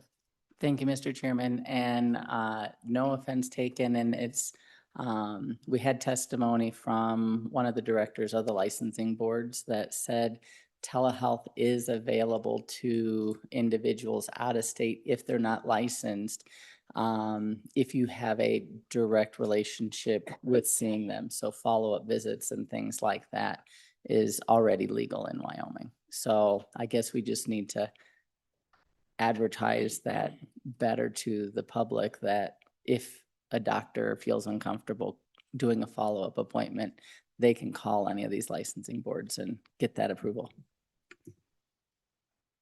Okay, we have a motion. Any other discussion? All those in favor say aye. Aye. Those opposed? Carried. Other, Mr. Co-Chair. Thank you, Mr. Co-Chair. I'd just like to say, I wish I could lose weight that fast. Other, other motions, amendments? Anyone else? Okay. Well, Director Richards, what do we need to do on this then? Are we taking a preliminary? Tell me. Mr. Chairman, you could table to a date certain. First of all, I had mentioned that February 5th date.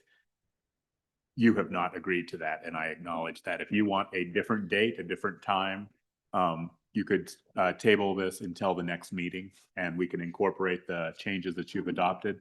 Part of the reason for this is we went through a truncated review process. So if we made some misspellings or whatnot, it would be nice to catch those before you vote finally as well. Sure. Mr. Co-Chair, do you have any thoughts? I would move that we table this until the next meeting of Joint Appropriations Committee, whether that be in person or virtual. Okay, second. All those in favor say aye. Aye. Those opposed? Carried. Okay, thank you so much. Appreciate it. Director, thank you for coming this morning. Director Richards, I think we had one more item, which was our budget balancing options.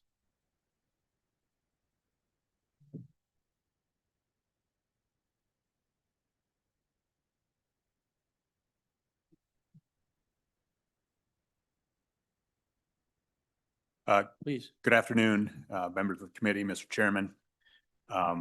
Elizabeth is sharing with you 2 sheets. These are just high-level summaries of the actions of your prior 4 days, marking up not only the budget bill, but the Rural Health Transformation Bill and voting on the school facilities and state capital construction bill as well.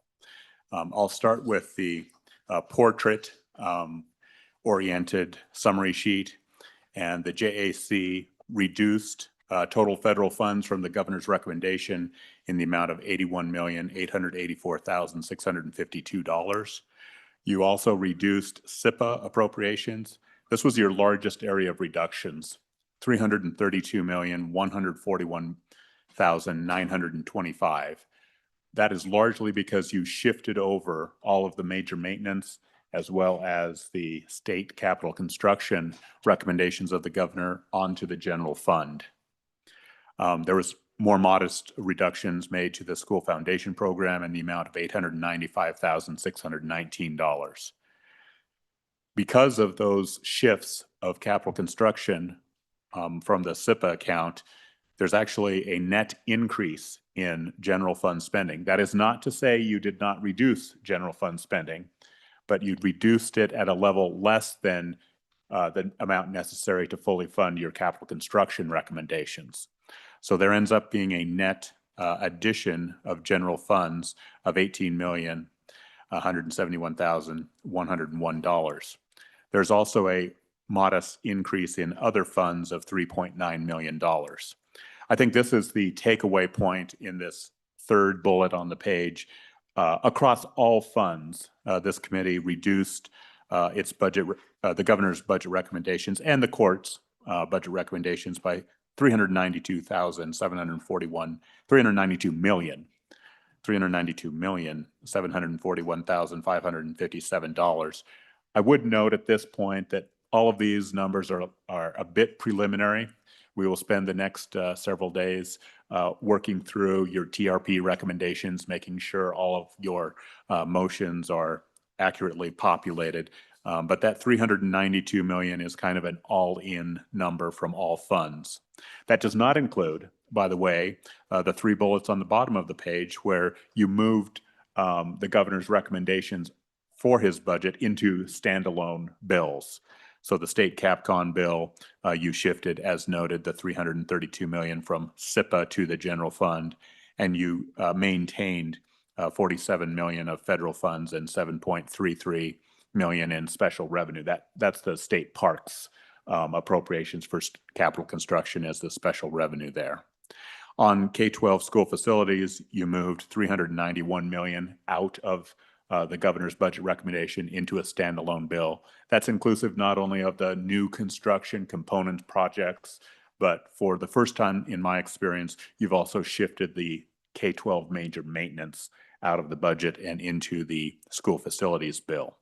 And then finally, you have removed the rural health transformation governor's rec from the budget in the amount of $344 million into other legislation, which is pending before your next meeting.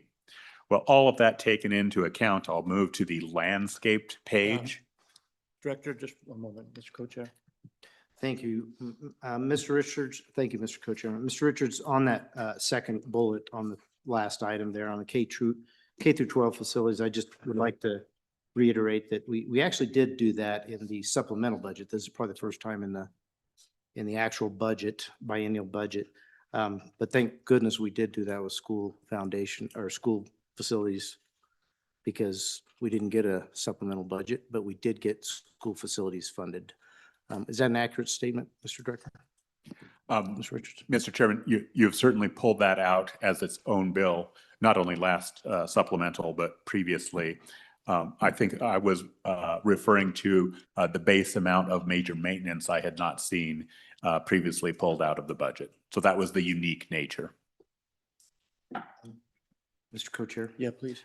I'll just remind the body of the public why we did that, everyone knows we need to take care of the buildings that we have. So we did that to give a little bit of extra oomph to this bill to make sure that we get the 2/3 introduction vote. Everybody will know that this, like the rural health bill, is very important that we get it introduced. So that was the purpose behind that move. Director Richards? Yes, moving on to the landscape portion, you'll recall you left at least one vote pending after yesterday's action, and that is what's commonly referred to as the budget balancer. And at the direction of committee members, I also wanted to provide you a range of options that you might consider for tying that up. This will need to be revisited undoubtedly after the floors also make their actions known on your budget, as well as all standalone legislation that may appropriate money in the upcoming session.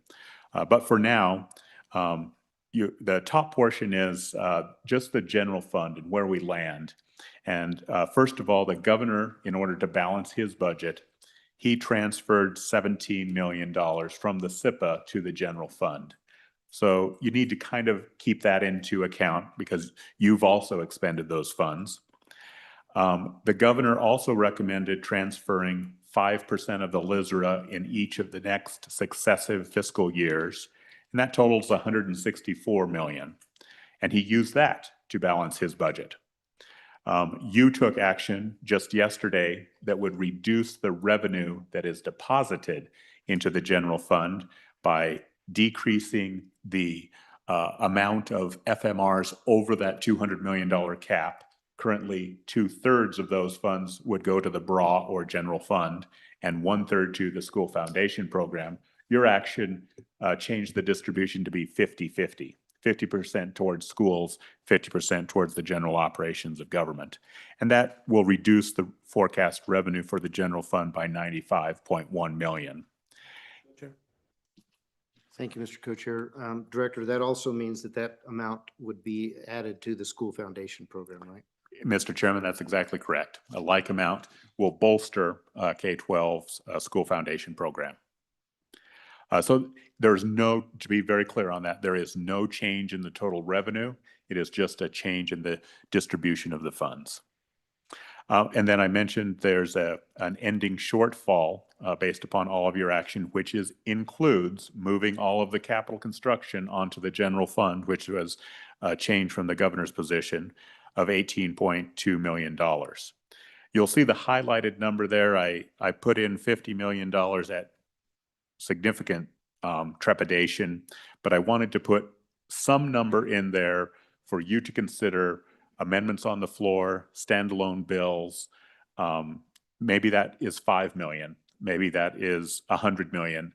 I just wanted to put a placeholder in there for you to decide what you were comfortable with providing your colleagues. It's not just necessarily the floor this year. These funds, if not expended or appropriated this session, would be available in the supplemental session. Of course, the next legislature could transfer funds from the LSRA or other sources, but it kind of sets a target for available general revenues for the next biennium, fiscal year 27-28. So how do you come up with that $344 million? And that's the first one is probably the easiest. I'm not advising that it's meets your expectations the best, but the easiest would be just to transfer $344 million from the LSRA to the LISRA. As noted above, the governor had already recommended transferring 164. That's one option.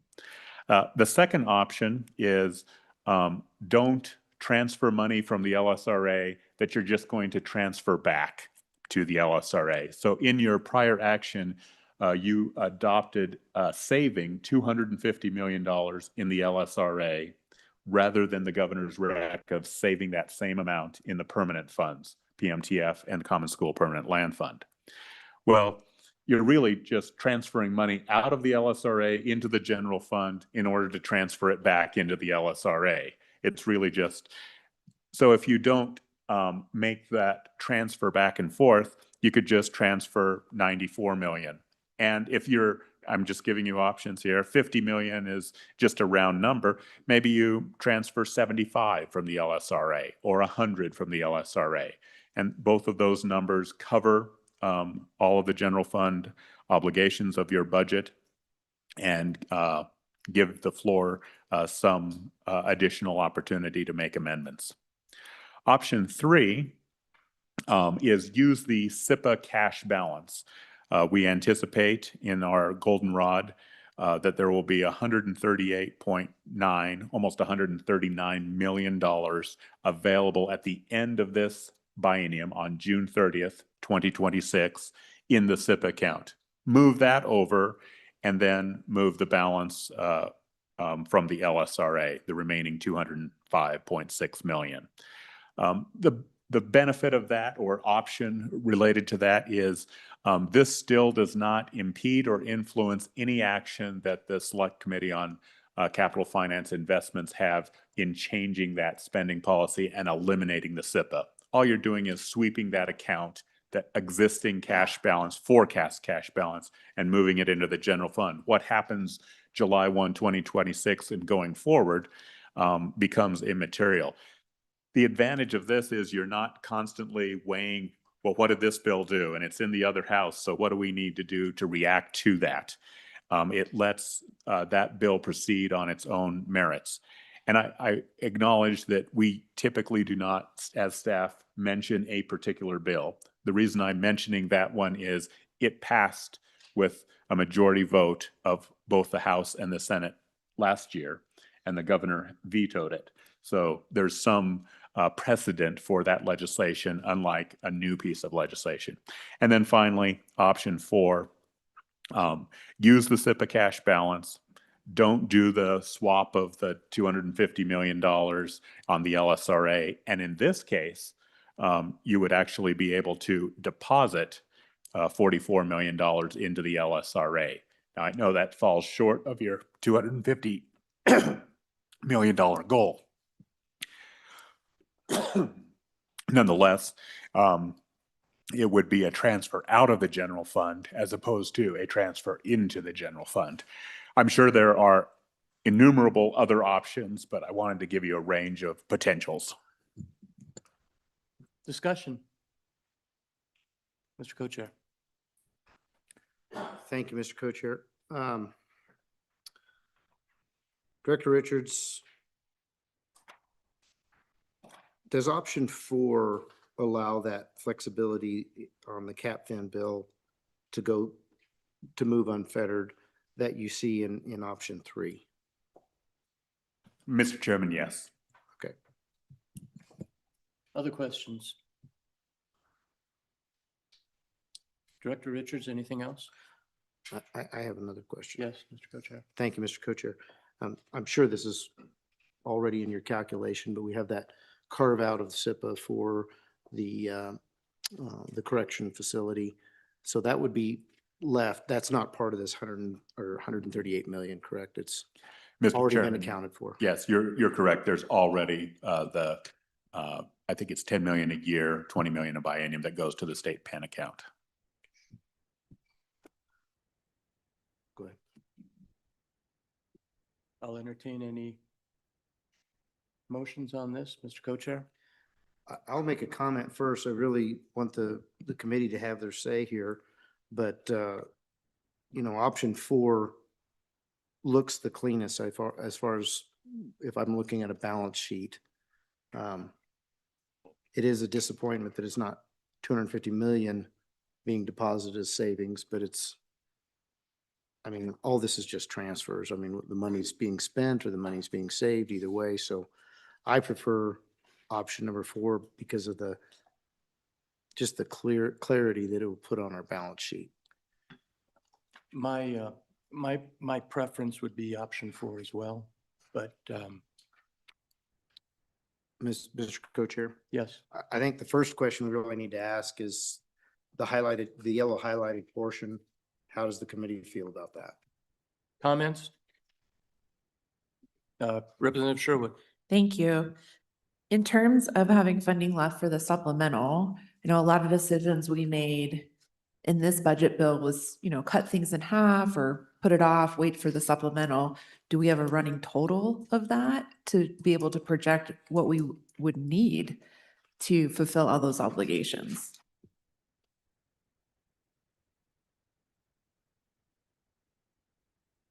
Anyone want to address that? Mr. Chairman, I don't have a specific number. I know the TRP jumps to mind, and that's $4.1 million. I know there are several what I'll call one-time activity of a modest nature. The largest one to be low tens of millions of dollars, maybe $10 million. The largest one to keep in mind is the litigation relative to the Steamboat Legacy Scholarship Program, which if they resolve that such that the scholarships were available in fiscal year 27, it would have expected obligation in fiscal year 28 of 30 million. Other discussion?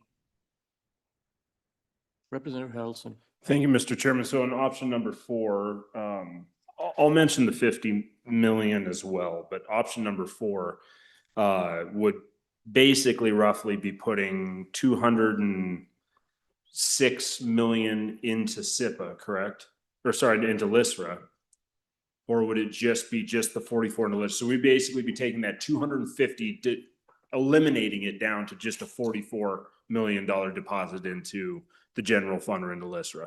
Am I correct in that, Director? Mr. Chairman, you're correct. It's just the 44. Okay. To be very, very clear, if I might. Yeah. Mr. Chairman. Yes. Representative Haroldson, the governor also transferred amounts from the LSRA and SIPA, which he then used to support his savings into the permanent corpus. So it's a similar issue here. And then a follow-up.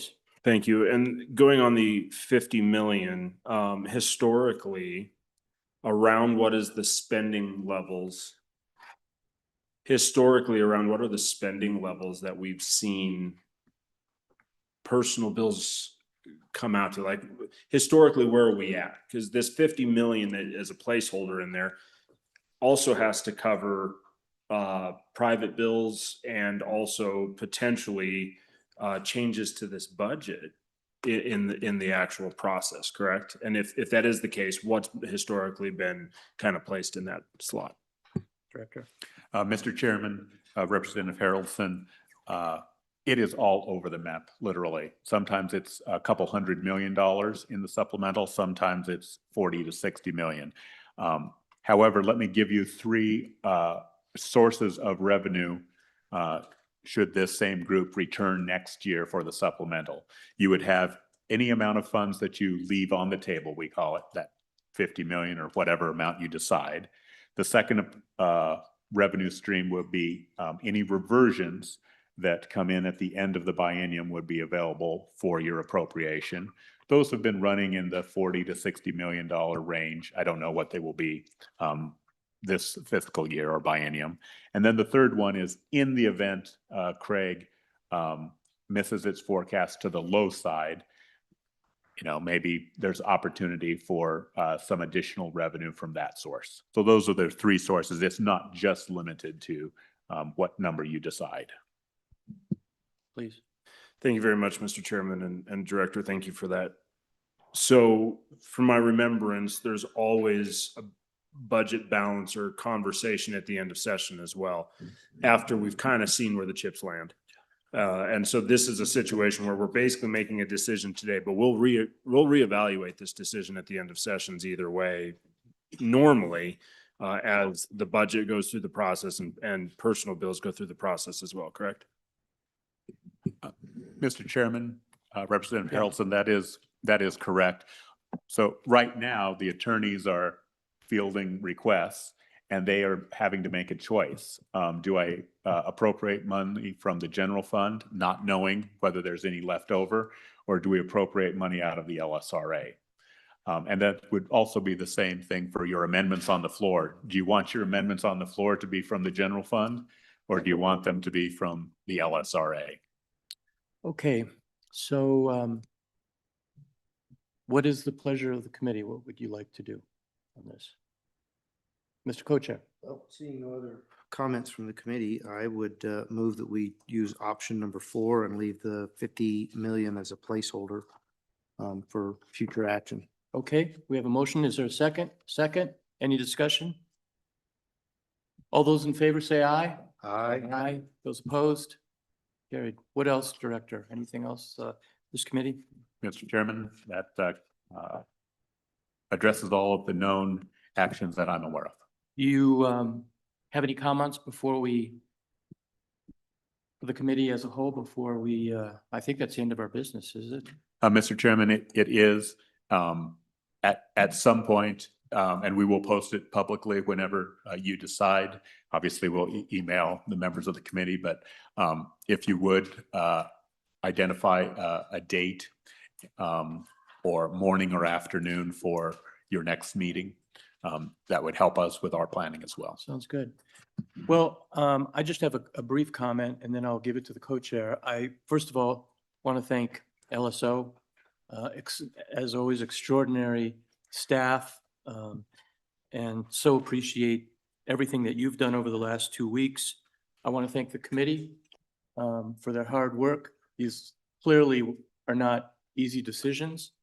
the decisions that we made today, obviously, will revert now to the budget session, where everyone, again, will have the opportunity to vote, to make comments, to change, to go forward. So this is simply a beginning.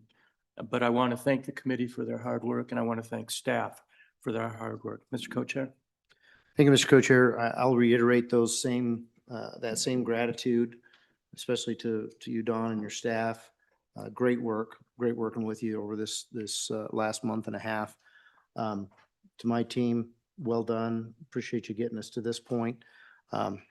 Hasn't been without some blooding up along the way, but that's what we do. And I want to encourage everybody, both Senate and House side, that we have a product now that we need to defend and to promote amongst the 93 of our colleagues. So use this time between now and our next meeting wisely. Let's really dig in. If there's something you weren't sure about that we did, figure it out.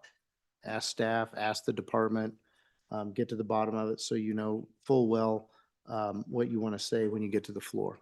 And I'll probably be looking to staff to help with that as well. There's a lot of background information that we've all heard it, but maybe we didn't get it written down.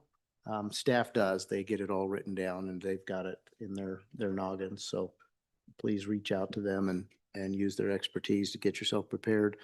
I look forward to our work on the floor as well. For myself, Representative Angelos and Senator Driscoll, I know that on the 5th, we have an early morning issue that we have to be at. So I would prefer afternoon if we're going to do on the 5th. That works for me, afternoon of the 5th. Any comment on that? That's all good. Good. Senate side? Good. Okay. Yes, Representative Harrelson. Thank you, Mr. Chairman. Just a real quick question for staff. So once we meet on the 5th, we'll be able to finalize, that'll be a kind of a finalization of the budget after it's been worked through by your staff. And then after those decisions are made, it'll go to a printing process. So when the body comes on the 9th, they'll have opportunity to put fingers on that. Am I correct in that assumption? Mr. Chairman, that is our expectation. Our hope or understanding is that this is to review the bill. There will undoubtedly be some misunderstandings on some of your motions, and you can have an opportunity to correct the language there. But we're not anticipating a full-blown re-amending of multiple activities.